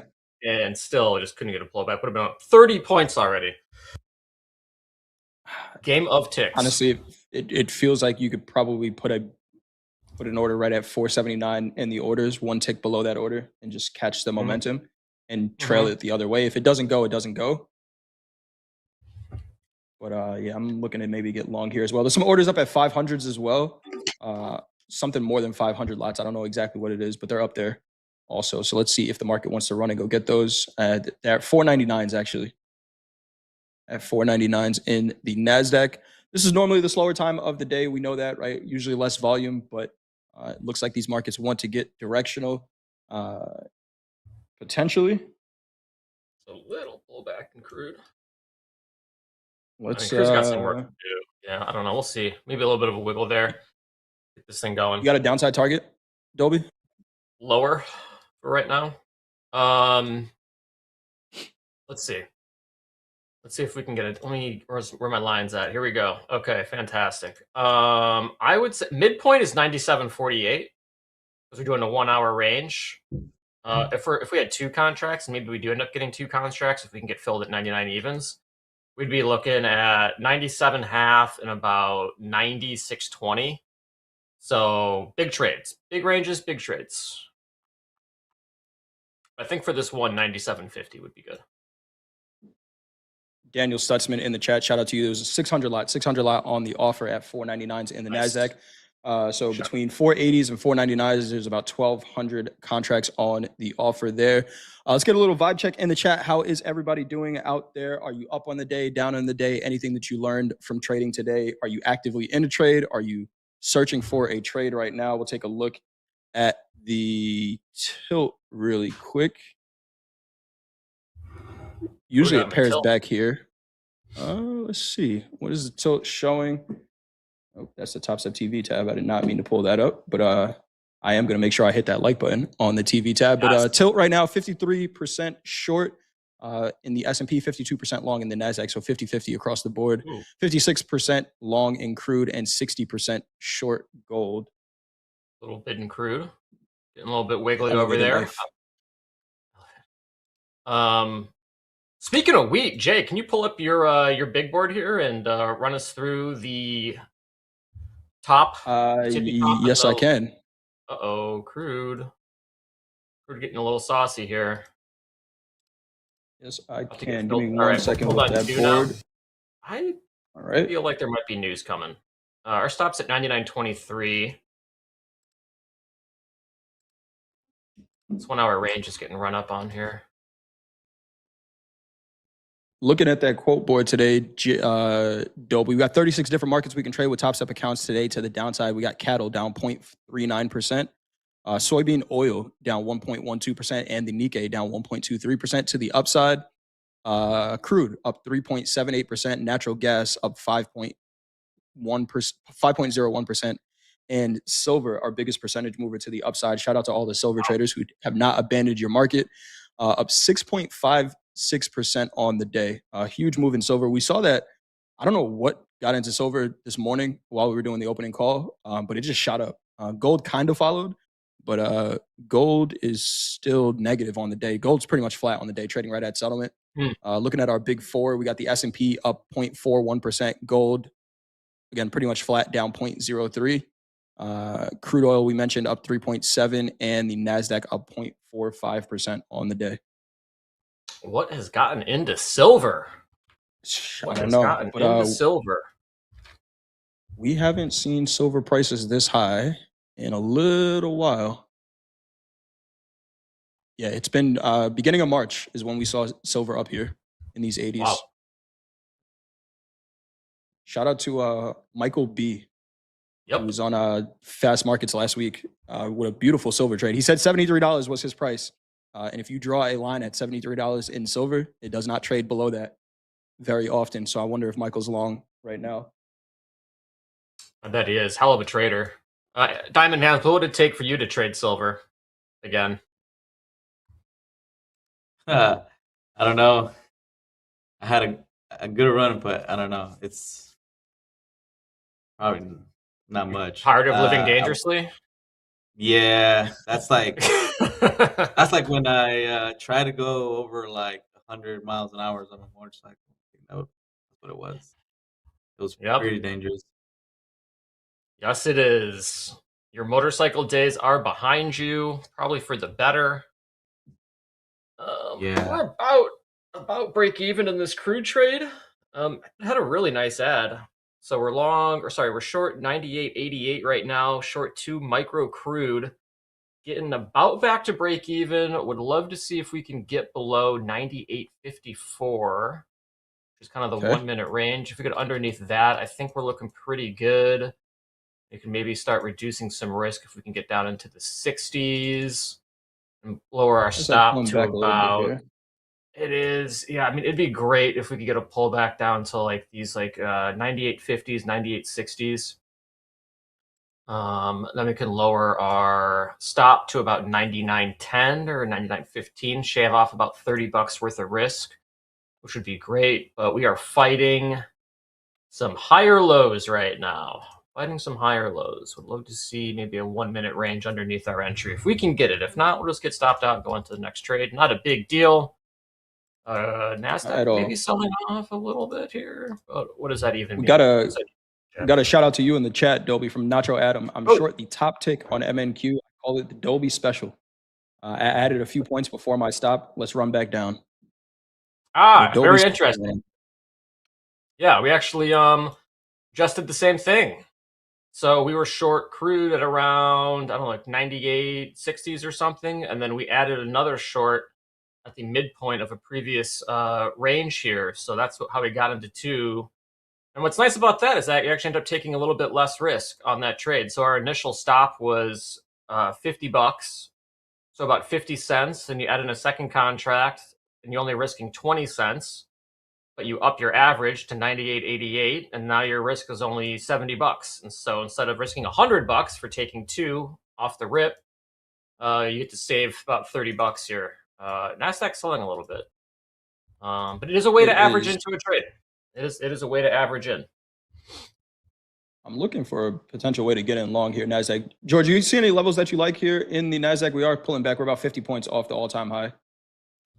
Yeah, actually, we could probably bounce here. We are on top of 50-minute range high and also IB high. So potentially maybe see some. What was that IB high price you had in the NASDAQ? On NQ, it's 29,434.75. Right here. Yeah. That's on why it was so interesting. Around MAQ here. is 29,437.25. So this kind of general area here. Dolby, you looking for longs? I was just saying, we did have longs in Nasdaq around this area. These 437s down to 420s. Let's try to see if we could get a pullback. But we pulled those in favor of our crude trade because we got filled in crude first. Now we're to break even on crude, so we'll see how this plays out here. But we were interested in that area. Yeah. Yeah. There was some buying right above that IB high. Let's see that's here. not good. Yep, something's happening. That's not our crude trade is stick save, potential stick save. We almost got stopped out. Still in this by a tick. I think we're gonna get hosed though. Yeah, we're out. Minus 78. I think that was some news there, Jay. Yeah, I'm not hearing anything just yet. Of course, anytime that happens, I go and check Truth Social just to make sure nothing's going on over here. Nothing just yet, but crude catching a little bit of a bid. I do like crude shorts somewhere near these 99.50s potentially if we do see a little bit of a slowdown. Of course, not a blind sell, but we got the equities pulling back 74.44 last trade in the S&P. 29 something happening. This feels newsy. Something is happening here. Where is it? It's coming. It's coming eventually. That is definitely some news or something there. Almost 100 points selling off in the Nasdaq here. Here we go. Yeah, definitely 100 point sell off in the Nasdaq. Now trading 390s. We were up at 480s, low 480s, high 470s. Big sell off there. If you got it, well done. Trump. There it is. Yep. Trump weighing military actions. This is from Axios. Looks like they put. Man, crude off. It's like Axios with an article.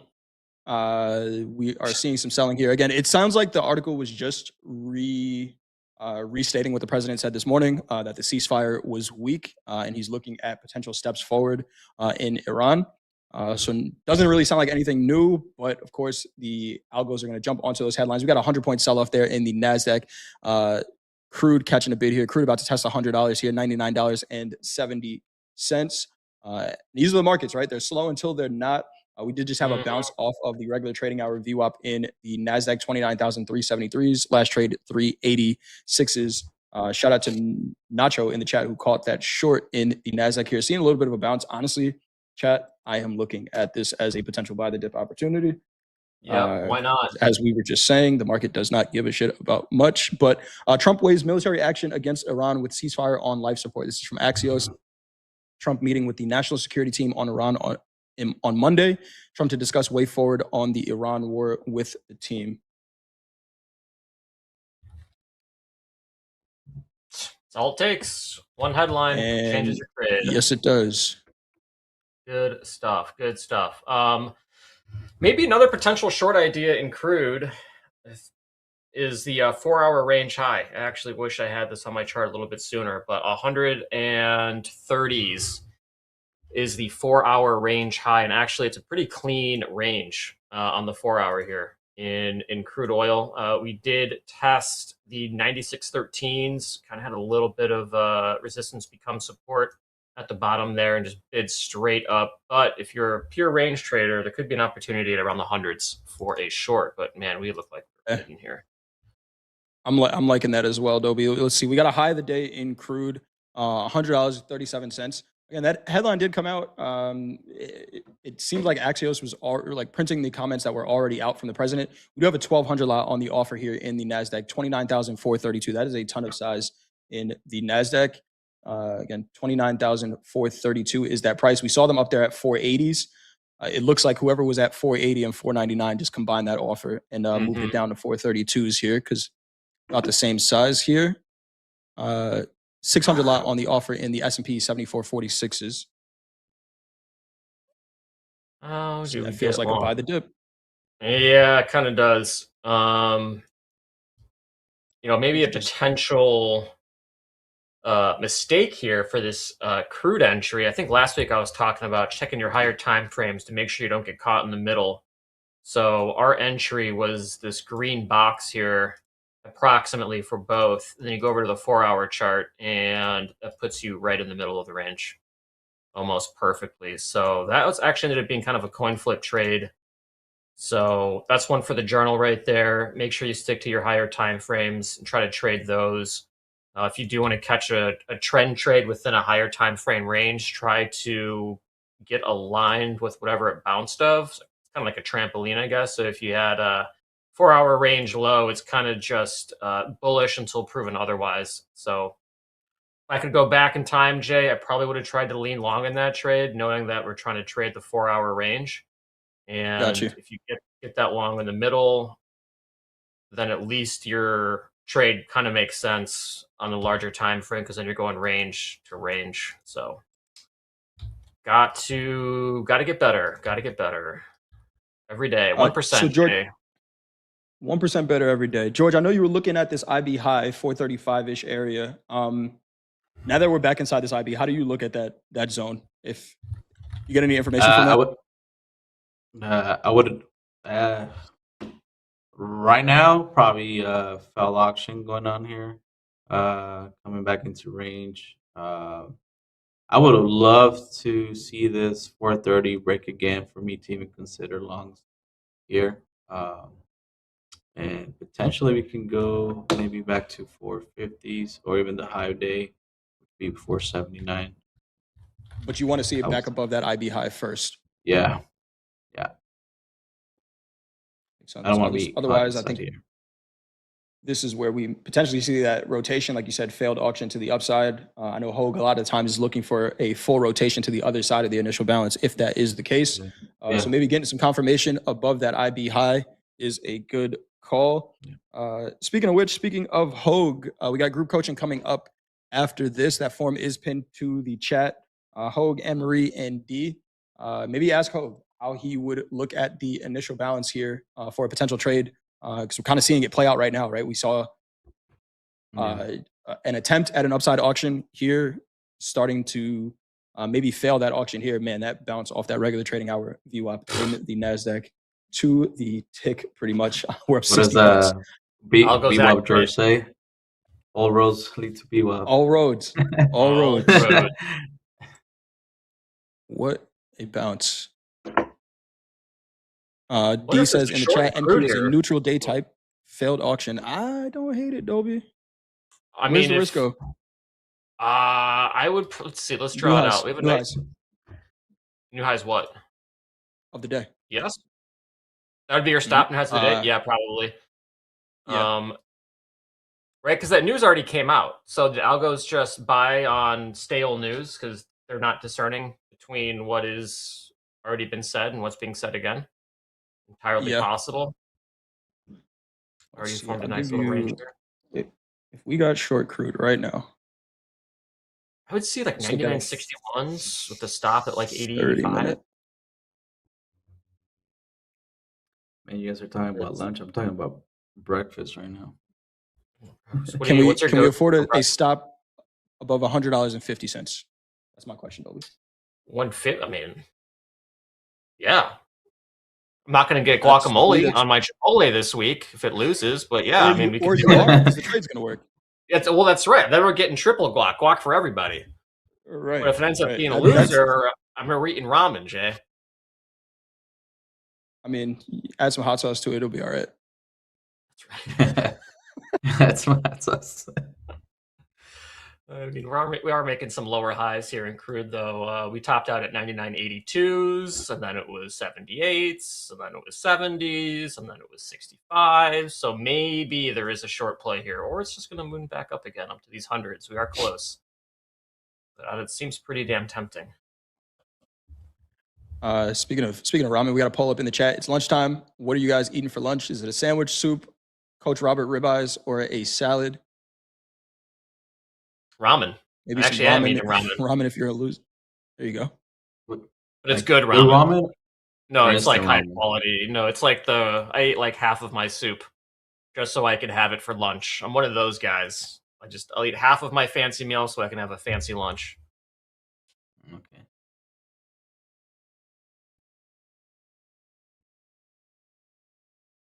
Maybe not. Maybe we don't. That was a silly trade idea, Jay. Maybe we don't go short crude. Back up it goes. Trying to break out of this 1 minute range again. We'll see. This is This is the spot I'd be looking at, right below $100. Right here, right now. I mean, like 99, 95 maybe. Okay. That'll And then do it, 100. right? Then you're reducing the risk. It'd be a lot cheaper. Yeah, certainly. It absolutely would. I mean, that is the 4-hour range. So that would be a much better range trade than what we previously did. It would be much, much better. $99.63 last trade in crude. Crude's got speaking of crude, we got a nice little kind of Dorito pattern going on here on the daily. So got some nice higher lows, got some lower highs. I think if crude gets back above 110s, then maybe that's what ends up putting some pressure here on NASDAQ in the long run. Anything above, I think, 110s in crude is not going to be great. I don't know how much longer we can handle $5 gas or $7 gas if you're in California. Oh man, yeah, I filled my truck up and it was $7 a gallon. Damn. I will not complain about. I will not complain about my gas prices. And we're seeing oil catch a bid. Good no trade so far. Dolby, $99.75. Yeah, maybe right as those headlines are coming out that says, hey, the war is probably going to escalate. Maybe not the best time to short crude, but sometimes the scary trade is the best one. And doing shout out to this hat. Somebody was asking, can they buy some art? My art is on the charts. The charts on my canvas. So I give you my art every day. That's right. Let's see here. 99.69 last trade in crude. Who's in a trade in the chat? Let us know. Taking a look at that tilt. Where did my Topstep X platform go? There it is. It was 50-50. And we saw some volatility coming in there. I think I'm overloading my PC right now with the amount of stuff that I have open. Yeah, so you never turn it off. The S&P. You're always taking trades. Yeah, I know. never gets to go to sleep. Got to give it a break. Yeah. 64% short in the S&P, 50-50 in the NASDAQ, which is interesting. 60% long crude and 55% short in gold. Kevlar short the NASDAQ. Traders short ES. Wiggle there, crude. We got a nice little range forming on the 3-minute. You took it, Jay? Yeah, you're in. You're in that short. I'm short from 63. Yeah, let's go. Just one micro. I don't have my chart here, but I'm short from 63. We're gonna look for. Honestly, I'm looking for about $1 move here, if not $2. Let's go. I don't believe it, crude. I don't believe it. Fake news. Fake news and crude. Short 1 micro 99.63s here. See if we get back down to VWAP 98.13s is that price. 74.39, 74.40 last trade here in the S&P 29.409s. George, that IB high is holding, man. Yeah. Holding as a resistance. Ooh. Jay, I think you got this crude one. This one looks pretty good right now. What's your stop? What's your stop management? We got a minute left. What's your stop management in this? Great question. So I'm taking this trade based on a higher time frame. So I am looking at the 30-minute chart. My stop right now is a full $1 in crude. So my stop's up at $100.67. That is the 30-minute ATR, and I'm just going to let this trade work. And we'll manage it if we get close to a 1-to-1. If we get to a 1-to-1, I'm going to take the risk off the trade. But the stop right now is up at $100.67. If crude wants to run through $100, go ahead, and take my stop from there. But giving this one the room to work, I may potentially add to this depending on the reaction at $100 if and when we get up there. But 100 tick stop right now, risking about $100 with 1 micro. And looking for a retest of VWAP, which is down at 98.19s. We will let this one cook. Keep you guys up to date in the chat when I get out for lunch. And we'll see what happens here. But we got group coaching coming up in just a little bit. Hogue, Deanna, and Anne Marie. That form is still pinned to the top of the chat. Diamond Hands, I saw you saying it's still breakfast time for you. So enjoy Yeah, it's some 9 breakfast. a.m. 9 a.m. is early. It is early. Thank you for joining us this early on Topstep TV. We'll see you back sometime soon, chat. We're going to take a little bit of a break. We're seeing the equities, a little bit of sell pressure in the equities. Again, Axios printed an article about the president's potential military action against Iran with the ceasefire on life support. We'll see if that brings us some volatility. Get your questions in for group coaching. Hit that thumbs up button if you haven't done so already. This is Topstep TV. Let's go.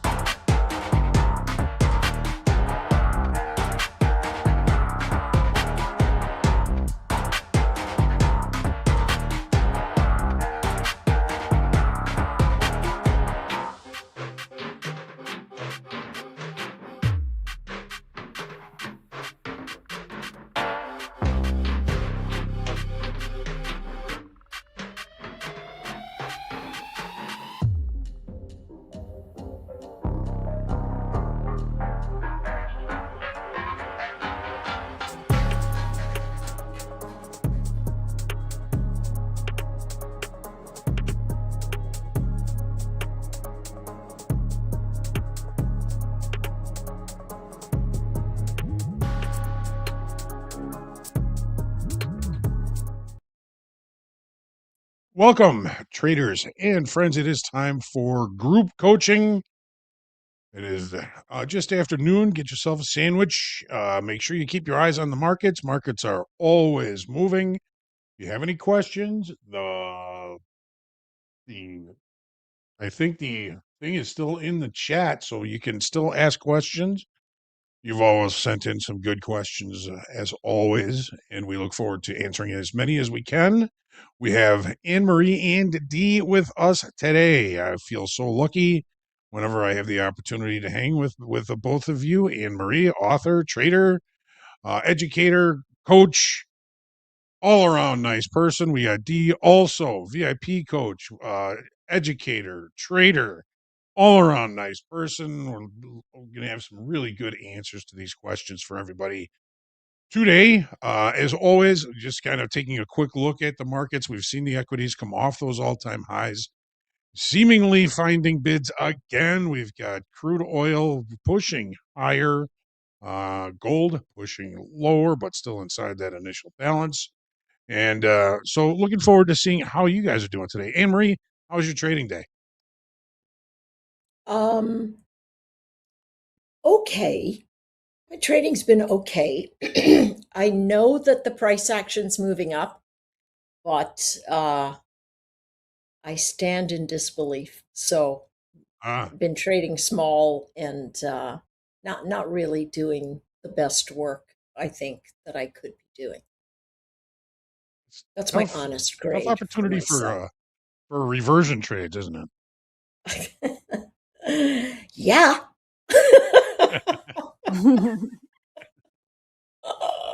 And Dee, how are you holding up today? Yeah, pretty good. Traded Asia. I've been staying away from the New York session. So I've got my crude oil back, and silver has gone into some more reasonable ranges. So I've been mainly trading crude oil and silver and using GC as a guide on some days. Today, during Asia, there was a very interesting development where gold was in a range, but silver seems to have been having like an exaggerated movement to whatever range gold was doing. So I was using a developing value area to find sort of like reversal points, and then getting these like nicely extended moves. So there was quite a lot of trading for me just because the day called for that. And I'm up a cool 2.6K in one account and I think 1.8 in another. So yeah, Awesome. Still good. Can't complain really. Yeah, no, that's beautiful. Awesome. Yeah. That's beautiful. Incredible. That's fantastic. Wow. All right. So you're still trading silver, huh? Oh yeah, I'm never like listen, I've been trading silver when it was $45 and I was using 35 tick stops, and then everybody started turning into silver traders. I was like, hey, I was there first. Like, what's going on? Yeah, I know the market really well. I've traded silver probably as long as I've traded gold. Back in the day, it was very range bound because they kind of kept it in a weekly range, almost like the crude oil situation. And it was definitely artificially pegged or whatever they were doing. So that worked really well for me for many, many years. And then with prop accounts, I kind of shied away from it because we didn't really have micro silver for a long time. And, you know, full silver is a crazy big contract. So, you know, you have to have, and, you know, you can't really trade it with like the starting balance of like 4.5K or drawdown. But when micros came in, you know, I kind of jumped on it, and I've been trading it all this time. I actually avoided trading it during the massive volatility because to me that's you know, it goes outside of my sweet spot of volatility. Yeah. So I kind of put it on the back burner, and then crude oil came back. So I was like, great, yeah, I've got my products back. So I'm really happy these days.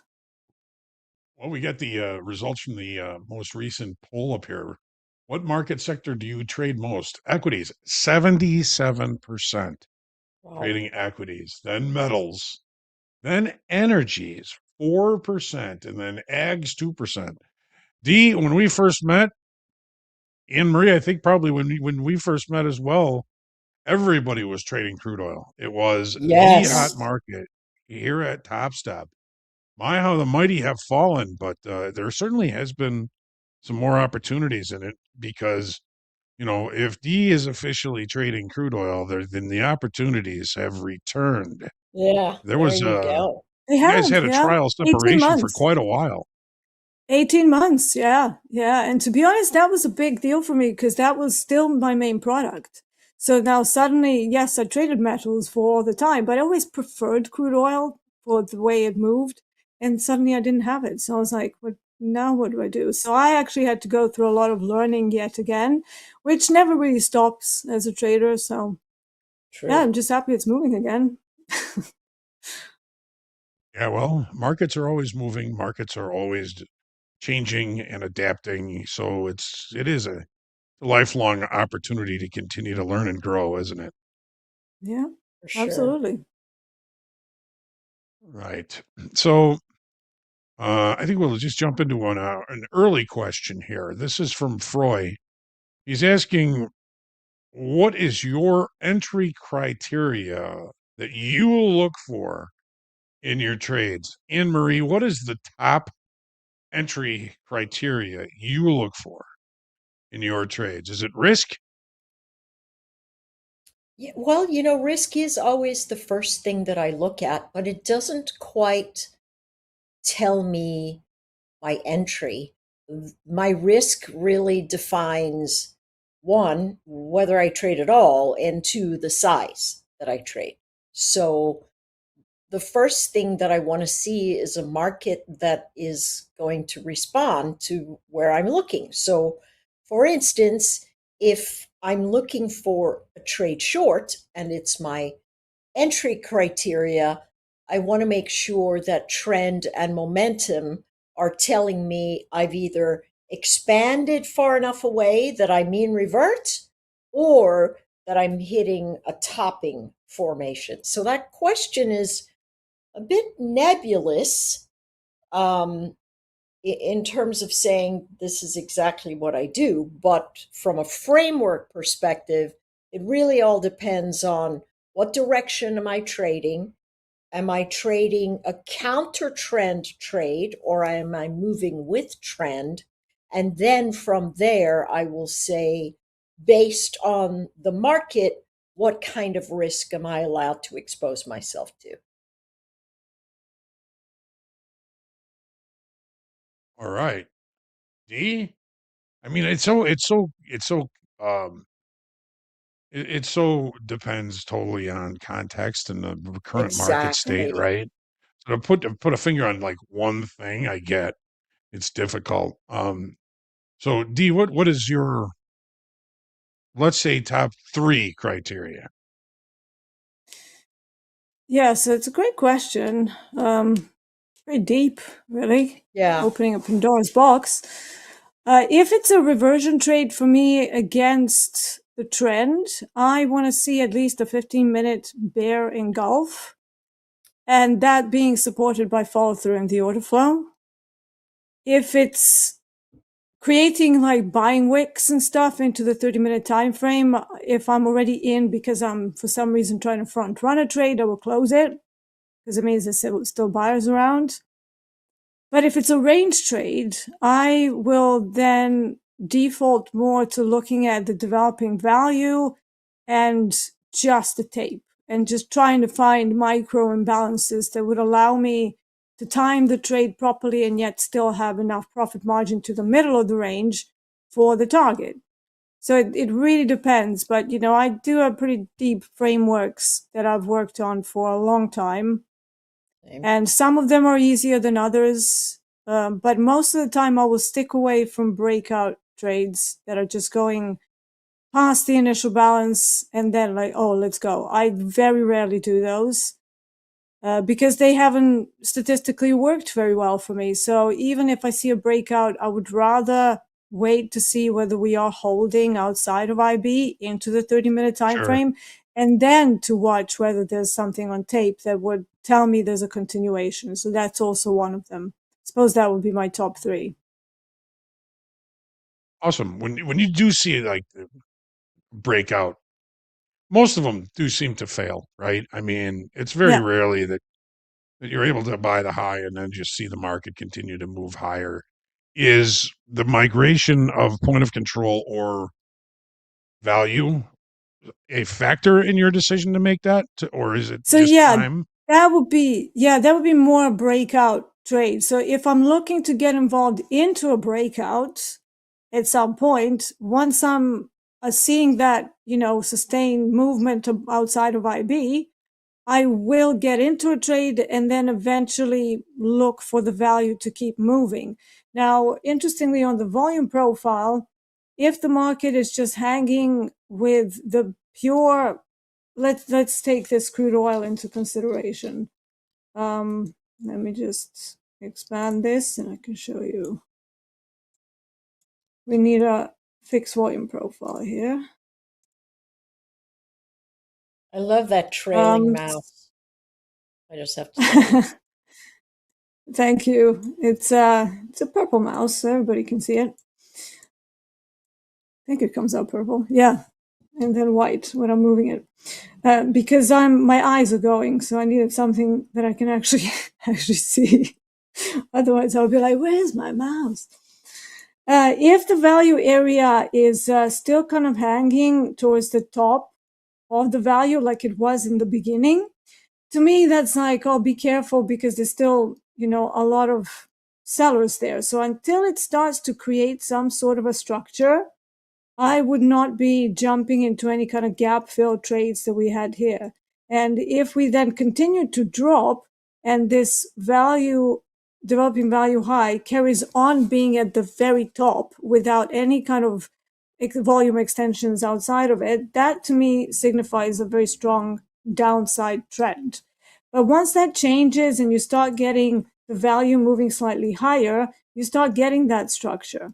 So that's like one indication that maybe there's a reversion trade happening. And today that happened during the initial balance range, but it also happened right around the average session range low. I wasn't in that. I was watching it at one point, and then I went to have a nap because I was trading Asia. I was knackered. But right now we are seeing the extension to the upside. I wouldn't do anything with this until we get to smack into the 100 area, because that's where I have sort of the larger monthly options gamma wall. I know that Mental Q has got it at, I think it's in 99. No, 99, but that's the 0 DTEs. So I'd like to look at monthly options. And until it hits that, it means that we're still kind of in the middle of nowhere. And to me, this is a coin flip. But if we get anywhere near 100 and then we pop it with some kind of a sweep, and then I might have a setup there. But, the value area right now is fairly neutral on the volume profile. And that would kind of keep me from going into this late breakout trade long, because I think it's already run away. So there's definitely some cases where the developing value can help. But crude oil is always like a double-edged sword because it goes up, up, up, and up, and then in like a nanosecond, it just rolls over and just just There's your time makes, trade. A jump off a cliff. Crazy Yeah. moves. And I know that about crude oil. So it's like, yeah, you come to expect it and you come to shy away from something that looks like a very nice trend. But yeah, developing a value moving can be a good indicator of a potential trend or lack thereof in certain situations. Excellent. Thank you for those wonderful answers. We're going to take a brief break here for a little bit of a news lead. And according to the AAA, there will be a record number of people traveling over the Memorial Day weekend. Gas prices and flight prices, which one's going to win? Let's bring in that link. Let's bring in that news. That's right, Hogue. A record 45 million Americans are expected to travel for Memorial Day weekend. AAA projects nearly 40 million people will hit the road, making road trips the most popular option again this year. Despite higher gas prices, travel demand remains strong as many Americans kick off the unofficial start of summer. More than 3.5 million travelers are expected to fly, with airfares down about 6% for people who booked early. The busiest traffic of the holiday weekend is expected Thursday and Friday afternoons, while Sunday is projected to be the lightest day on the roads. The Memorial Day holiday weekend is 5 days from Thursday through Monday. Is 5 days, Thursday through Monday. Sound a little off, but you get it. You get it. Yes, we got you, JD. Thank you. Thank you. I'm probably going to be staying pretty close to home this Memorial Day. I've done a little Same. bit of traveling of late, so probably going to do a few things around the house, maybe have some friends over, do a little grilling, and do a little relaxing for Memorial Day. I don't know about all of you, but we've got a new poll up here. What is your favorite type of trade? Is it a range trade? The Dolby special? Is it the opening range breakout trade, the directional or the zombie mode, or the failed upside auction? That says Hogan. It should say D. D. I think D is the one really that coined the nickname of that opportunity. I always just call them selling tails or buying tails. But D was the first one I said, hey, we could call that a failed upside. She has wonderful names for a lot of her setups. Strength inside initial balance, the Seeb trade, or the Weeb trade, failed upside auction, failed downside auction. He's got all these You have auction fade. Don't forget the auction fade. Yeah. auction fade. Yeah. Auction fade. You have no idea how surreal it is to me. You are my mentor. You are my long-term friend at this point as well for what, 11 years now. And just to hear you, talking about some of the things that I came up with in my little observational thing, it's just so surreal to me. So thank you. Well, you're a very smart, very good, very wonderful trader, wonderful coach. You're just. I remember, when we were doing the market profile strategy lab, that was like 5 o'clock in the morning, Chicago time. You were just always on everything, asking the questions. It was a delight to have you, and it's can't tell you how pleasing it is to me to see how far that you've come from all of that. Thank you. All of that. It's in great part because of you, because my market profile knowledge at the time was kind of basic at best. And then when I joined the market profile lab, I got the opportunity to pester you with like a whole bunch of questions that you say that you were like, oh, great. But I'm sure I was the annoying student who asked way too many questions. It's like, but what about this? And what about this? And what if this happens? And you were just answering everything with such professionalism. And, I will forever be grateful for your time and the knowledge shared. Well, and you should. They were all really good questions, and just having you in there asking those questions, I'm sure, helped everybody else that was in that It strategy always lab lifts benefit everybody's from game. those I hope questions. so. I Yeah. hope so. Yeah. Absolutely, it does. And it's rewarding as a coach, right, Hogue? I'm sure you were Oh, yeah. like, oh, somebody's actually paying attention. Yes. Yeah, that's right. Because sometimes we're doing 100%. all these That's these right. streams and Discord stuff, and it's like crickets. And you can see like 60 or 80 people in Discord, and nobody's asking questions. It's like, hello, is anyone there? And they're all just Anybody like listening. here? It's like, no, you guys ask questions. Come on, that's what we want. We want interaction. For sure. All right. Speaking of asking questions, this is a very market generated question. It's Citadel Quant. We see Citadel Quant in the chat quite often, and thanks for sending in the question. This is actually from Friday, but it's still relative. How has your market outlook changed from a week ago today, from last Monday? And I think we're probably, of course, talking about the equities. D, has your kind of market outlook changed in the equities since Monday, just looking at what's happened in the last week? I mean, let me have another look here because I've looked at ES this morning. I just saw that we're going into, more sort of weird rallies that kind of pop the highs then slow down. So not really. I mean, I'm not really a core equity trader. I do track them and I do trade DAX still, even though I haven't traded DAX that often in the recent year or so. I still maybe do like a couple of trades in DAX, whatever I can, per week. But yeah, I mean, it all feels like they're hanging on the resolution, and then it has an effect whenever they get a sniff of any sort of a deal. But ultimately, nothing much has changed. We've had pretty decent earnings that brought us into yet more all-time highs.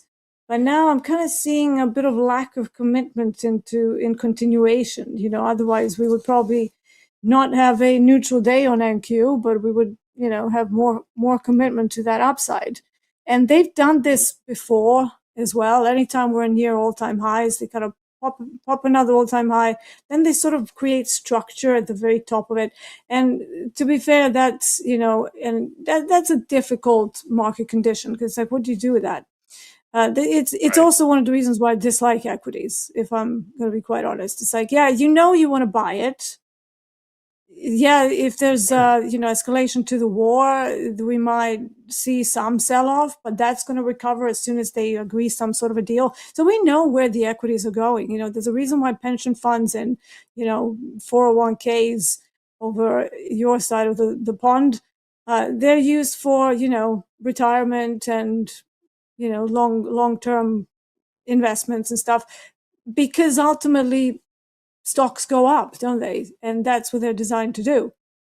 But from an intraday perspective, I think we're getting into some waters where it's quite a lot of skill is required to figure out what's happening. So I saw someone in chat, Dolby and Jay were discussing how is it a failed auction in NQ, and it actually isn't, because we have a neutral day type.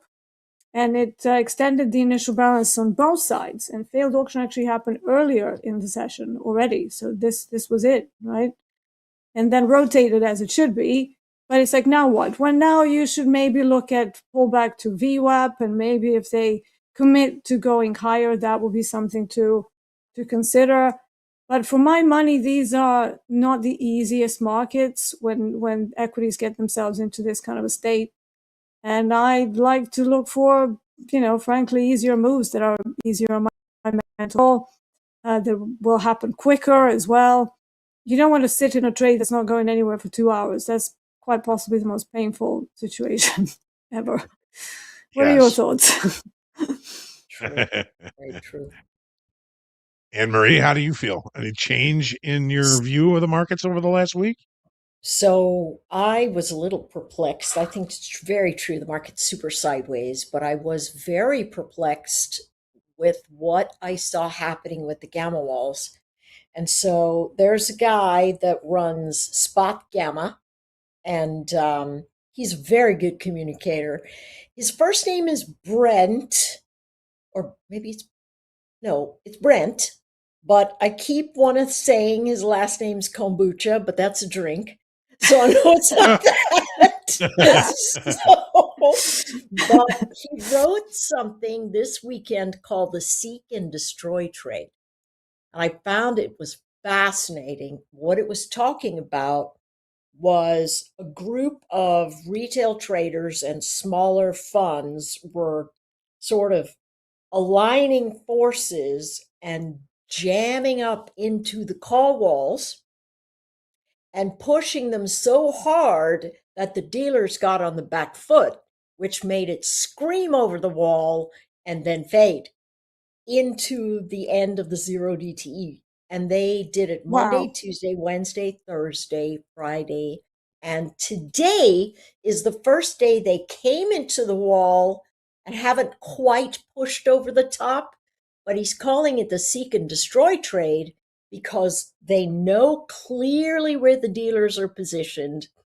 They get in the morning, and as long as it's holding, the high volume area of the prior day, they just jam all those calls in and force the dealers up into their own wall and then shove them past.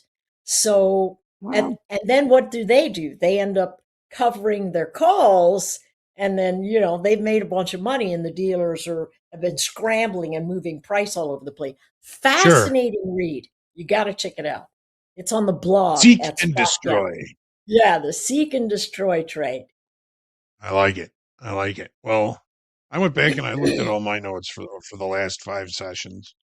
And as far as the equities are concerned, all of them start with momentum buyers, momentum buyers, momentum buyers. There were a couple that said, okay, we've trapped a whole bunch of shorts today. Look for momentum buyers later. Exactly. Look for momentum buyers later. Yep. So far, I don't see much of a change in my opinion of these markets over the last week. Let's see. Yeah, I mean, it's all It's crazy. top of the line, every one of them. Momentum buyers. And then 2 of the days, okay, pullback, added shorts for us to eat. So we've been eating the shorts that have been coming in on the pullbacks, and momentum buyers have remained in control. Yeah. Well, everybody's talking about, okay, when's the blow off top? Who knows? Exactly. Who knows? Not All right, today. The last poll that came out, the favorite was the zombie. 28% opening range trade, 26% failed upside auction, 25%, and range trade, 21%. Pretty split. So just about in quarters. If that were a pizza, we'd all get an even slice. That isn't pizza. Even slice. Pizza. I could eat some pizza. Yeah, same. All right. I like this question. Should algo trading be legal? I feel that algos are responding to headlines far too much and far too fast and creating unnecessary movements at nearly uncontrollable frequencies. Should they be legal? Anne-Marie? Well, as an algo trader, I'm gonna have to say I was gonna start to say. Don't think you're We talking might be to the wrong impartial audience. individuals here. I know. Yeah. We might be the wrong audience. I love the algorithmic trade. One, because I do it, but 2, even if I didn't do it, I can understand their footprints very well. And when algorithmic, a lot of times when we say, hey, that shouldn't be fair, or that is skewing price, all of that's true. The fact of the matter is, it is what it is. And what we have to do is just figure out what's going on the playing field. If you're playing a team, yeah, well, not so much join them, but just figure out what they're doing. So, it's like getting on a field. Let's say you don't scout the next team you're playing in whatever sport that is. You get out on the field and all of a sudden they're doing things where you're like, oh my gosh, they're going to kill me if I don't figure out what's going on. So you call a timeout, you take a look at film, and you go, oh, okay, I see what they're doing. Because you just have to look for them, and then you can adapt, either saying, yes, I'm going to follow them, or I'm going to wait until they decide they're going to go do something else and I'll just hang out there, or I'm going to wait until I think they're showing that they're exhausted, and I'll go in the other direction. Right? It's not embrace volatility, embrace irrational moves, embrace what's actually reality so that you're able to cope better, rather than And I know that's kind of fierce for me answering this question to whomever. I don't mean to be fierce. What I mean to say is, it is what it is. It creates irrational motion. But even before we had that, we didn't have algorithmic trading in the 1987, and look at what happened there. So it's the human condition. We're gonna find a way to gum up the works.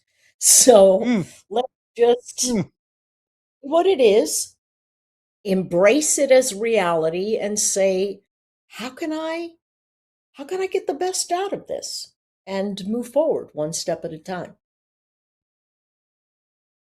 I like that. You know, if you're talking about like high frequency traders, there's nothing you're going to do. You're going to beat them as an individual.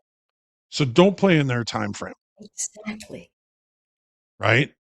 So if you're concerned about them, then play in a longer time frame because they do affect price, but probably in a lot of smaller ways. At least the HFTs, some of the bigger algos are probably in the market for a little bit longer, and they're a little bit tougher to to fish out, I would have to say. I don't know. What do you think about that? How do you feel about like HFTs versus a longer term algos? Yeah, so there was a lot of criticism. So I've been trading for almost 20 years now. And when I was first starting to trade, there was a lot of criticism about these new HFTs that are, starting to affect the market. But all I saw that they did is actually increase the liquidity because they were trading, a lot. Obviously, they're HFTs. So I didn't really see them as negative, but at the same time, I think this trader is asking more about these tape bombs that we get, and those are kind of news algos. But what you need to understand is that like 75% of all trading, doesn't matter whether you're aware of it or not, today is done via algorithms. So it's not like most market makers are sitting there. A lot of the market makers have their systems pretty much automated at this point. And it's 75% of all price action that you're seeing will be algorithmic trading. But like I said, I'm going to guess that we're talking about news where they pick up on these news events and then they immediately plow enormous amounts of size into a market, ergo the tape bomb. That you can't help, right? So if you just stick to the technicals and do your best, maybe keep an eye on financial juice just in case something comes out. But you can see as they're starting to move.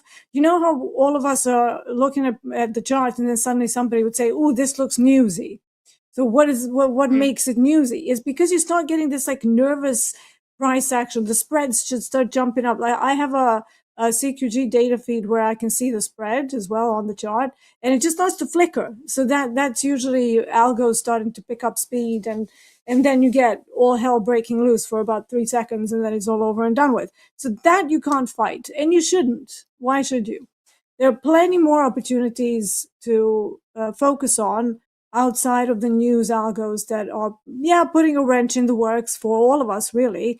But at the same time, I've had a few of them that worked in my favor. So I was sitting in a semi-swing trade, and it just smashes in, and suddenly my target is there in literally like 3.5 seconds.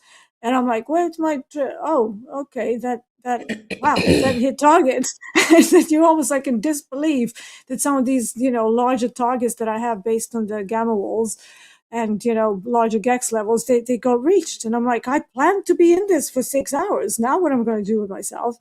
So then you have to, you have to try and not touch because your job is done at that point. Yeah. So there's good and bad, obviously, but I don't see them as negative, and I don't think we should be using them as an excuse as to why somebody is maybe not profitable yet. It won't be the algos, I can promise you that. It will be other things. Maybe you're oversized. Maybe, you should be able to absorb a tape bomb without too much pain. Yeah, it's going to hurt, but just try not to lose an account when it's happening. So maybe don't trade 3 NQs, just an idea. Yeah. We got a fun fact. Let's see. Coming up here. We got a poll. Deanna played in a rock band. What did she do in it? Now, there may be more than one right answer, so I think Yeah. two answers may be right in this. I could be wrong with that, but Yeah, that's what I was lead thinking. vocals, played the alto sax, drummer, bass guitar, or all of the Oh, above. God. I think she probably play all of the above, but what did she do in the Yeah. band? And we've Yeah, got let's see. another Let's see. news lead in here. A popular education program is reportedly fully back online and available for use following a cyber attack late last week. Cheryl Hubbard is more on how students are reacting to this. Let's run it. You're kind of like, what the heck is happening? As a senior graduating, you're really unsure of like, I thought I was done. UMass senior Sean Belton said he thought That's he'd my finished son's- his coursework. That's until he received an email about the Canvas data breach. All of a sudden, finals are moved until Monday. The widely used cloud-based learning hub has more than 30 million active users worldwide and over 8,000 institutional customers, including Georgetown, Harvard, and Columbia universities. All my classes are on Canvas, so anything from assignments to announcements to homework to grades, it's on Canvas. We do use other software, but sometimes they're also attached to Canvas. Thursday, while scores of students and teachers were cut off from essential classroom materials, one student jokingly made a plea directly to hackers to let her download study materials. To the people that hack Canvas, if y'all could unhack it for like 5 minutes, 2 at best, 2 minutes is all I need. Some schools reported a ransom note on their Canvas homepages. The hacking group Shiny Hunters claimed responsibility, saying it had stolen the data of 275 million individuals and demanded ransoms to prevent data leaks. Instructure, the parent company behind Canvas, said Friday it shut down accounts exploited by an unauthorized actor. It's reportedly the second breach of Instructure's Canvas platform this month by the same hacking group. I think that the teachers will be going back to using pencil and paper. I'm Sherelle Hubbard reporting.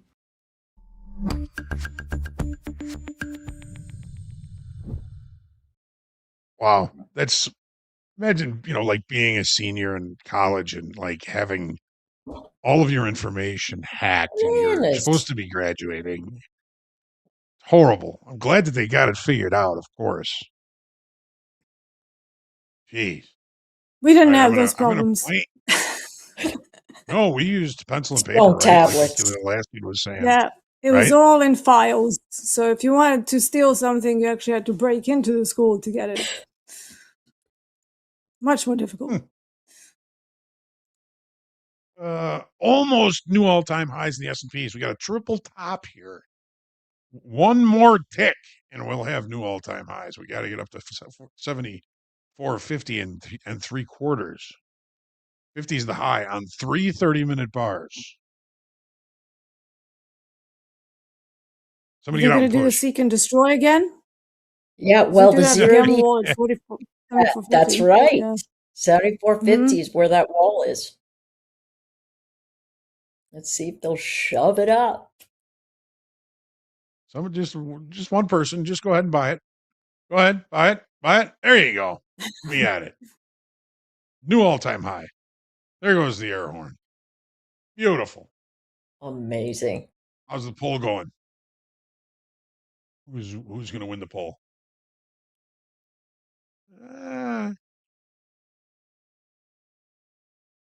We're getting there. Get your answers in. Get your answers in. I love this quiz. Your career depends on a right answer here. This will go on your permanent record.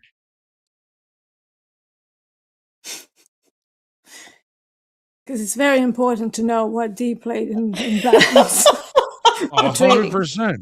Can't move. 100%. That's funny.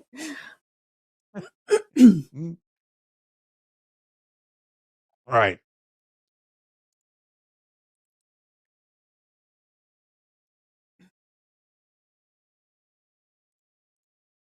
Alex wants to know, when should you scale up your trading? Scale up your strategy, and how should you structure it? Like increasing size, doubling size, etc. Alex, I think the biggest jump in the biggest single jump in risk that you should take in your trading career is going from one contract to two. It doubles your risk. But as far as timing is concerned, how long have you been trading? How long has your strategy been working? Has your strategy withstood the test of time in different start market states and different contexts? I don't think doubling size, other than going from one to two contracts, is the right thing to do. But it's something that I think people do too quickly, and you should be happy trading your strategy when it is successful for as long as you can possibly stand it. Build your account and then add a little bit at a time. D, how do you feel about this? Yeah, so now we have micros. The jump from like 1 to 2 micros is not nearly as scary as it used to be from 1 to 2 minis, and you didn't have any other options. Now, if you want to go from, let's say, 10 micros to 20, you can do it in gradual steps, 10, 11, 12, 13. So, it becomes a little easier. However, for me, I usually like to kind of look at 2.5 grand of buffer as a way to add 1 micro. So that seems to be pretty safe, and it doesn't derail your hard-earned profits up until that point. And yeah, that's kind of how I tell people to scale up. You generate 2,500 buffer, you can add 1 micro. If that goes well, then obviously you have to wait until you have another 2.5 grand, so 5 grand. And I just have those milestones. Anything before then, I've heard people say, oh, you can add, a couple of micros for every 500. I think that's ludicrously quick. And I think that, it's just not enough profit buffer, especially if you've been grinding it out on 1 micro and, you're making, $100, $150, $200, $150, and then suddenly you go to 2 micros when you generated 500 profit. That's going to disappear so quickly because everything doubles. That's what Hogue says in regards to doubling. And that is the hardest step, right? But if you're somebody who's like more into swing trading intraday, looking for bigger chunks of the moves when they're available, that could be a bit easier, but you should still wait, excuse me, for the 2.5 grand buffer for me personally. And that's how I coach everybody. All right. Thank you. Anne-Marie, we're going to get your thought on this in a second here, but the poll is in. Who was right? D. So the poll is kind of split between lead vocals and alto sax. Now, yes, I did some lead vocals, but most of the time I was the instrumentalist. So I was the alto saxophonist, and then in some later years, an electric guitarist as well. So yes, the poll was pretty spot on. But if I had to say just one answer, it would be most of the time I was a sax player. So well done, everyone. Sax player. Yeah.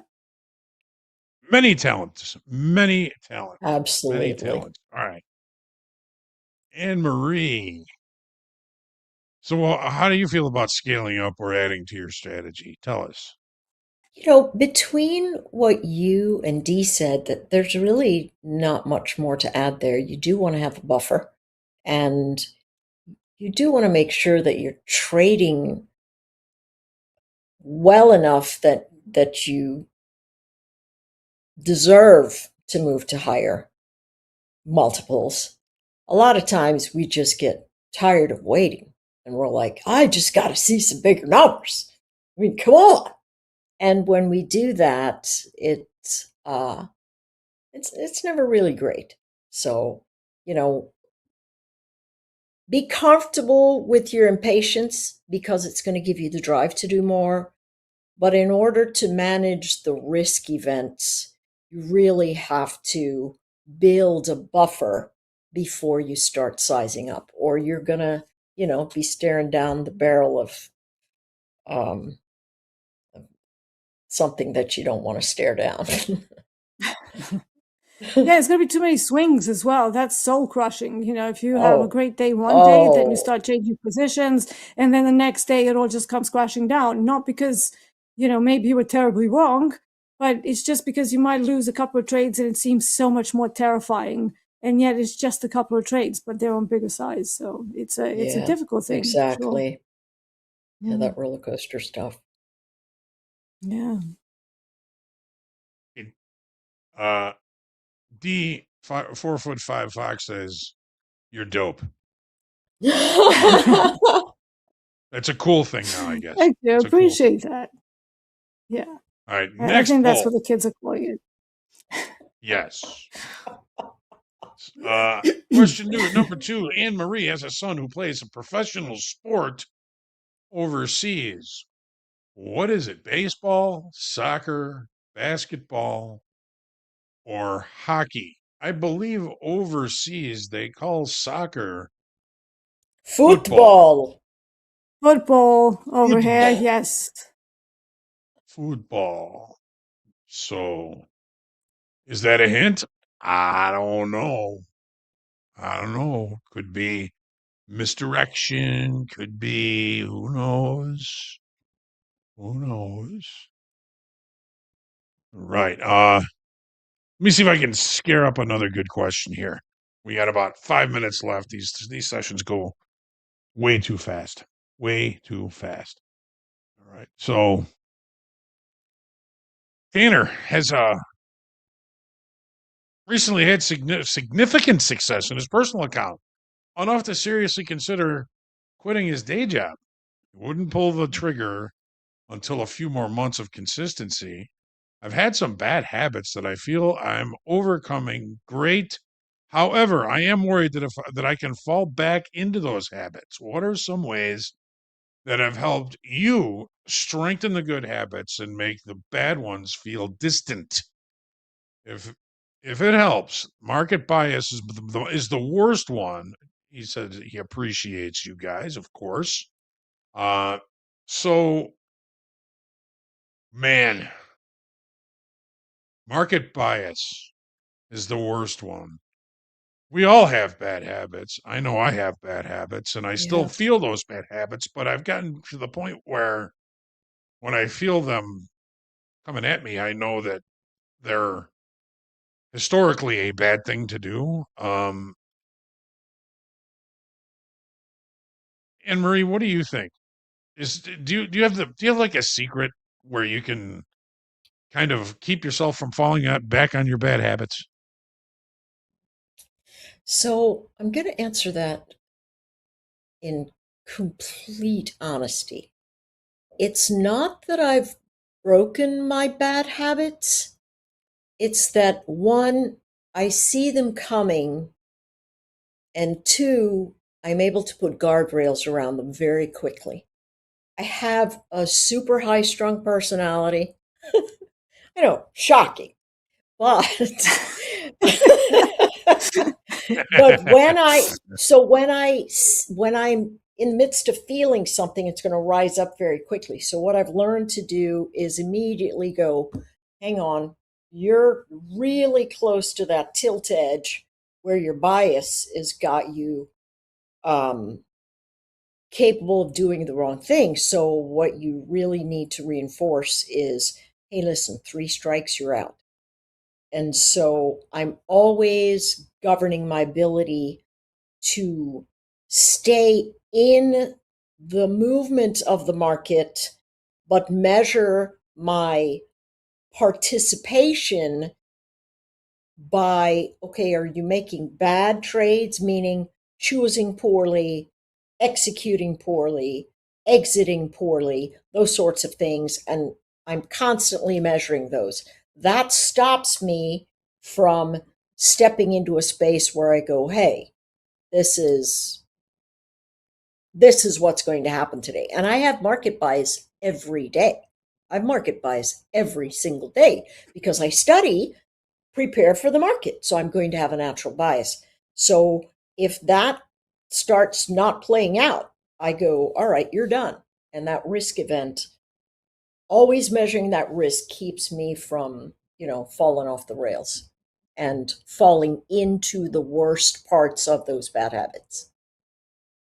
So when it's the devil over here going, come on. Oh, yes, Come on, take the trade. absolutely. And then there's the other side. Absolutely. You Yes. know better. Yeah. Take the trade. Hey, Yeah. you Exactly. know better. You let the angel Now win a war little bit more, starts, right? I'm out. The second the And then you're out. mental battle starts, I'm out. Do you have those angel and devil on your shoulders when Yeah, it but comes not for the to? market bias. I do, not for the market bias, because obviously trading crude oil for so long, you can't have a bias in that market. You just have to see what it does and just go with the flow. And that's why a framework is pretty important. But mine is flipping and flopping around the same area on the directions. So I go long, I go short, I go long. As soon as I do that 3 times, I get this little voice in my head. You're flipping and flopping like a fish out of water. What's going on? And then I go, ooh, this never ends well when I start doing this, because you dig a hole on both sides, right? And then that's my cue to just stay back and to see whether maybe I can wait for a little while. And I force myself to wait for 30 minutes to get more data. And then, it either becomes obvious that there's no trade there, or they finally make a move and make a resolution of whatever mess they're creating. And that used to happen to me a lot on range days in a tight range. So I would be going for like either breakouts or, breakaway trades, or just expecting that the larger move is going to come, and then it would never come. And by then I would be like long, short, long, short, long, short. Before you know it, you're like $3,000 in the hole, and you're like, what am I doing here? But over the years, I've learned that the 3 times flipping and flopping in a short space of time, I've tracked that as a mental trigger for me. And every time it comes up, I immediately just stop myself. So we all always have bad habits. As far as quitting your job, I would say have at least 2 years of savings that will comfortably cover your bills. Otherwise, you're going to find yourself doing stupid things, and suddenly, you start making money. You start spending cash that is not in your account yet because you've made money, but you haven't withdrawn it yet. There are learning curves to this experience.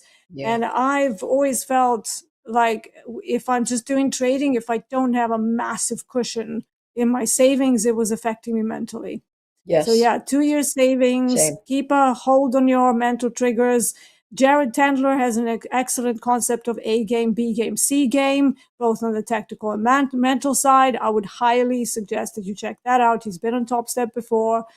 And yeah, so just try to get better, and hopefully it all works out for you. You can do it. Don't let anybody tell you it's impossible.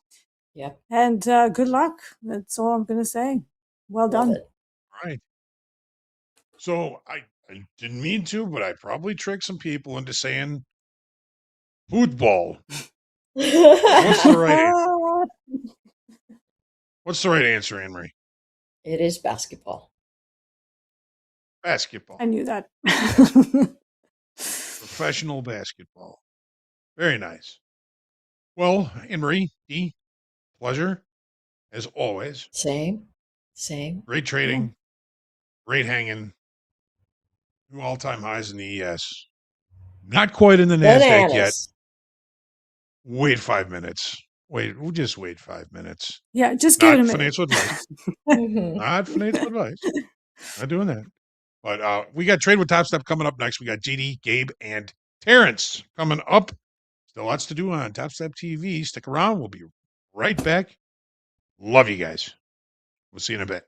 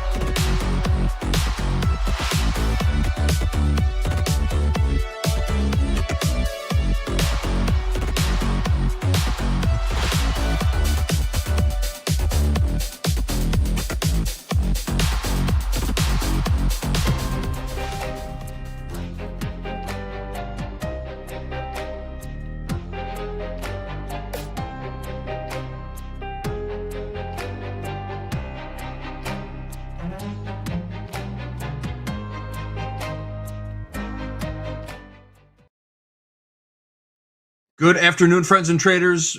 We're back, and welcome back to Topstep TV. It is time to trade with Topstep. It's the 1 o'clock hour, which means we bring a guest in and we trade it up, going into Power Hour. I'm JD, you know Gabe over there, and we've got Terrence back, our new favorite friend from Texas. What is going on, everybody? Terrence, how you doing today, my man? I am doing well, thank you. I appreciate the invite back. I'm looking forward to getting some ticks here on the chart. And gentlemen, start your engines. Let's go. Let's do it. Ticks on the chart. I love it. Gabe, how you feeling today? You ready to get into this? Man, you know, I'm feeling great. Had a good weekend. Spent some time with the family. Saw my mom for Mother's Day. I got the Wild game, Game 4 tonight, back in St. Paul against Colorado. It's a good night. It's a good day so far. You're not in St. Paul, are you? 450. No, I'm in Tampa, but okay. I got Minnesota blood in me. I thought for a second you were going home for the game. All right, just checking. No. I wish. Gabe, are you really in Tampa, Florida? I am in Tampa. Now? Yes, How sir. Hilarious. All right. A wonderful place to be. All right, right before we started this segment, Gabe and Terrence both got into positions in the NASDAQ and micro NASDAQ, respectively. We've got Gabe long from 29,450, one mini NASDAQ. Terrence is in one long one micro NASDAQ, 29,449. So about a point apart. What were you guys seeing on these charts? Why'd you want to buy it right there? You both got in like right at the same time. Terrence, why don't you start that off, my friend? Sure. I was listening to Gabe chat about his entry point, and I noticed it was right near the boundary of the IB high. So I thought that was a great place to get in, and I did. And it is moving on up. So I'm up about 10 points. Yes, 15 points. There you go. I'm happy. Gabe, anything you want to add to that? What was your what were you eyeballing right there? Sort of in the same ballpark? So what I was just really noticing is I know that we're at all-time highs, right? So in this market, I know I get burnt going short more often than long. And I just looked at the behavior that we had. We had a pretty good sized sell-off coming into about 11:30. And then we ended up finding a way to bid back above IB highs. We broke below that 430, 429.5 is the IB high, NASDAQ here. Found a little bit of a kind of a structural shift take place under there from like the 370s, 380s.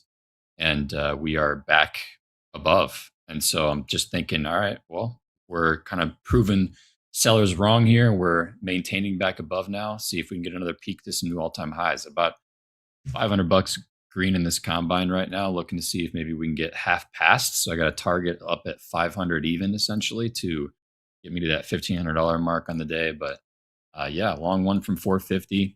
Got to stop right below 420. Shout out to Eddie. And go from there. See what we do here. Amen. Shout out to Eddie too on my side. Shout out to Eddie, indeed. I just heard somebody's Phil. I jumped in. I bought a stop. Yeah, I bought one more, so I'm in two now. Okay, excellent. What's your average price, Terrence? 458. 458. Got it. 29, 458. 75. Adding to winners. Sorry. That's what we do. Sorry, 475? Yeah, no, it's 458.75. Sorry. Oh, gotcha. It wasn't totally accurate. I was lying to you. I believe you. I trust you. All right, we are tapping on the ceiling of new highs in the S&P right now. Last trade 74.52. Current high 74.54 in the order 74.54.75. So we're just about 3 points away from another new all-time high in the S&P. Let's check in on the tilt real quick. See what the consensus of our top step traders is. ES, we got 54% short. NQ, 54% long. Crude oil, 53% short. And gold, 59% long. So pretty flat in the equities and crude oil. Gold is ticking up to the long side, 59% long in gold. All right, guys. Just bought in a silver, an SIL. Ooh, silver. You're mixing it up. Oh yeah. I don't know why, but I did. and I'm going to add to it at 86.38. I got in at 55, 86.55. Looks like it might be headed to the top of the range at 86.79. So people You were wanna hear talking today. something? Sorry. Do I want to hear something? Yeah, let's hear it. Something really weird. It's almost like Twilight Zone. Every time I have been on with you, JD, I have been within 20, 30 points of the all-time high up to that point over the last 4 or 5 weeks. It's been so Really bizarre. Well, I guess that would happen when you're hitting new all-time highs every single day, right? I guess so, yeah. It I goes thought with it the was territory. me. I thought you'd have to have me back to hit all-time highs, but okay. All right, you want to frame We'll it do that it. way. That's fine. We've got the air horn ready to go. We'll hit one in All this right. segment. I can't guarantee it, but it looks pretty likely we're going to hit a new high in this segment. So, Terrence, you jumped That is into a not silver financial trade. advice, by the way, JD. This is not as financial always. advice. This That is- is not a yes. guarantee. There are no guarantees in the market. We may or may not hit new all-time highs, but it looks that way. Yes, yes, yes. I thought I made that Your money clear. is at risk. Thanks for jumping in there. So, Terrence, jumping in the silver market, have you noticed any type of divergence in the correlation between gold and silver today? I heard some rumblings about it. Are you watching those two markets side by side? I do watch them side by side, as you can see on my chart. I find it correlates. They don't always track the same range, but what I do notice is that silver is kind of like the middle child between MNQ and gold. Gold will do something crazy, but MNQ is rising, and so silver doesn't buy the nonsense that gold is playing. And then the opposite. But there's definitely a correlation that I do watch because I think you can kind of get a heads up from whatever gold is trying to do, and whether silver buys it or not. If they buy into that or not, that's the question. That is the question. How's it feeling right now? Are they buying into it? Right Pull up a now, gold gold chart. looks like it just hit the on a 1 hour chart. It just bounced off the. It just bounced. Oh, I'm sorry. Gold I have it on a 3-minute chart. It just bounced off the VWAP, and I'm down a little bit on the silver, but I'm about to take a second contract, which might bump me up or stop me out in a few. I don't know yet, but it looks good so far, except for gold is now starting to lose some steam. Yeah, just a little bit.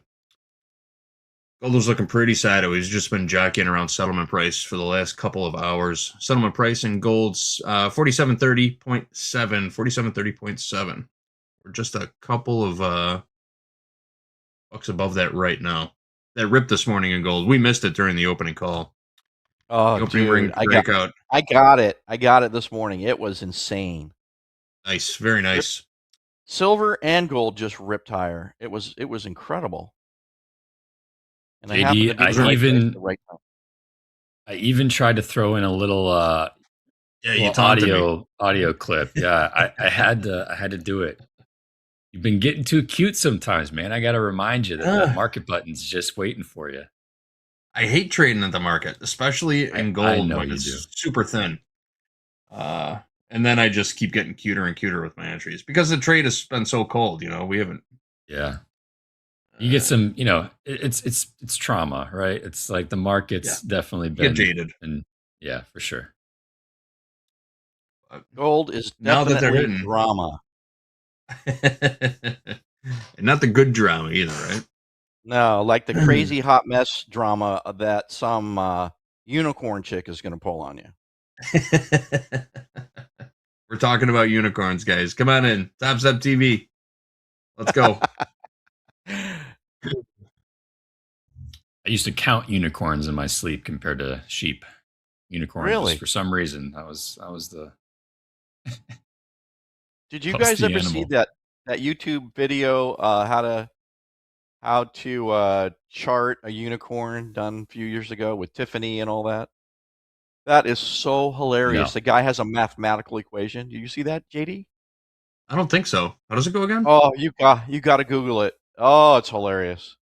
I can't think of the name of the guy, but he had a chart.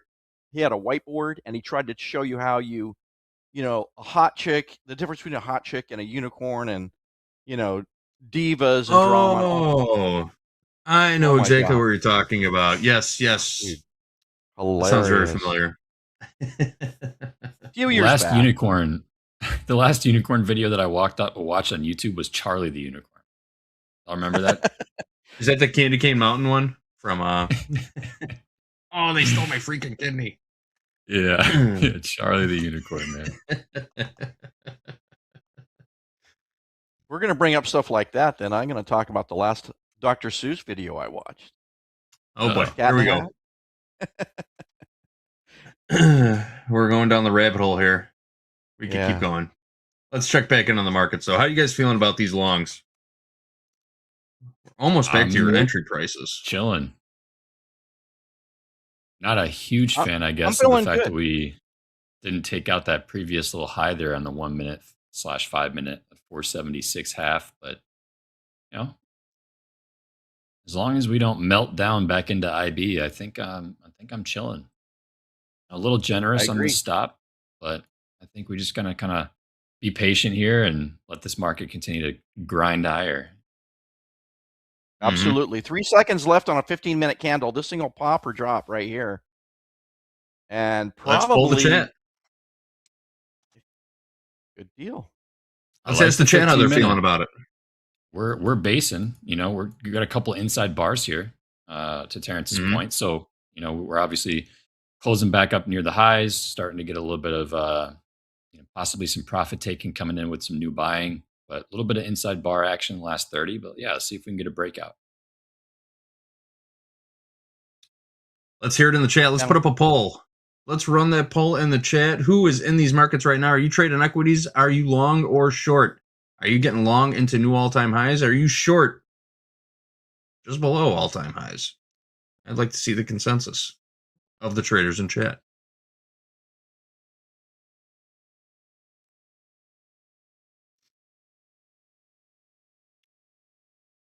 Couple People answering in the longs, chat. couple Nice. shorts. Rome. Couple longs, couple shorts. Yep.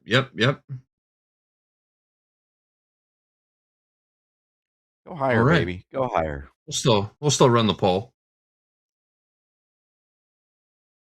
Mohammed was long Oh. ES, now out.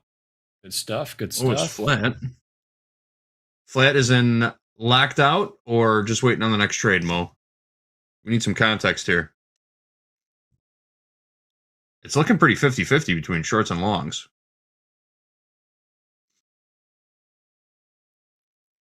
Moon's a short on gold. Take a look at that gold chart one more time. Just hovering right above settlement price. Just mentioned this a second ago or a minute ago. 47.3070 is settlement price in gold. We are just above that right now. Terrence is long, NQ, and silver. Any change in those positions, Terrence? You still digging them both?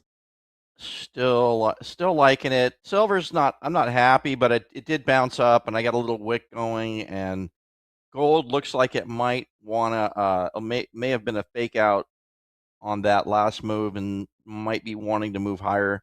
I see a little more green under it right now, so I'm hoping that it takes off here like it did this morning. Yep. Green on the screen. That is what we're looking for. This is almost the identical setup I got this morning. It kind of dropped below the, I think it was the 50 or it was VWAP or something. It just tagged it, and I was going to sell it, and then I didn't, and I bought a stop, and it just blasted higher. It must have been, you know, wasn't my skill. It was just I was in the right place at the right time. Yeah. What kind of slippage do you take on a stop entry in silver?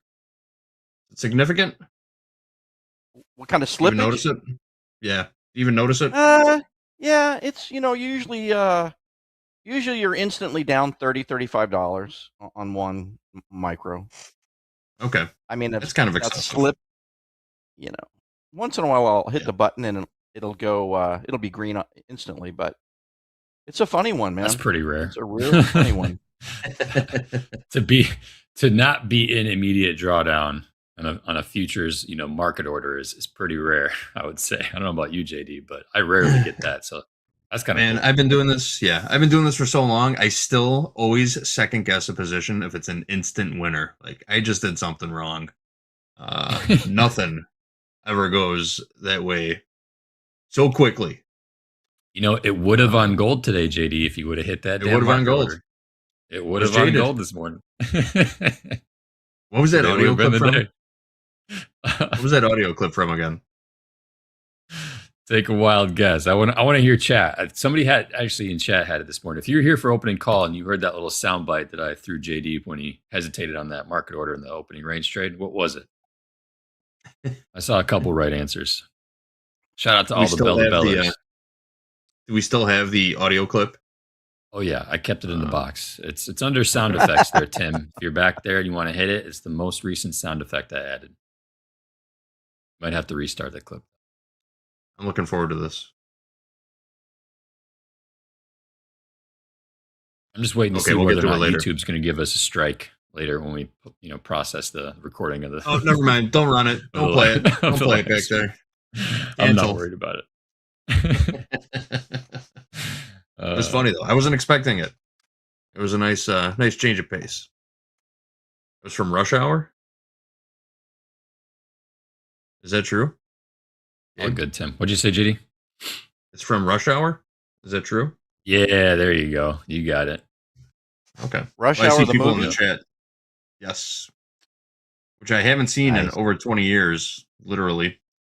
And I did not recognize that clip at all. So obviously I wasn't paying too much attention last time I watched it either. Uh-oh. Back Trump on the horn here.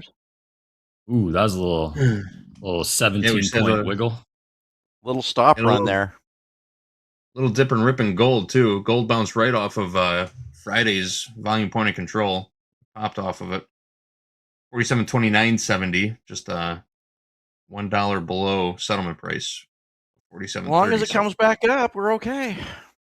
Yep. We're That's good. all we're asking for. Just keep ripping. Just rip. I'm gonna start I don't calling mind them those little tape tickles. I think Ah, tape tickles tape sound a little tickles. tape tickles Okay, sound a little bit tickles. funnier than a tape wiggle. Who's tickling the tape over there? Get your hands off. All right. Let's I call those. have a contest. I was calling those peekaboo drops, but tape tickles much better. Peekaboos. Oh man. Let's see who can come up with the most uncomfortable name for a wiggle. Tape scratcher? I think a tape tickle might be better.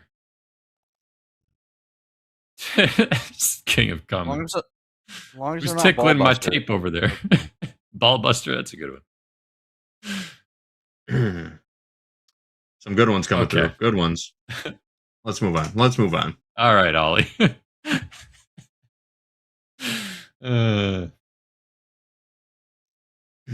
Gold is just hanging out at the 50 EMA, but it's been there so long, it just feels like it's going to pop higher. I mean, it has been there literally for 30 minutes, 40 minutes. And everything wants to go higher. It just wants to. Yeah. And you think silver's going to follow along with it if gold rips? I really do. I've got a nice long wick on it now, and I'm hoping that pops me into a buy stop where I can average out the negative and go higher, hopefully up to it would be great at 86.79, but even if I can just get up to the last high, I'd be happy. Mm-hmm. That'd be $100 or two. Excellent. Nothing coming across the news. It's been pretty quiet on the news front for the last couple of hours. The last real quote we got was, I guess it was just a couple of minutes ago from Press Secretary on the Trump-Xi talks. We can expect more good deals for the U.S. Just a couple headlines coming out on the meeting between President Trump and President Xi of China later this week. That'll the be a market good moving one. though. It should be. It's on the 15th. They're going to start on Friday and Saturday. You know, it'd be a No great idea thing yet. is to ban the news day, have no news for one whole day. Just nobody. We don't need to hear it. One day. What are we going to miss? You just turn it off if you don't want to. Well, that's true. Dude. I didn't think that through, did I? Uh-oh, here we go. Something's bouncing now. Something bounce down again here. Gold is trying to play some games. What's the NASDAQ 13th to the holding in the 15th? 60s here. I like the fact that we reclaimed 60 right after that little retest of 50. Let's see if we can stay above 60 and get a little continuation to the upside here through these mid 70s. Pop that little previous high. We'll have enough money to buy one of those mini cattle if we, we pop up over 77. You guys want to hear a funny story?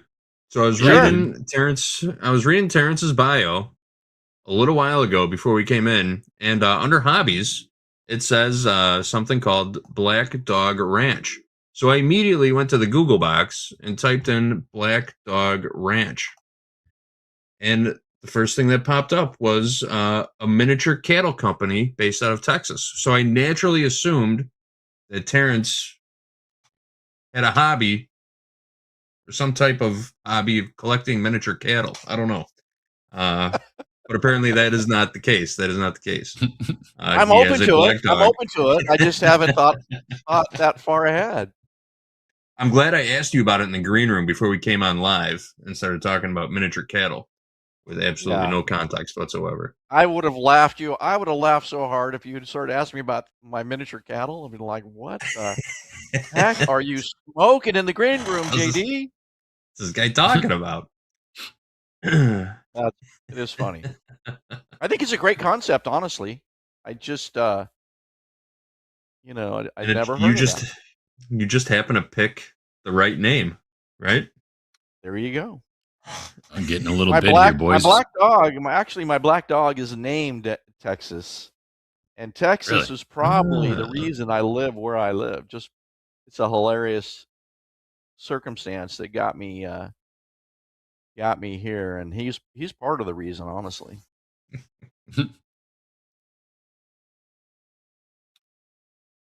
What are you seeing, Gabe?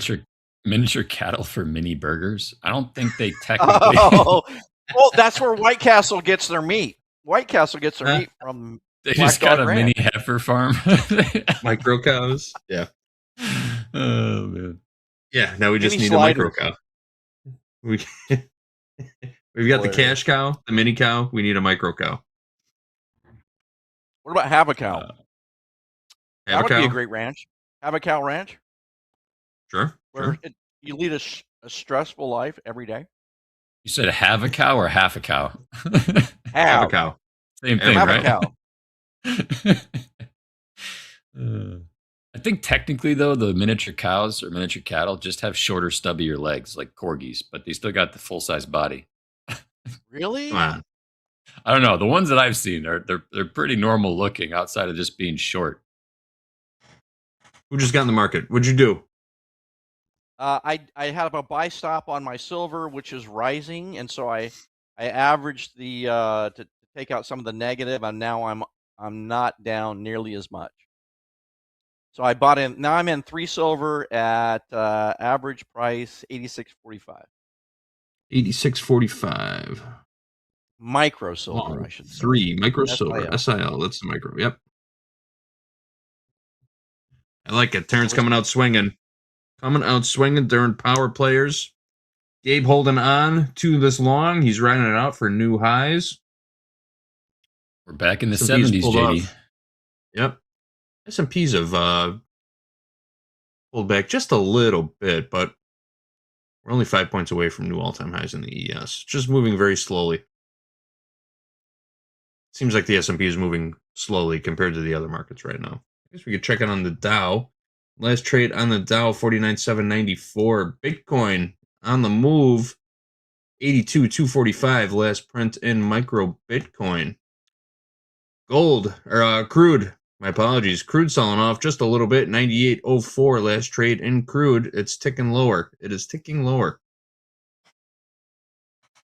How many different markets do you trade in a day? How many different markets will you trade at one time?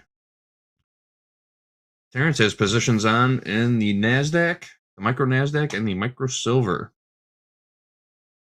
I suppose it's all a question of your appetite for risk. Two's What's the about max my number limit. of 2? 2 markets is Terrence, about what's where my brain can split, and then I just get overwhelmed and I start overthinking all Yeah, my that makes sense. positions.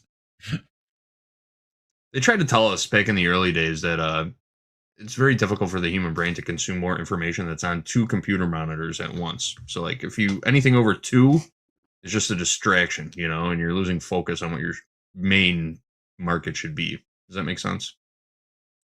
It does. Nobody It does. listened though. Everybody went for the biggest setup possible. All right, What's so the I had most a good markets? buy-in lower Yep. on silver, and now it's trending higher. It's at 48, and I think I'm in it at 45. And Gabe's oh, there goes silver. Hello. Nice. Nice pop on silver. There goes gold. Mm-hmm. There you go. And Gabe's good tip on MQ's got me positive on MNQ. Good hour. Making money all around. I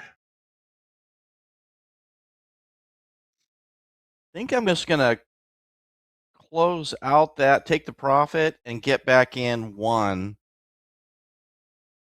Oh shoot! I actually bought into something else. You added a micro to Nasdaq there. Yeah, that's okay. I'm gonna just buy a limit on this silver. It's probably a good location because we're gonna go to 78. So not worried. That's your But next you're right. upside target in silver. Is that previous 5 Yes, minute sir. high there? Okay. Yeah, that Or- 86.79. I gotcha. And then I did dilute my MNQ, but not too bad. That silver pop good enough to give me a few hundy. Few I love that. Benjamins. A few handy. You Benjis? Few Benjis. You know, the thing is, you know, there you go. It's a perfect thing over there with the gold pop, boom, silver pop. It wants to follow. Gold is its big brother, just wants to follow his big brother around. For the most part. Not to school, but everywhere else. We did not get that follow through with Nasdaq there through those 70s. We rejected again, failed to break to another new little structural high in the 1 minute, kind of building a little bit of a relatively equal highs but higher lows, possible little wedge. Yeah, Nasdaq's just been coiling for the last hour. Range is contracting, volume dying. It's setting up for a move. What direction that move is going to come in, though? It's a tricky part about trading this hour, right? It is. Sometimes it's just pure coin flip capital. Point, click, and pray. Pick a side. Manage your risk. That just feels like a little stop run, though. Honestly, what happened on MNQ? I think they're going to go higher because they want to take out a few of these, a few of us liquidity types, and go higher. I'm sure there's some shorts building up here right now. Wouldn't mind just a little bit of a pop back above the current all-time highs just to knock out some of those shorts. Clear the book. I mean, just looking at a 5 minute chart going back to 10 o'clock this morning, we've had 5 tests of those highs. And how does Hogue describe it? Like each time you make a run up there, it gets just a little bit weaker. Every time you try and test it, it gets a little bit weaker. That doesn't necessarily mean this is not trading advice of any kind. And when we say that every time you test it, it gets weaker, that does not mean in any way that it's going to blast through there the next time you go up, right? Right. That's right. Something to think about. It's not financial advice. It's just tradertainment. These 60s continue to hold here, kind of in the middle, that little 50 to 70 range. So see how we hold up here in this neutral spot. Not a bad thing though that these 50s are kind of holding the support. Gotta love when your entry actually kind of ends up being the glue, holding the market up for a bit. See if that maintains. It sucks when it's the opposite. I know. That's the more painful one for sure. Your long entry becomes resistance. And every time it tests, you say, I'm going to get out this time. I'm going to get out this time. If it gives me a chance to get out, I'm taking it. And you just never don't do it. We've got some settlement prices. The energy complex has settled for the day. Who got in? What'd you do? I just got into silver again by mistake. I wanted MNQ, but I hit the buy button and my auto set was to silver. But anyway, I want to buy into MNQ because it just hit the 76 fib and or the 786 fib and it's right at the trend line. And I'm thinking it's a good place to get back in, take this a little higher. So you have a couple bids in there to average, looks like to the bottom of the 5-minute range. Right. I got one down at the last wick low at 448. Yep. That's been there the whole time. But this little pop down, I think it's algos trying to knock out a few of the high seekers. The seekers who want to go to the top of the mountain, they don't want them up there. Mm-hmm. High seekers, I don't know what that means, but anyways, We call high seekers fiends, Terrence. That's what we call high seekers. Tweakers.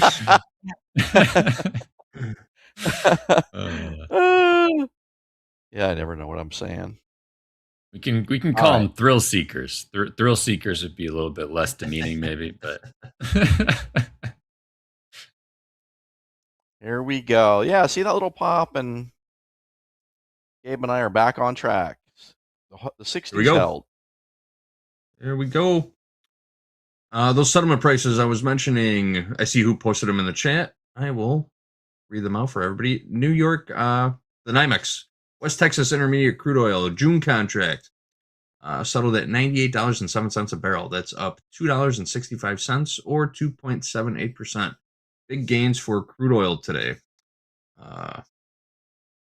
Big gains are not what we want to see in crude oil, though. Natural gas futures, June contract settled at $2.91. Also had gasoline futures settle at $3.59, and diesel futures settled at $3.96 a gallon. Yes, there are futures on gasoline and diesel fuel.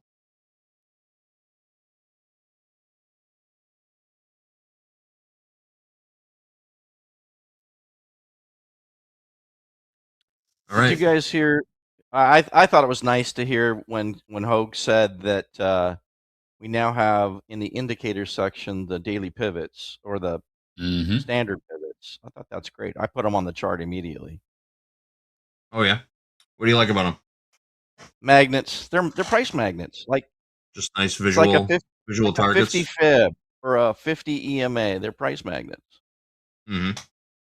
If you look at my chart, look at them. Look at gold on the 3-minute with that 50 EMA. I mean, it just hung on top of that the whole time. But anyway, I like pivots for that reason. Yeah, it makes sense. Perfect sense. Terrence, I'm gonna be real. I can't tell what's going on in your chart sometimes when I look at it, but that's just because I'm so used to having nothing on my screen where I'm like, what in the heck? Oh, dude, it is so cluttered, but I'm used to looking at it, so it doesn't bother me. But I should delete a lot of this stuff and just close it down. It's just that, there are things that I catch, just like these little fib bars over here. Right. I don't know that I would have bought in a 1986 fib. So I don't know, but yeah, I'm a very visual, kind of weird left brain kind of person. That's all good. Whatever works for you. Exactly. I spent 35 years as a mortgage broker, and I was in remedial math in high school.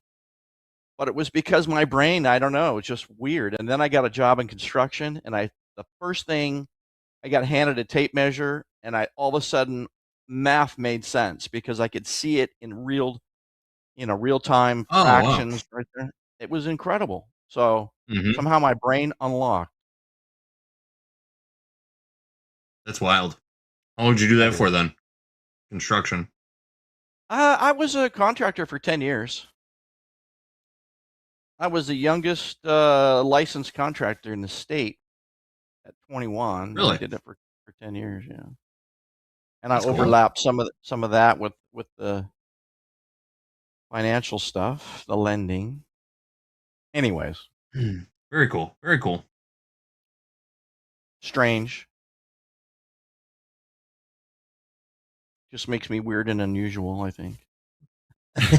We're all I think we're it's all pretty a little normal. weird and unusual. But I do love the fact that both Gabe and I are green right now. And well, as soon as I say it, there it goes, deflates. But Yep. silver's up, headed toward that 75 number. I might just drop my my take profit at 75, 74.9 or something. Okay. We are continuing to contract here. Let's see if we can get a little volatility. We don't have Dr. Volatility in the back, unfortunately, but we do have a little fun kind of just out of the blue news clip just to lighten things up a little bit. Shout out to Terrence for keeping the energy high this hour as these markets are just leading. And let's bring it in. What do we got? Motorists in Canada were no doubt puzzled by the surreal sight of a motorcycle left dangling from a traffic light above a Metro Vancouver intersection. Delta police say it was the aftermath of a collision between the motorcycle and another vehicle, and they believe speed was a factor in the crash. CTV reports the driver of the bike was left with serious but non-life-threatening injuries. The car's driver was uninjured. A crazy crash was caught on camera in Georgia, although this one was pulled off purposefully to end a lengthy chase involving a speeding and swerving U-Haul. According to WSB, Paulding County Sheriff's authorities say the driver was wanted on violations in other counties and was spotted driving recklessly.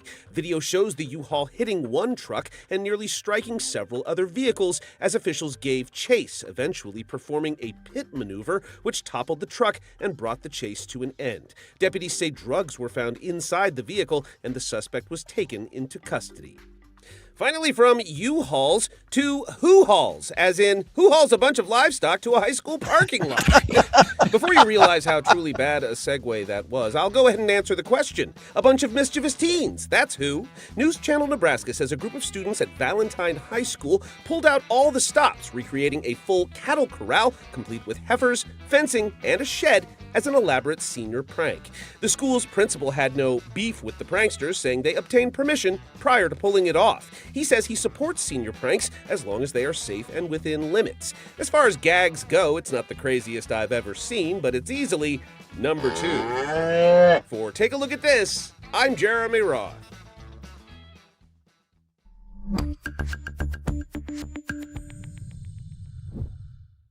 Couple of reasons I hit that clip. Yes. First, we were talking about cattle.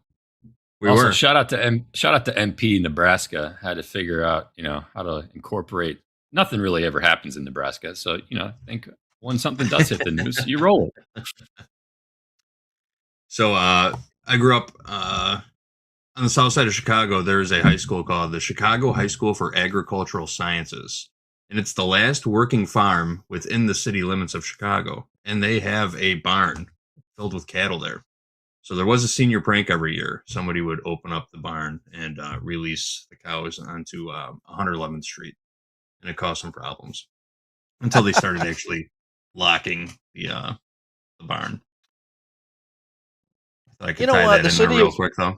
The city officials should have just run with it, like the running of the bulls. Turned it into a little Italian town for the day. Right? Can you see a bunch of CME types downtown, and all of a sudden they're running for their lives from a herd of bulls? That would be a sight to see for sure.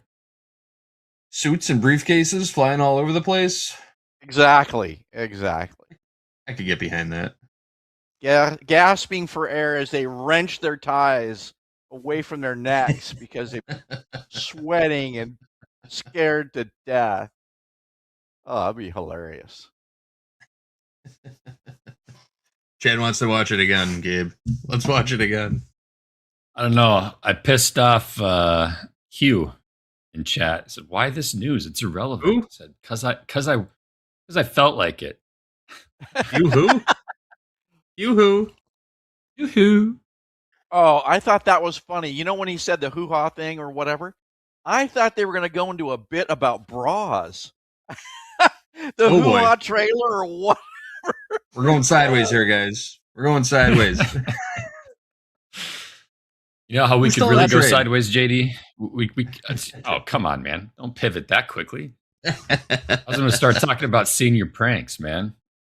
That was a pretty tame senior prank that these guys pull with those cattle. I don't know about you guys, but those senior pranks used to be a lot more. Yeah. Who gets permission to pull a prank anyway? I know, right? Exactly. All the fun of it. That means those kids were raised right. They went and That's asked for true. permission. That's true. Their parents did a good job. Let's face it. Yeah, James Harden even says, "I don't think it's a prank if they get permission." I agree. Yeah. The only reason you should be That the is only so reason classic. that you That's should be right. seeing the principal for a senior prank is because of the aftermath. That's the Right. reason Should why all- you're seeing yeah. the principal for a senior prank. Right. The whole thing is supposed to end in tears for everyone, right? That's when you know it was a good one. Yeah.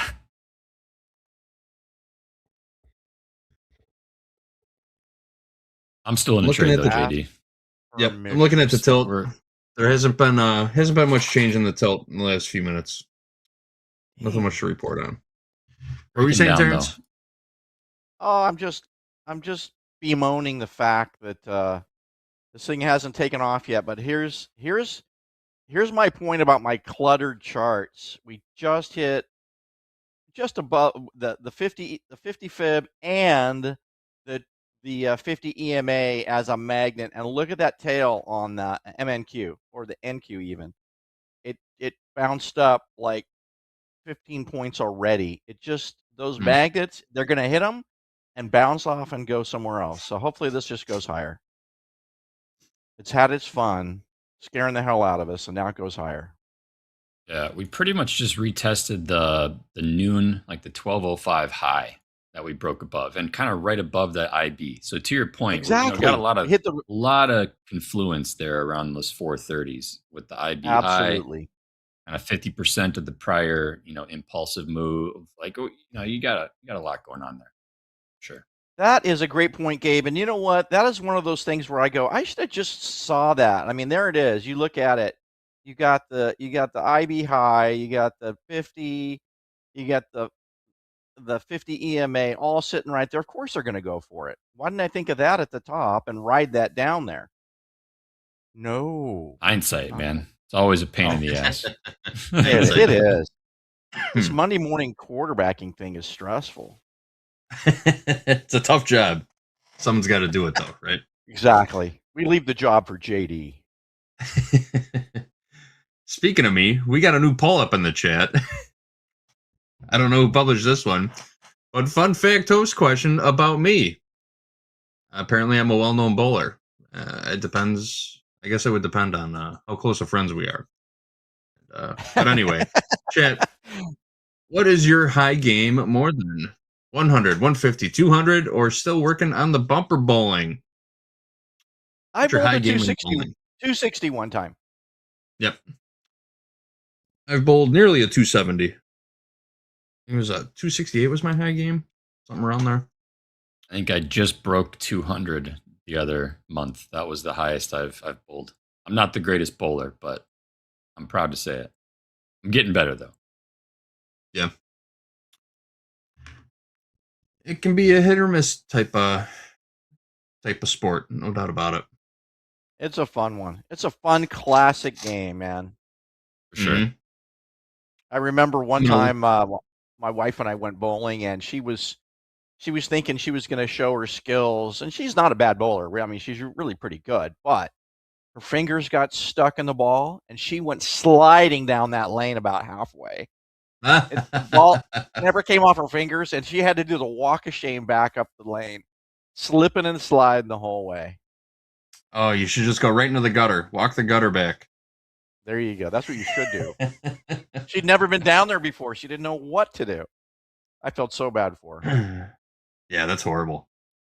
And then you're messing up the oil pattern for all the other boulders coming after you. Exactly. You mess up the oil pattern. That's what I said. heck's Oh an- my God, look at this what's oil an pattern. oil It's a pattern? mess now. Gabe, you don't know about the oil pattern? I don't know about the oil pattern. What is that? Some just witchcraft That's what makes that you bowling. guys... Witchcraft, exactly. yes. It's witchcraft. That's what makes bowling so difficult. You It's get a good actually line, sort- and then someone tries to. Say again, Terrence? Yeah, I was going to say it's sorcery. It's definitely is. they oil the lanes. I don't know why, but they Who's butter lubing them, up the oil, lanes I don't before they bowl? They're already slippery enough. know. No, the management does it when you're not looking. When you go Bowling home, alley. they oil the lane. You're telling me somebody's going out there and oiling up the lane. That's supposed to benefit me? How would Yes. JD and I know this if it didn't happen? If it didn't exist? Gabe, come on, man. There's a new series on what is it, HBO called Born to Bowl. I suggest you check it out. It goes into a little bit of detail on all of this. You got some stock in that movie or something, JD? Can I get an extra stream? I don't make He a has a dime cameo. off of He has a of my movie cameo in it. recommendations. My only real good takeaway out of that series was now I know where all of the big live bowling events take place, and maybe one day I will drive to Indianapolis for the was it the World Cup of bowling? I think that was it. Is that where the "Who do you think you are? I am" guy goes? I get his autograph. Pete Weber hosts his own tournament. I forgot where he lives though, but he does host a tournament. I gotta watch the show again now to get more details. All right, Gabe, you holding this trade into the end of the day? What's your plan? And this NASDAQ. Well, we're failing to really see any sustained selling to get back into or underneath the IB high. So I'm cool right now with keeping this on. Obviously, my stop's just about 10 points beneath the IB high, 419.5. So I'm just gonna let my stop do the work for me here. I think I it's agree. Stop is supposed to do. I'm just going to let the stop do the heavy lifting and hope that we can pop this thing back up right around the IB high. I'm going to Whoa, average it again. Check out these poll results, guys. What is your high game more than in bowling? 34% of people have bowled over a 200. This is very difficult to do. 26%, 150 or higher. 23% are still working on bumper bowling. 17% over 100. I like the honesty from the bumper bowlers. That's what I gotta give props to those that actually answered that honestly. And then you got the 34% saying above 200. I don't know. Is that a stretch? Yeah. Somebody's definitely. I'm gonna call cap on that one. It was 123 votes. Maybe 15% bowling over 200. 34% seems like a little stretch for sure. Well, Definitely those Nebraska high schoolers aren't cheating on that test. They're giving you their real scores after they call the principal for permission.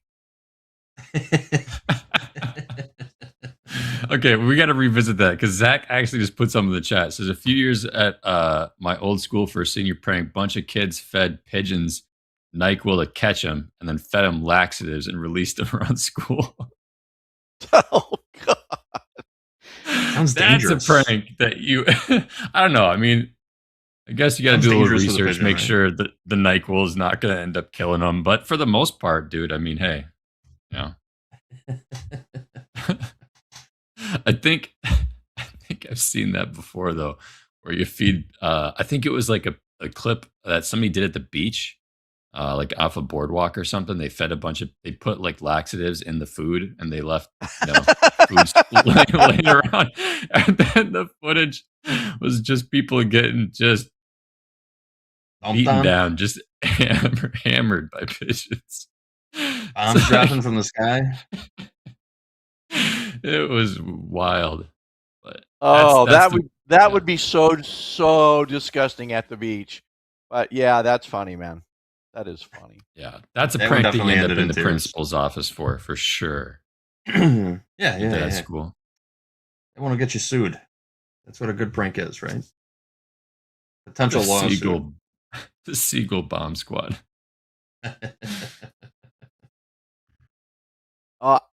I took this guy to lunch one time in the harbor, and we had pelicans that would roost in the trees. I've never seen this before, but the pelican, and they're big birds, but they would roost in the trees because it was right there in the harbor. I took this guy who was he was so smug. Oh man, I'm gonna get stopped out here if I'm not careful. But he was so smug, and he was a friend of mine. I liked him, but he was just so smug. Anyway, this pelican unloads on him. And a pelican's probably a 40, 50-pound bird, man. It just unloaded on the dude. I was squeezing my leg so hard to try to keep from just laughing out loud in his face. But I was like, I'm never going to recover from this. And he was just looking, and he had glasses, and the crap was all over his glasses and his face. Oh my God! I know it sounds crazy. It sounds untrue, but it is. I swear to you, that's exactly what happened. And I was just like, no freaking way. Did he ever forgive you for laughing at him? Yeah. Oh. Yeah. I mean, it was torture not to laugh. It's the funniest thing I've ever seen. And That's a good one. especially because he was so pompous. And from that day on, Terrence always wears glasses every single day. There you Sunglasses. go. He just There you always go. had the eye protection on. He can never be too careful. Got to can't. Never be too careful. Cannot.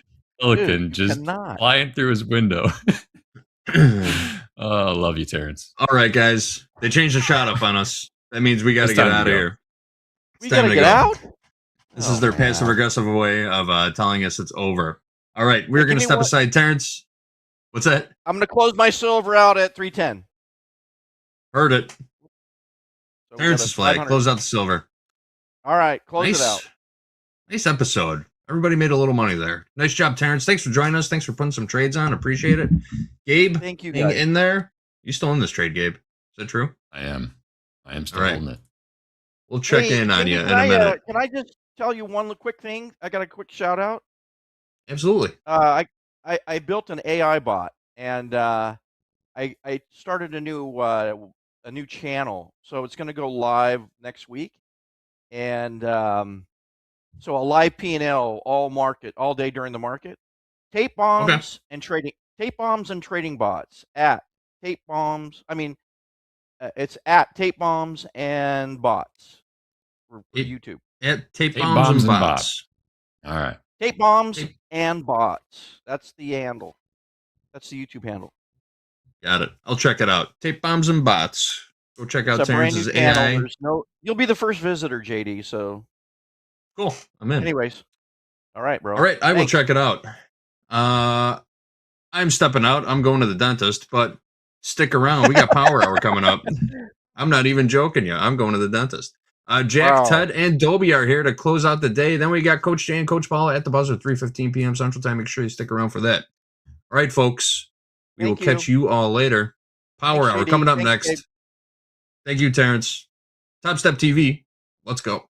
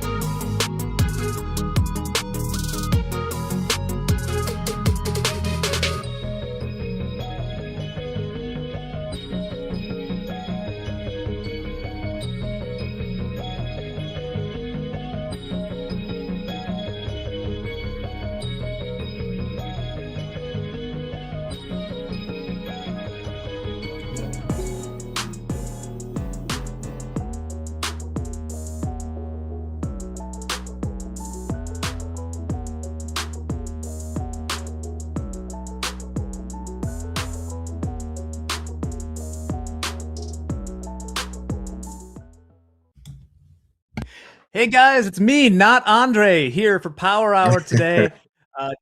We got the crew in here, Dolby, and of course Ted. Ted, welcome to the show, my man. How is it going today for you? Good day. Kind of waited all day for a little bit of the options to fill in. There's about exactly a 25 point difference between the SPX cash and the ES future that we trade. So the level I liked being short was 74.55 and 74.50. Any bounce back up there, I'll take another shot.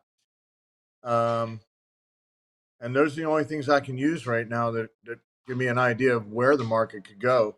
Everything else is just up and to the right and buy dips. So that's my plan. Yes. Short and 55 if we can get it again. Well, looks like for now we're bouncing a little bit off of the overnight VWAP in the ES. I'll kick it to Dolby in 1 second. I just want to point out, Dolby, we just had over the last half an hour, a rare thing as of late, a 20-point sell-off in the ES without oil popping. Calm What do you think about that? Everyone, calm down. I'm skeptical, Jack. I'm skeptical. I was talking with Jay, and I'm of the belief, unless some real ish happens, I think this market's in buy mode. So I want to see like something real happen in this world. Otherwise, I think all these sell-offs are just technical or short time frame. But I'm still I want to get long. I don't care if I lose the next 5 trades in a row getting long the Nasdaq. I still think it's the correct trade. As it's good luck shorting this. Good luck. I'd even find longs right around here if possible. Why not? We bounced here 3 times today. 4 times, actually. Yeah. Will it be a Why fifth? not? Well, Dolby, let us know if you're putting any orders in there. Let's take a look around real quick. Trading 74.32 half, or hook, as Andre would say. In the ES, we got the VIX above 18 quarter. That's pretty high for all-time highs. Oil's trading just above 98 bucks, 98.08. Bitcoin spot 81,782. As we said, interesting day. A lot of the Mag 7's getting whacked a little bit. Google's down 2.5%, Meta down 1.75%, Microsoft down over 1%, Amazon down over 1%, Walmart down 3%, but Nvidia, the biggest company by market cap on earth, is up 2.4%. And of course, the semiconductors are up 2%, but might as well count that as a red day, Dolby.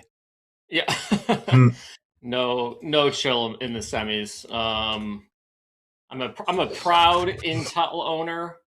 Not financial advice, but if the president says they're owners, why the hell not? It's good enough for the government. It's good enough for 100%. me. I mean, I think they're already up a pretty penny in that trade. So The Intel trade? Yeah. Yeah, they tripled like it, 3x. tripled it. Yeah. Yeah. You know what? I think Trump saw, Nancy Pelosi being the greatest trader of all time, and it's like, you know what? I want that crown. That's a tough one to take, Dolby. I mean, like, she's not sitting idly right now. No. She's Generational going to be the one that tops SanDisk, which, by the way, it's been around for 14 months now, so we finally have an RSI. SanDisk has a 99 RSI on the monthly chart. I have never seen that. Someone's going to screenshot that and post it on X a year later. Be like, there were signs when it finally sells off, 6 months later or whatever.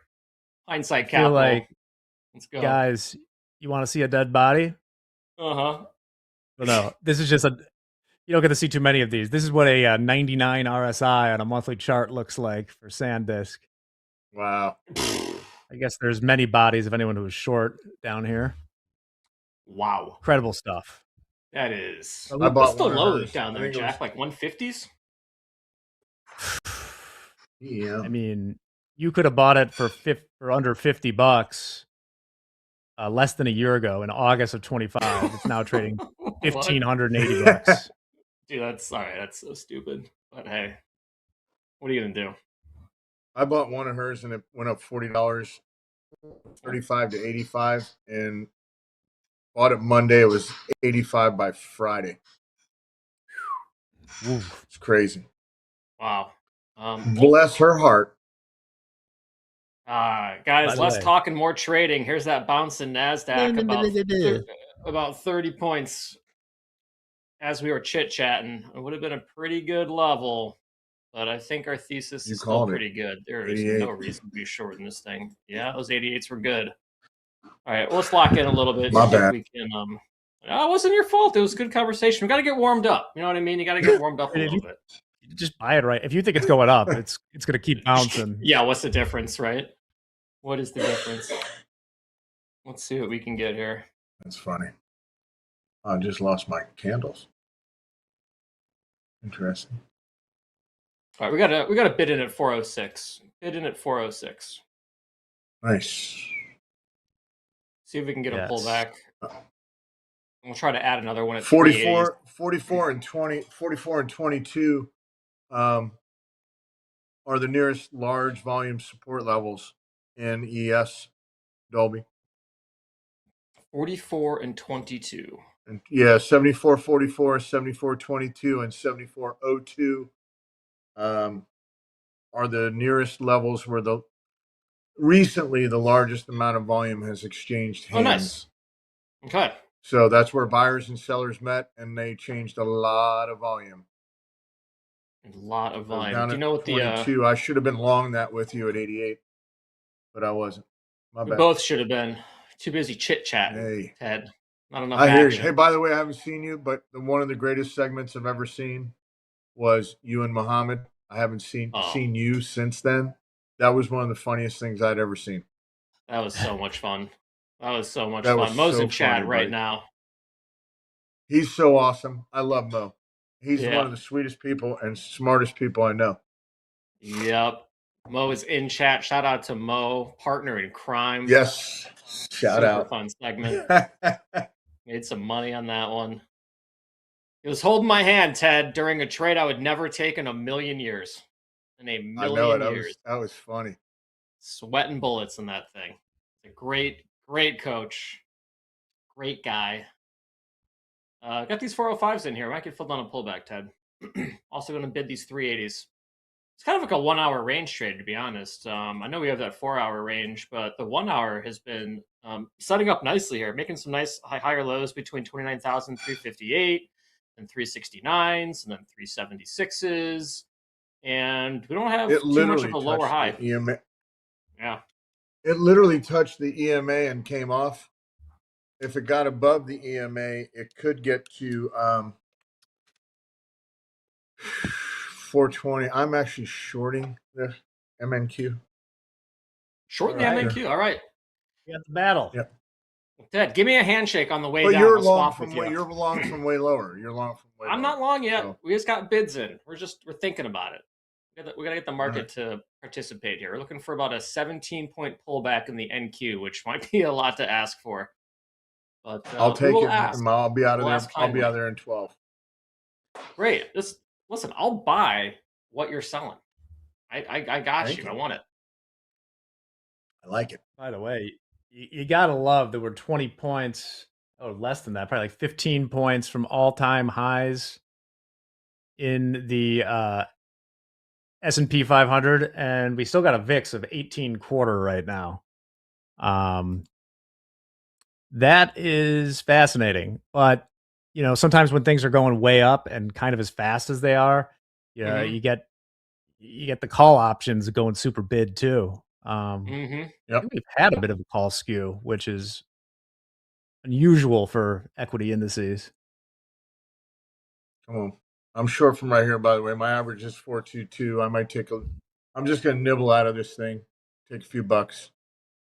Don't want to sit here Nice. for free. Are you utilizing a trailing stop on this trade? Yes. I'm about to put one in up about 60 ticks in case something silly happens. Yep. Market's been known. I should have just bought it. What are we even doing playing with the NASDAQ here? You just got to caveman it. Just got to caveman it. Cave Mandy? Caveman it. Caveman it. Yep. God, I want that graphic. I want that graphic. So maybe so a few moments. Remember to submit your hashtag Power Hour materials to the Top Step. Or just tag us, and if we find it and we like it, or if we hate it and it would be still good for TV, we will show it at the And end of this roast it segment. viciously. And yeah, haven't seen too many of those. I want to see. No, everyone's submitting though. You're gonna start submitting what, like underneath a like an alter ego, Jack? Oh, a bunch of burner accounts. Yeah, a bunch of Got a few of them. Just start taking shots at us, man. Just start doing it. Who says I'm not? First time. All right. 74-37. So we've bounced 10, 11 points. One more off EMA lows to there. play with right here. Up it goes. Up it Yeah, goes. well, the last group of EMAs to play with for resistance. If it blows through those, I got nothing on my side in the trade. You can see a little cluster of EMAs there. Yep. Okay. Which what EMAs are you using? Ted? Just like the standard suite, or do you have? Yeah, like, I'm using your some special sauce. multiple inside. Yep. Okay. Just the multiple EMA that you guys plot in there. I'm not changing it. It's already defaulted, I think, like to the regular, the 14s, the 7s, Mhm. the Mm-hmm. all that intelligence is already in there. I don't have to be tricking around with it. Nice. Oh. A couple comments and go ahead, Jack. Sorry. Yeah. Oh, I was gonna say first could be an interesting last hour just because we do have. Remember, we still do release these numbers. We got CPI tomorrow, 7:30 Central. Mm-hmm.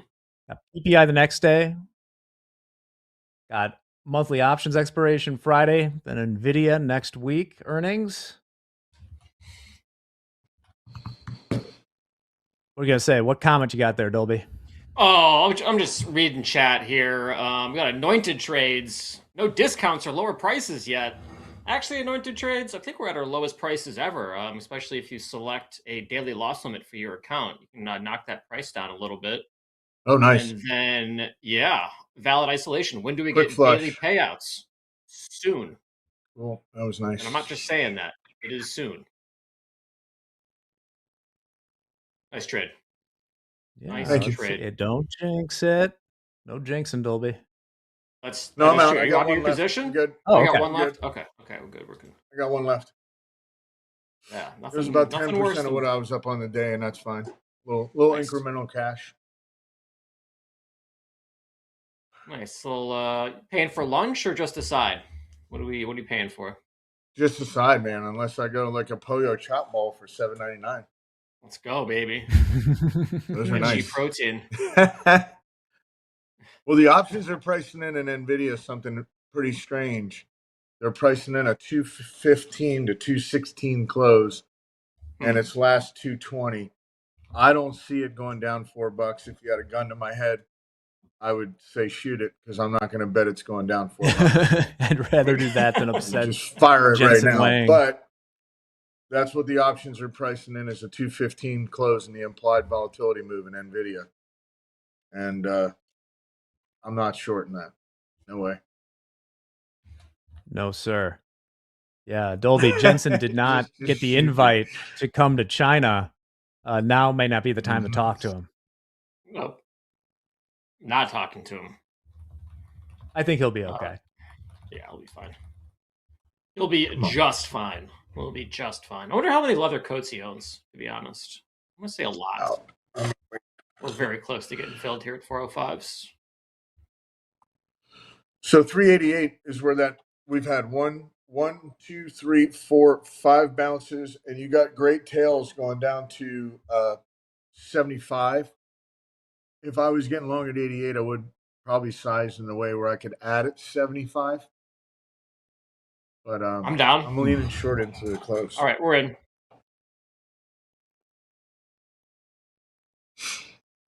What are you doing with it? In, Just holding it? Well, yeah. All right. Yeah, hopefully. But we're going to try to add into this. So we're going to get aggressive with the ads around the 85s and 70s if we can get a pullback down there. But we're long 29,405 half. It is kind of in the middle of this 1 hour range, but we're going to try to accumulate sort of at the bottom of this 1 hour range as well. See if we can get our average down a little bit. But we do also have kind of a little bit of resistance, maybe turning into support. We had a 1 hour candle that had a high of 402s. So maybe there might be like a round number bounce. So I want to get in a little bit early, but see if we could also size in as this goes down. This will be a fairly heavy trade if we get filled on everything. Total risk on this will probably be close to $120 on this trade if everything gets filled or goes wrong. We'll see. You see the wicks on those 1 hours, like 74. Oh yeah, there's a couple. Oh yeah. I mean, that would be my quick stop if it was going to go. But it is a little lower high in the candle bodies on the 1 hour. It is. It's a little bit nerve-wracking to have lower highs at highs. That's kind of something I look at as a range trader.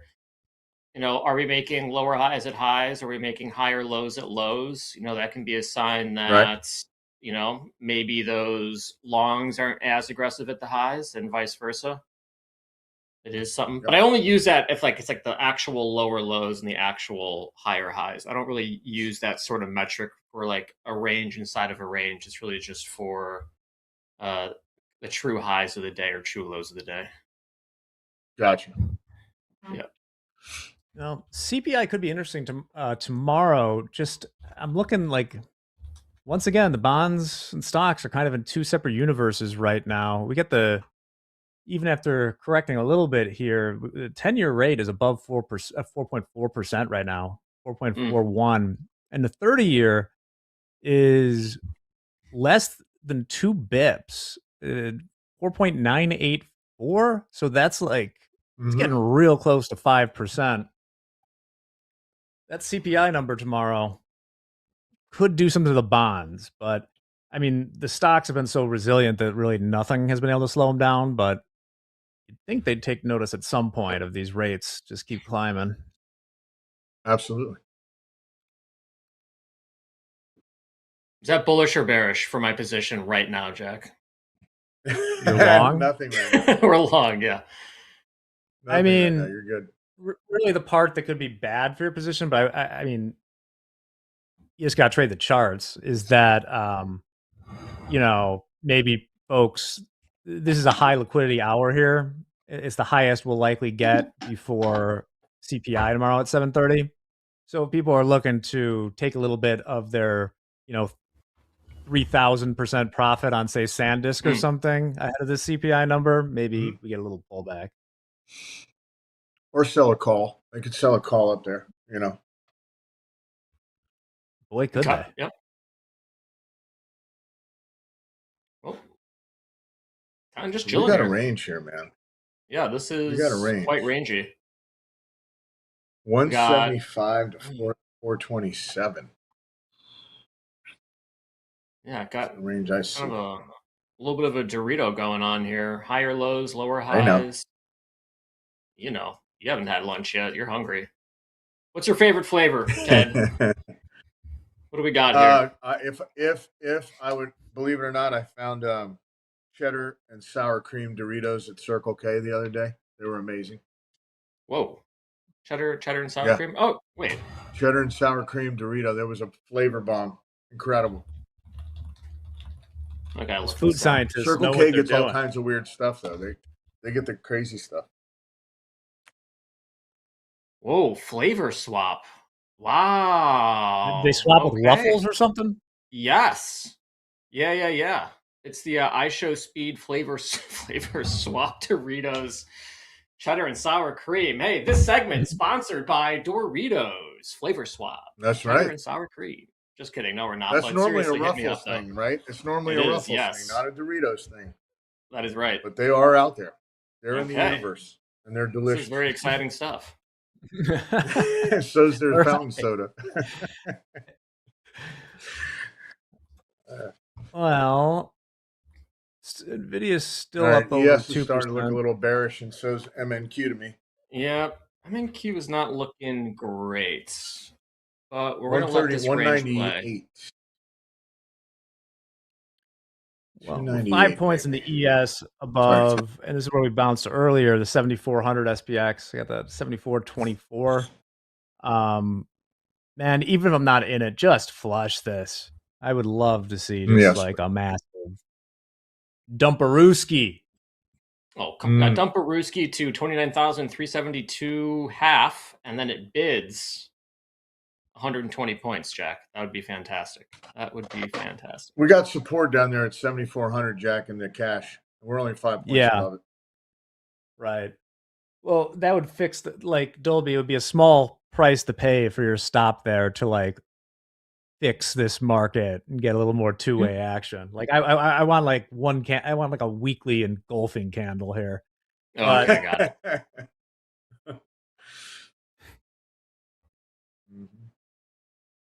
Yeah. Let's see how they treat 74. I don't even know if we get to 7,400 in SPX.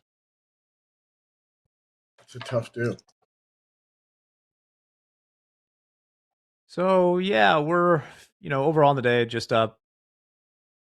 We're almost scratch basically. We're up 10 points, so 0.13% ES, 0.2% NQ. Nice cover. Russell's up 0.5%. Well, 380s, come on down. Come on.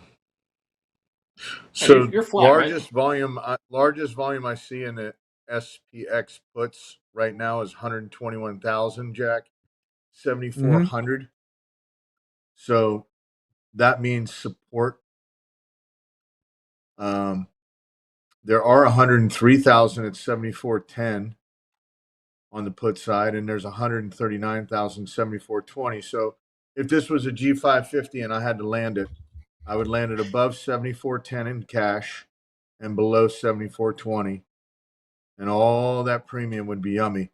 The 7,410s are going for $7 right now, and you could buy a G550 with the money they're going to make on that trade. It'd be about 150 million. Have you ever flown in a private jet, Ted? Yes. More than once? Yes. All right. That's pretty baller. There you go. Sounds great. Is it worth it? Yes. I'll tell you, one of the best private planes I ever flew in was actually a seaplane out of the South Street Seaport to the Hamptons. And on the way back in, it was after 9/11. The guy that was flying the plane had to respond within 30 seconds with a code, or he said the seaplane was not going to land. Whoa. And I'm wondering, where is the guy standing with to shoot us down over the East Side River? Wow. You never see him. Yeah. You never see him. Nope. No, he said, you guys got to be quiet. If I don't answer this with a code within 30 seconds, we do not land at the South Street Seaport next to Wall Street. And I'm thinking, what parking garage is that guy in? Yeah. With the rocket. I have chills thinking about that day. All of my body. Dude, that's wild. There's a story for Power Hour. This trade is looking crappy, but we're about to get filled on our ads here at 80s and 72s.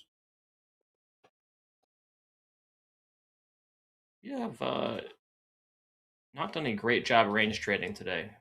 Caught in the middle a couple times so far.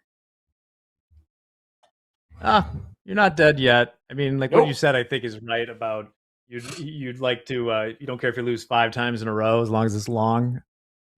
Yeah. I wish I had better location, but yeah, I mean, I still don't feel bad about being long. Let's see. Not at all. I mean, Still hanging around that overnight VWAP here. Yes. Oh man, I feel like I'm chasing this thing. I think there's support here at 354, down another 30 points. Wait, what are you chasing? You want to get short again? Yeah. Right, there's our second. But I mean, I feel like that candle was pretty big and.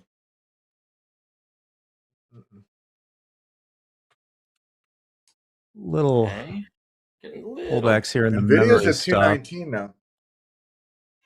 VIX is at 19. 4 more points, and those option guys are right. It was 220 Okay. when I called that thing out. Okay. All right, so we're long 29,392 3/4. We're long 2. See if we can take one at 424s. Another one for highs. Well, this is, I don't know about this. My spidey sense is tingling here, not in a good way. Got another ad at 72 3/4. What's up, Gus? I know we're not in a very good trade right now. He's in No, danger. The money cat just Danger. told you. Money Chinese cat, money this cat guy. said, "Get." Just chill. The arm is going right now. It's like, ping, ping, ping. Dad, get out. Ooh, long 3. And let's see, risking 125 here. See if we can get our bounce.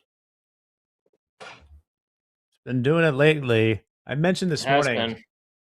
a possible Club Trillion candidate that's just come out of left field. Micron now has a market cap of just above 900 billion. They're within striking distance. And on, the end of March, like Tuesday, March 31st, they had about a 320 billion market cap. So they've just come out of nowhere to very quickly. That's the most meteoric rise possibly into the big boy club that I have seen. Mm-hmm. I think the CEO has like a countdown on his wall somewhere. The Club 1 Trilly. He would never admit it. They have to, but you know they won't. They have to. There was a gentleman on CNBC this morning, I think, from Oakmont Capital, that actually called 7,000 in the S&P cash. His new level's 8,100. It's not Tom Lee. It was an older gentleman. And his reasoning behind it is that his baby boomer generation, most of these gated communities where we are here down here in West Palm, starting home is 3.5 million. Probably when most of the baby boomers bought them, they were $1.5 million, $1.2 million. And he said a lot of them have paid off their mortgage. They're buying a second property, or they've put that money into the market. And he used that example to say that that's what the companies have done the same with their money. So not only are the people getting rich, the companies are getting rich. And that's why he felt 8,100 in the S&P. He said they're like the baby boomers. That generation had a leg up, Yeah. Whatever's in their treasury, whatever's in their coffers, they got a lot of money being built up. Nice. Just one smart guy from the TV to you. Good for them. Also, good to know, Ted, that I can't just drop in unannounced at your house. I will get bounced from the front gate. You're welcome to, though, if you can get in. Doors open. If I can, Italian. We'll feed you. Ed. Sounds like outrun the dogs. I'm up for it. Yeah, we'll feed you, man. We'll feed you. You might be too skinny. We'll feed you food. We'll give you whatever you need to drink. I can dodge the alligators. Well, oof. This is going to be a close one. We might get a stick save here from the ES. A little bit. Yeah, we might get a stick save on the NASDAQ. We were in the green for just a little bit and turned back into the red, but buyers have come back in again.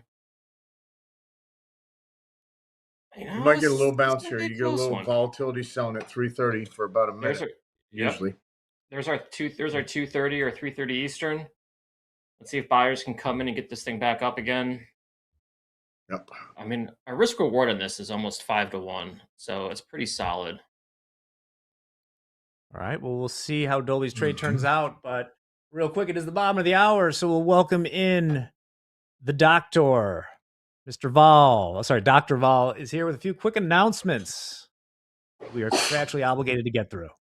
That is right. Hello, the doctor is in, and I'm just dropping in to tell you about two exciting guests we're having join us, who are joining us tomorrow on Topstep TV. The first is CEO of AeroPay, Dan Muller. He is going to be dropping in tomorrow at 11 a.m. for a quick little chit chat about AeroPay, the benefits of it, and what it means for you. And who knows, we might also be having a little speed round game with the CEO of the speediest paying processor out there, AeroPay. So that's tomorrow at 11 a.m. Be there sharp. And don't miss it. And also tomorrow at 2:30 p.m. Central Time during Power Hour, we're joined by the Senior Director, Global Head of Retail Education at the CME, Craig Buick. We tried to have Craig on a couple weeks ago, but due to technical difficulties, he was unable to make it. But we have sorted out all of the gremlins. We've kicked them all out of the house. And now Craig will be joining us tomorrow at 2:30 p.m. during Power Hour to talk all things CME, new products coming down the line, new tools, and what it means for your trading. Again, that is tomorrow, Power Hour at 2:30 for Craig Buick, and tomorrow, 11 a.m. for the CEO of AeroPay, Dan Muller. Two amazing guests coming to Topstep TV. You're not going to want to miss it. Back to you guys. Thank you kindly, James. Come on, baby. You're cooking over there. What are you doing, Ted? I'm long with you. I bought Hey, some. let's go, buddy. I bought some 390s, 3990s. 3990s, nice. So some technical stuff that we're looking at here. We're looking for this trade to get back above 395s, and even better, get above these 400s again. Oh, come That on. would be a change in structure a little bit. Up. All right, we got a little action. This is good so far. Let's see if we can get 434s and then maybe a midpoint test of the old range that we broke down through. That would be 458s. And then one for new highs. But we did get back to our You got some entry. EMAs at 420. One EMA at 420. Smoke them if you got them. Got some EMAs. Get through there. That might break. Then you might get a little pop. Love it. We're going to make a note on that one. This is the And we're at longest. 7409 in the S&P, and I think they want them above 10. Okay. In Above the 10. SPX cash, they would Got like it. it above 10 if they could. Closer to 15. Nice. Well, we're going to shave off $20 off our risk here. We don't want to see this go back down to the 370s or 360s. Jack, you see that volume in the SPX? You have that? You have Around your which level? 7410s, 107,000 roughly. I mean, if we just on the yeah, I'm puts. just looking at the net gamma exposure. Like, if we start bouncing, Oh, I there's got you. nothing like it's the path is clear. Mm-hmm. Totally. I was just daydreaming for a second about, like, as I was looking, the VIX is still, I mean, the VIX is right. It's 1840 right now.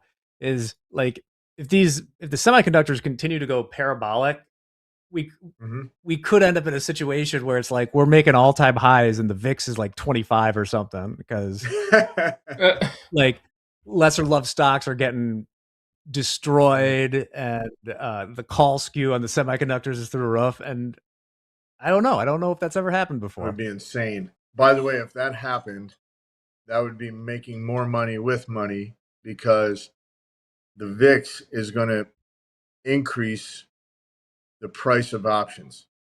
So if you're long and the VIX goes to 25 and the market's going higher, if you wrote a covered call that you normally would get like $2 for, say it was out of the money, a strike or two, that call would probably be worth $10.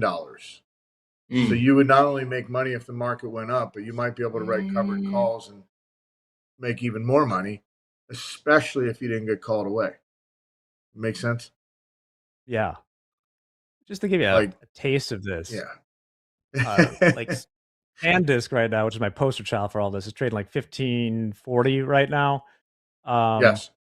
An at the money January call option is $490 something. Yep.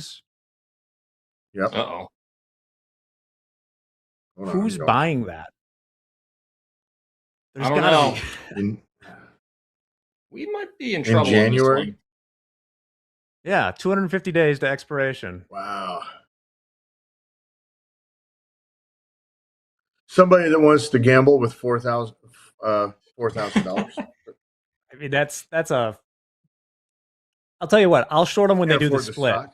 These options are getting too Yeah. expensive for most people. Like that one option will cost you $48,000. Oof. Yeah, that time premium is Lord. insane. But then again, if the stock only went up 12, so if you only had enough money to buy the stock one share and it went up, you'd only make $5. But if you had 1,500 to buy an option and it went up, that's the risk. I guess I don't buy calls like that. Yeah, you need the stock to rally 33% by January just to break even on that. That's insane. Yep. Yeah. The time premium would just get crushed. All right, here's the breakdown again. Yeah, I'm not loving this. We might be in trouble on this one. We could be heading will to see. 354. I took 2 short. MNQ. Nice. Shorted 3. Come on, Teddy. 375, spot 75.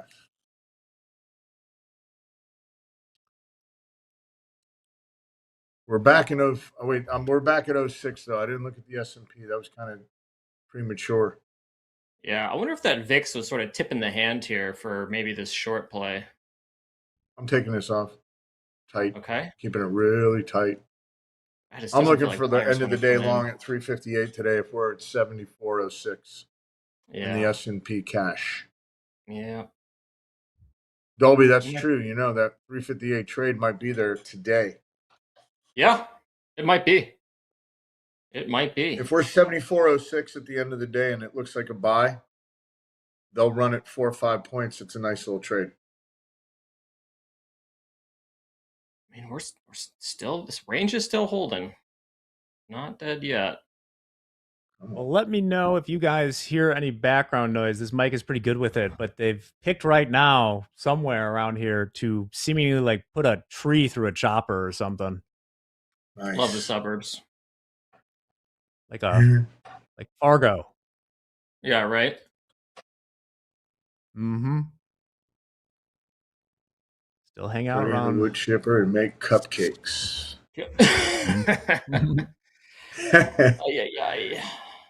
What movie? Dolby.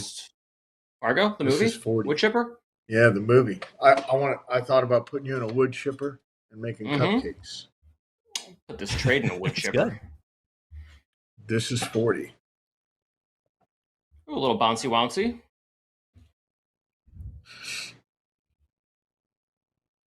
We got some support here. I know we do. It's just NASDAQ loves just running lows by an extra like 15, 20 points, and I feel like we're within striking distance of it. So let's see. I'm back in the green. Okay.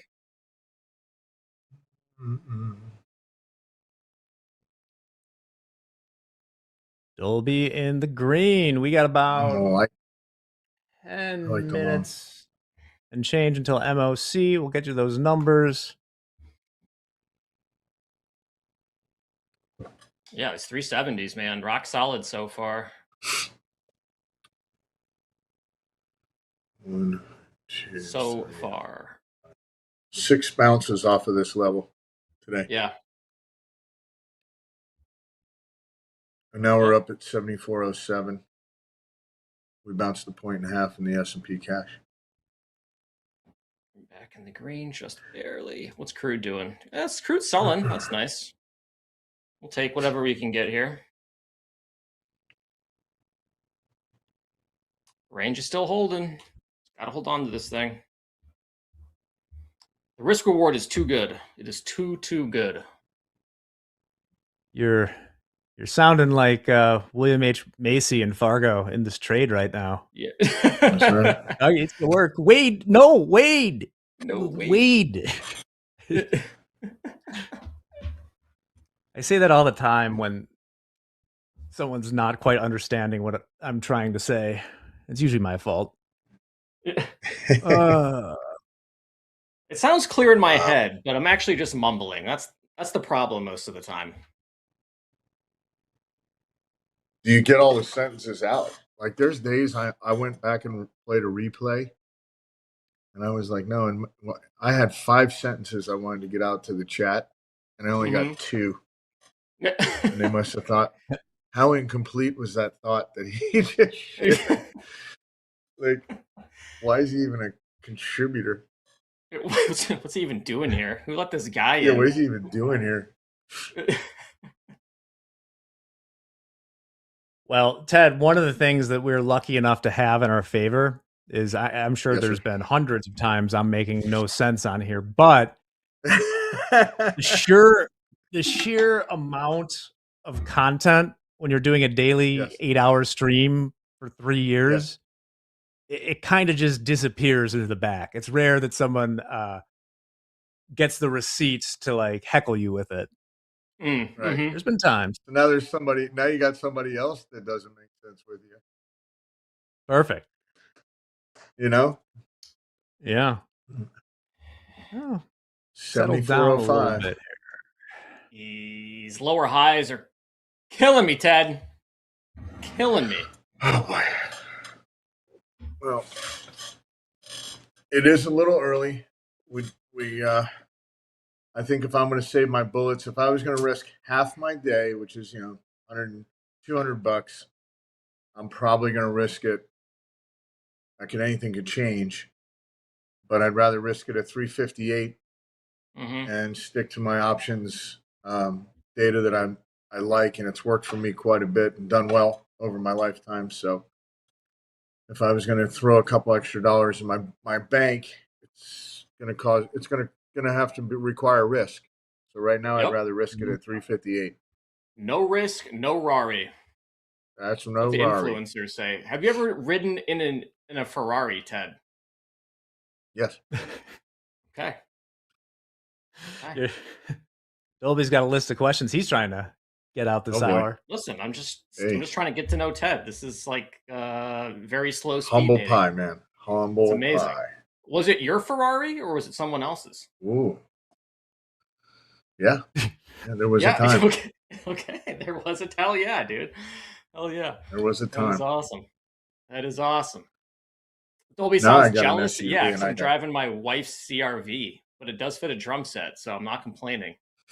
There you go. It does fit a drum set. My drum set has more carbon fiber than most cars. I'll tell you that. It's all carbon Sounds fiber. better. The entire kit. Sounds is better carbon than the fiber. CRV too. Yeah. Yeah, it says kindness is love on the license plate. It's pretty awesome. So it's a sick ride. That's a nice little okay. sell off in the ES right here, by the way. That's not what we want to hear, Ted. Oh man. So we're in this box. I don't see us moving. I mean, unless we got below 375 in NQ, there's nothing sexy jumping out right now. No, I could see us. I mean, like flat. only a few points lower. I mean, you took the risk and you're long. I feel like you Just take gotta the hold it, risk, right? you pay the piper because of course this could just violently rip higher. It's done it, hundreds of times over the last 6 weeks. Yep, got a new But 15 I would minute have to candle think from the most likely place for it to end the ES at least is just like 4 or 5 points lower than here. We're kind of near that 7,400 in the SPX. We're about 4 points. Nvidia's holding 19. It's been sitting there.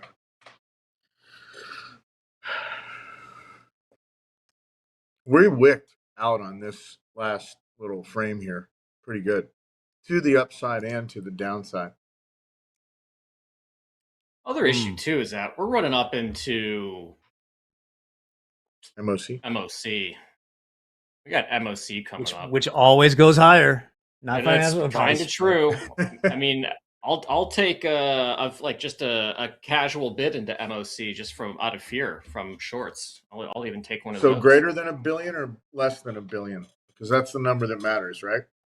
Yeah, you're looking for $1 billion. Just a cool bill to buy. We got some higher lows on the 3 minute. We'll take that. Wow. But we got lower highs Here, too. There's a little So bounce in the it's getting wiki. It's getting wiki here. Tsunami warning is up. We are 13 a little minutes. bit above I can wait. 98 in the oil. The oil. Agonizing Bonds long. holding Jeez. steady. Got a fresh Sorry 15 to minute.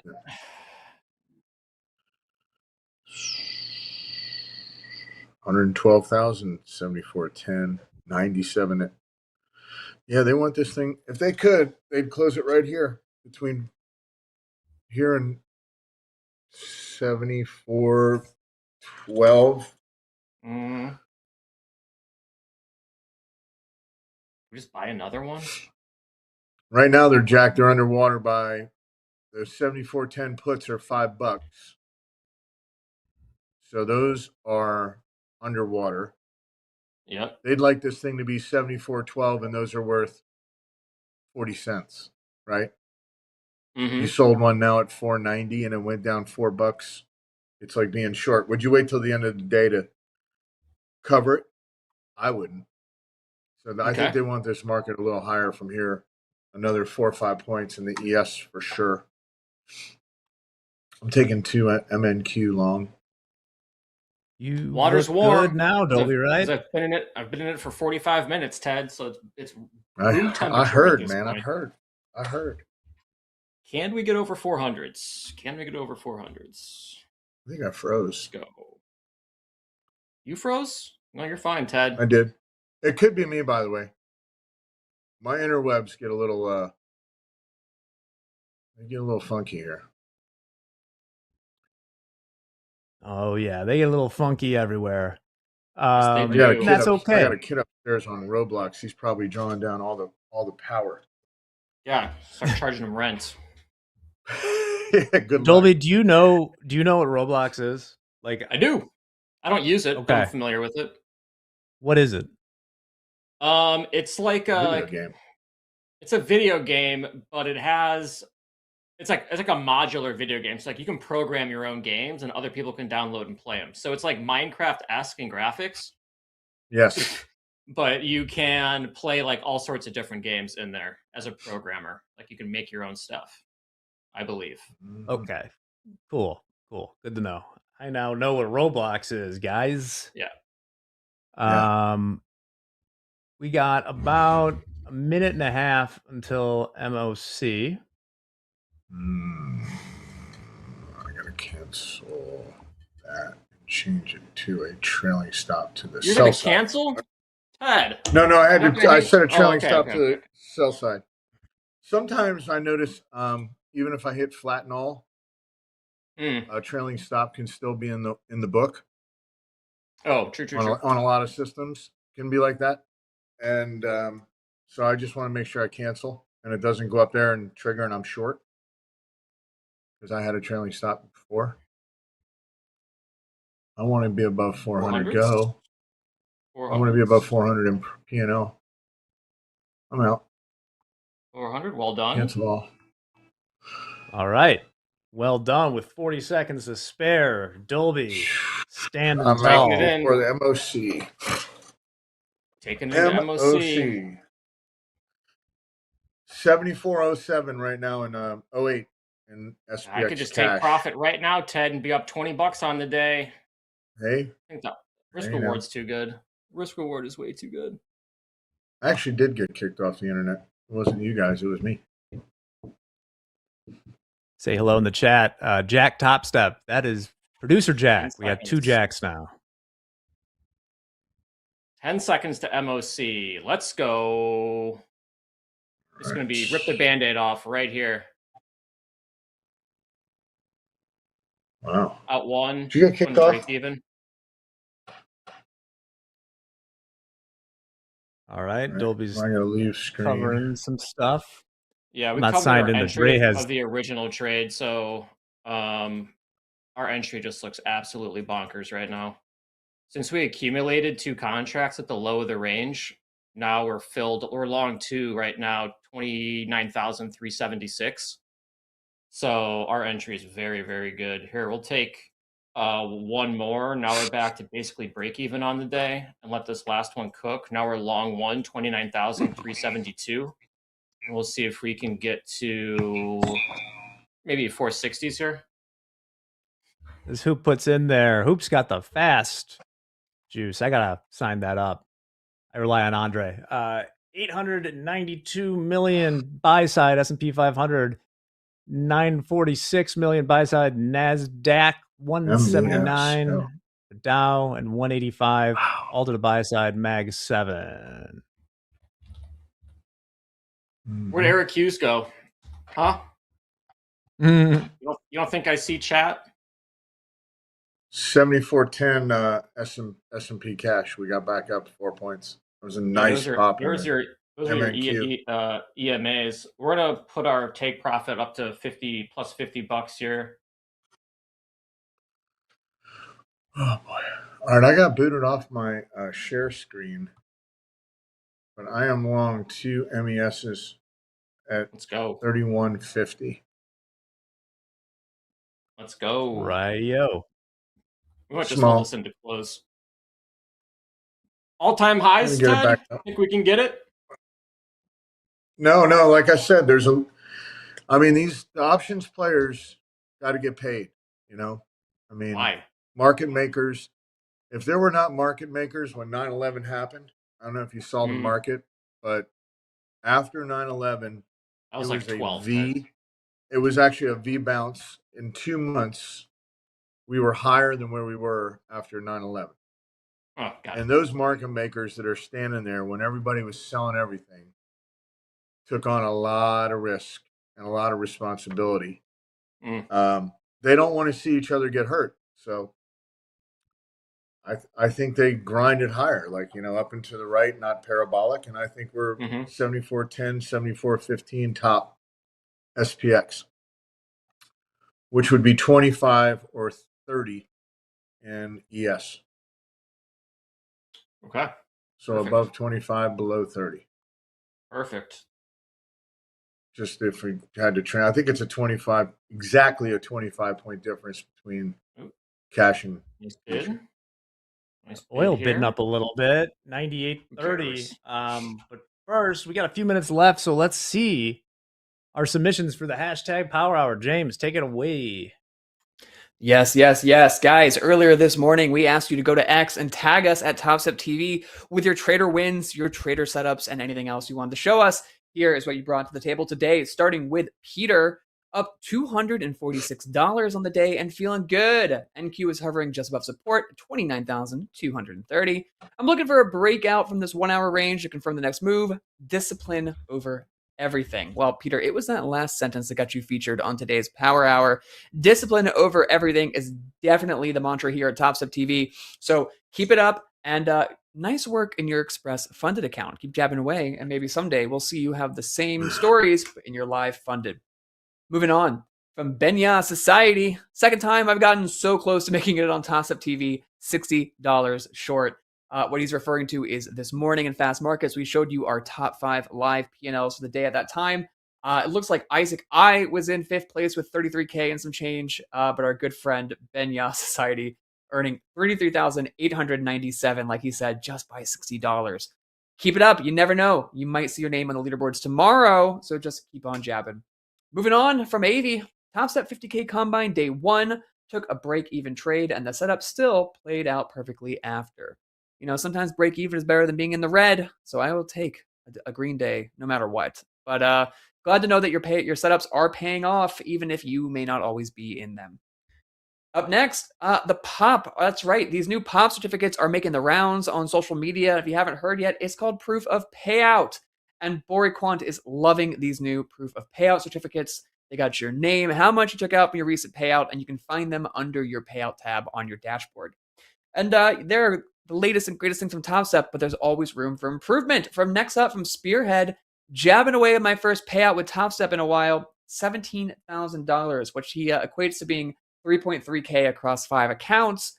Thanks to the Responsible Trader program, shout out Responsible Trading. And then he asked Michael, can we get a combined certificate for one set of payouts? Not a bad idea. I know a lot of you out there might want to flex your total combined payout or maybe lifetime payout. So keep checking your POP dashboard, and maybe one day you'll see more ways to share your winnings there on the X and elsewhere. But those have been your hashtag Fast Markets, hashtag Power Hour submissions for today. It's only Monday, so keep tagging us on the X and check Power Hour all week long. Back to you guys. James, is that the type of chair you play Roblox in? I don't know nothing about that. I'm learning. No. Okay, well, Learning. Dolby, we still in this, or you? It looks like you got flat. No, we got flat. Yeah, so we ended up Nice trade. taking. Thank you, Ted. Profits at 409, 411, and 415. We'll see how that ends up, but we were in the green. We were down $80 on the day, and now we're plus 66. So that's about $140, $50 trade right there, which is fantastic. I love it. Going from red to green, it feels like you ran a marathon. So we'll be happy. We'll be happy with it. I think there was some execution things that maybe could have gotten tightened up a little bit, but really happy with the ads that we accumulated at the bottom of the range. It's not an easy thing to do, but when it does work, it pays off nicely. So yeah, I'll give that trade a B. I'll give it a B.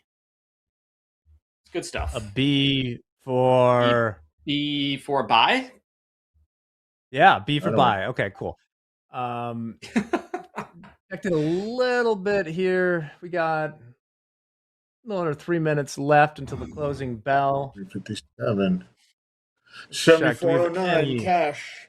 7409 cash. If we get to 7406 at 358, I'm buying the ES. But right now we're at the 7410, which is where they want it, just above. This is exactly where they want it.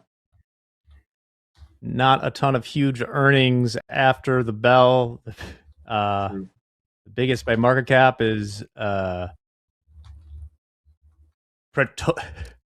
Petrolio Brasiero Petrobras.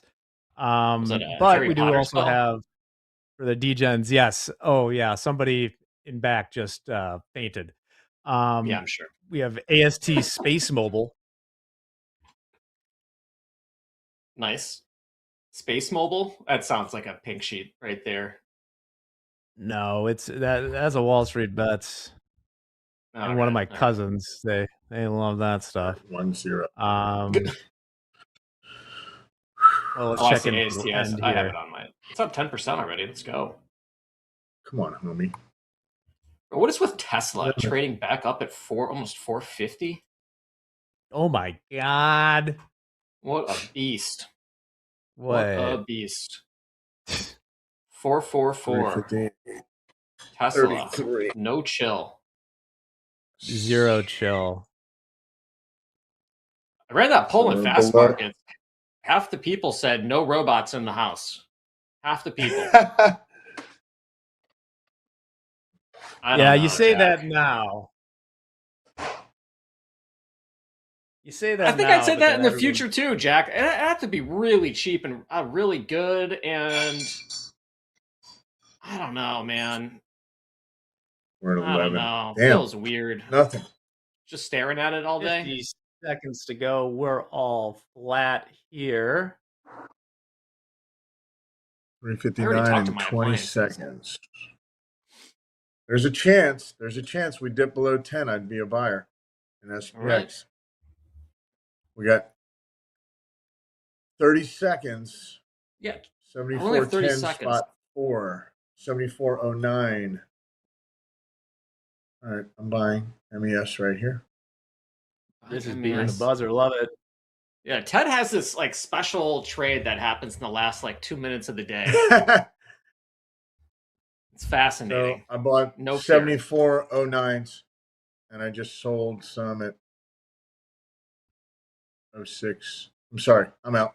That was $27. Done. Okay.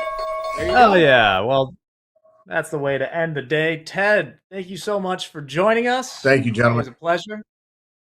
Appreciate And you. Dolby, way to hold strong in that M&Q trade. Always good to flip it red to green at the end here. Well, we're done for the day, but there's still more coming. James, take it away for the end of Topstep TV. That's See you guys right, tomorrow. my friends. We've reached the end of Topstep TV as we know it. But don't worry, because if you're still looking to talk trading, well, we got just a show for you. It's called At the Buzzer. And it stars Coach Jay, and it's on right after this. So stay tuned. Don't go anywhere, because At the Buzzer with Coach Jay is up next at 3:15 p.m. Central Time. But on your way out the door and, on your way out to At the Buzzer, go ahead and be sure to like this video and drop a W in the chat for Jack, for Dolby, and for Ted for a wonderful power hour. And give yourself a pat in the back too, because we know you guys have been here bell to bell. We see you in the chat every day. We really do appreciate you guys hanging with us. We put on this little play of ours we call Topstep TV. But don't worry, because there's a lot more coming at you all week long. I already mentioned at the buzzer, but then tonight at 7 p.m., Coach Dakota is back with Slow Markets. If you missed Coach Dakota from Fast Markets this morning, well, he'll be back at night hosting his very own show. So sit down, tune in, and trade it up with Coach Dakota. Again, that's tonight at 7 p.m. Central Time. Then tomorrow morning, 1:30 a.m. Central Time, Aaron Trades will be back with the London Open. 5:30 a.m. sees Deanna return with Metal Markets. If you liked what you saw from Deanna today on group coaching, be sure to catch Metal Markets. And then we will be back tomorrow morning at 7:15 a.m. Central Time for another bell-to-bell day of Topstep TV coming right at you. Now, remember, we do have a lot going on this week. We got Dan Mueller, CEO of AeroPay, joining us tomorrow at 11 a.m. Craig Buick of the CME joining Power Hour tomorrow at 2:30 p.m. Central Time. And we have a lot more in store for you guys as the week goes on. So there is only one place to be for bell-to-bell coverage of the markets and the news and everything you know and love. And that's Topstep TV. But enough from me. Let's get you guys on over to At the Buzzer. You know what I'm about to say. I'm James Harden. You've been the chat. This has been Topstep TV. Let's get this week started. Let's go.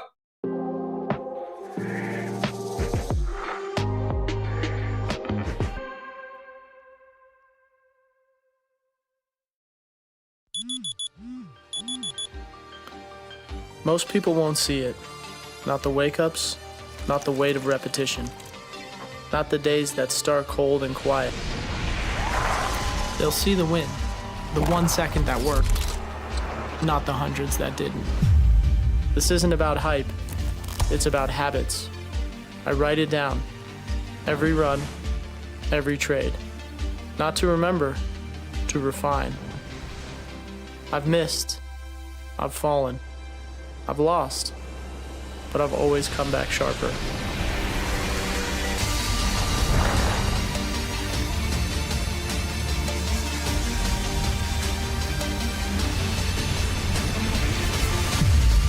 I don't train for motivation. I train for execution, over and over. Whether I'm in the pipe or in the market, I'm chasing the same thing.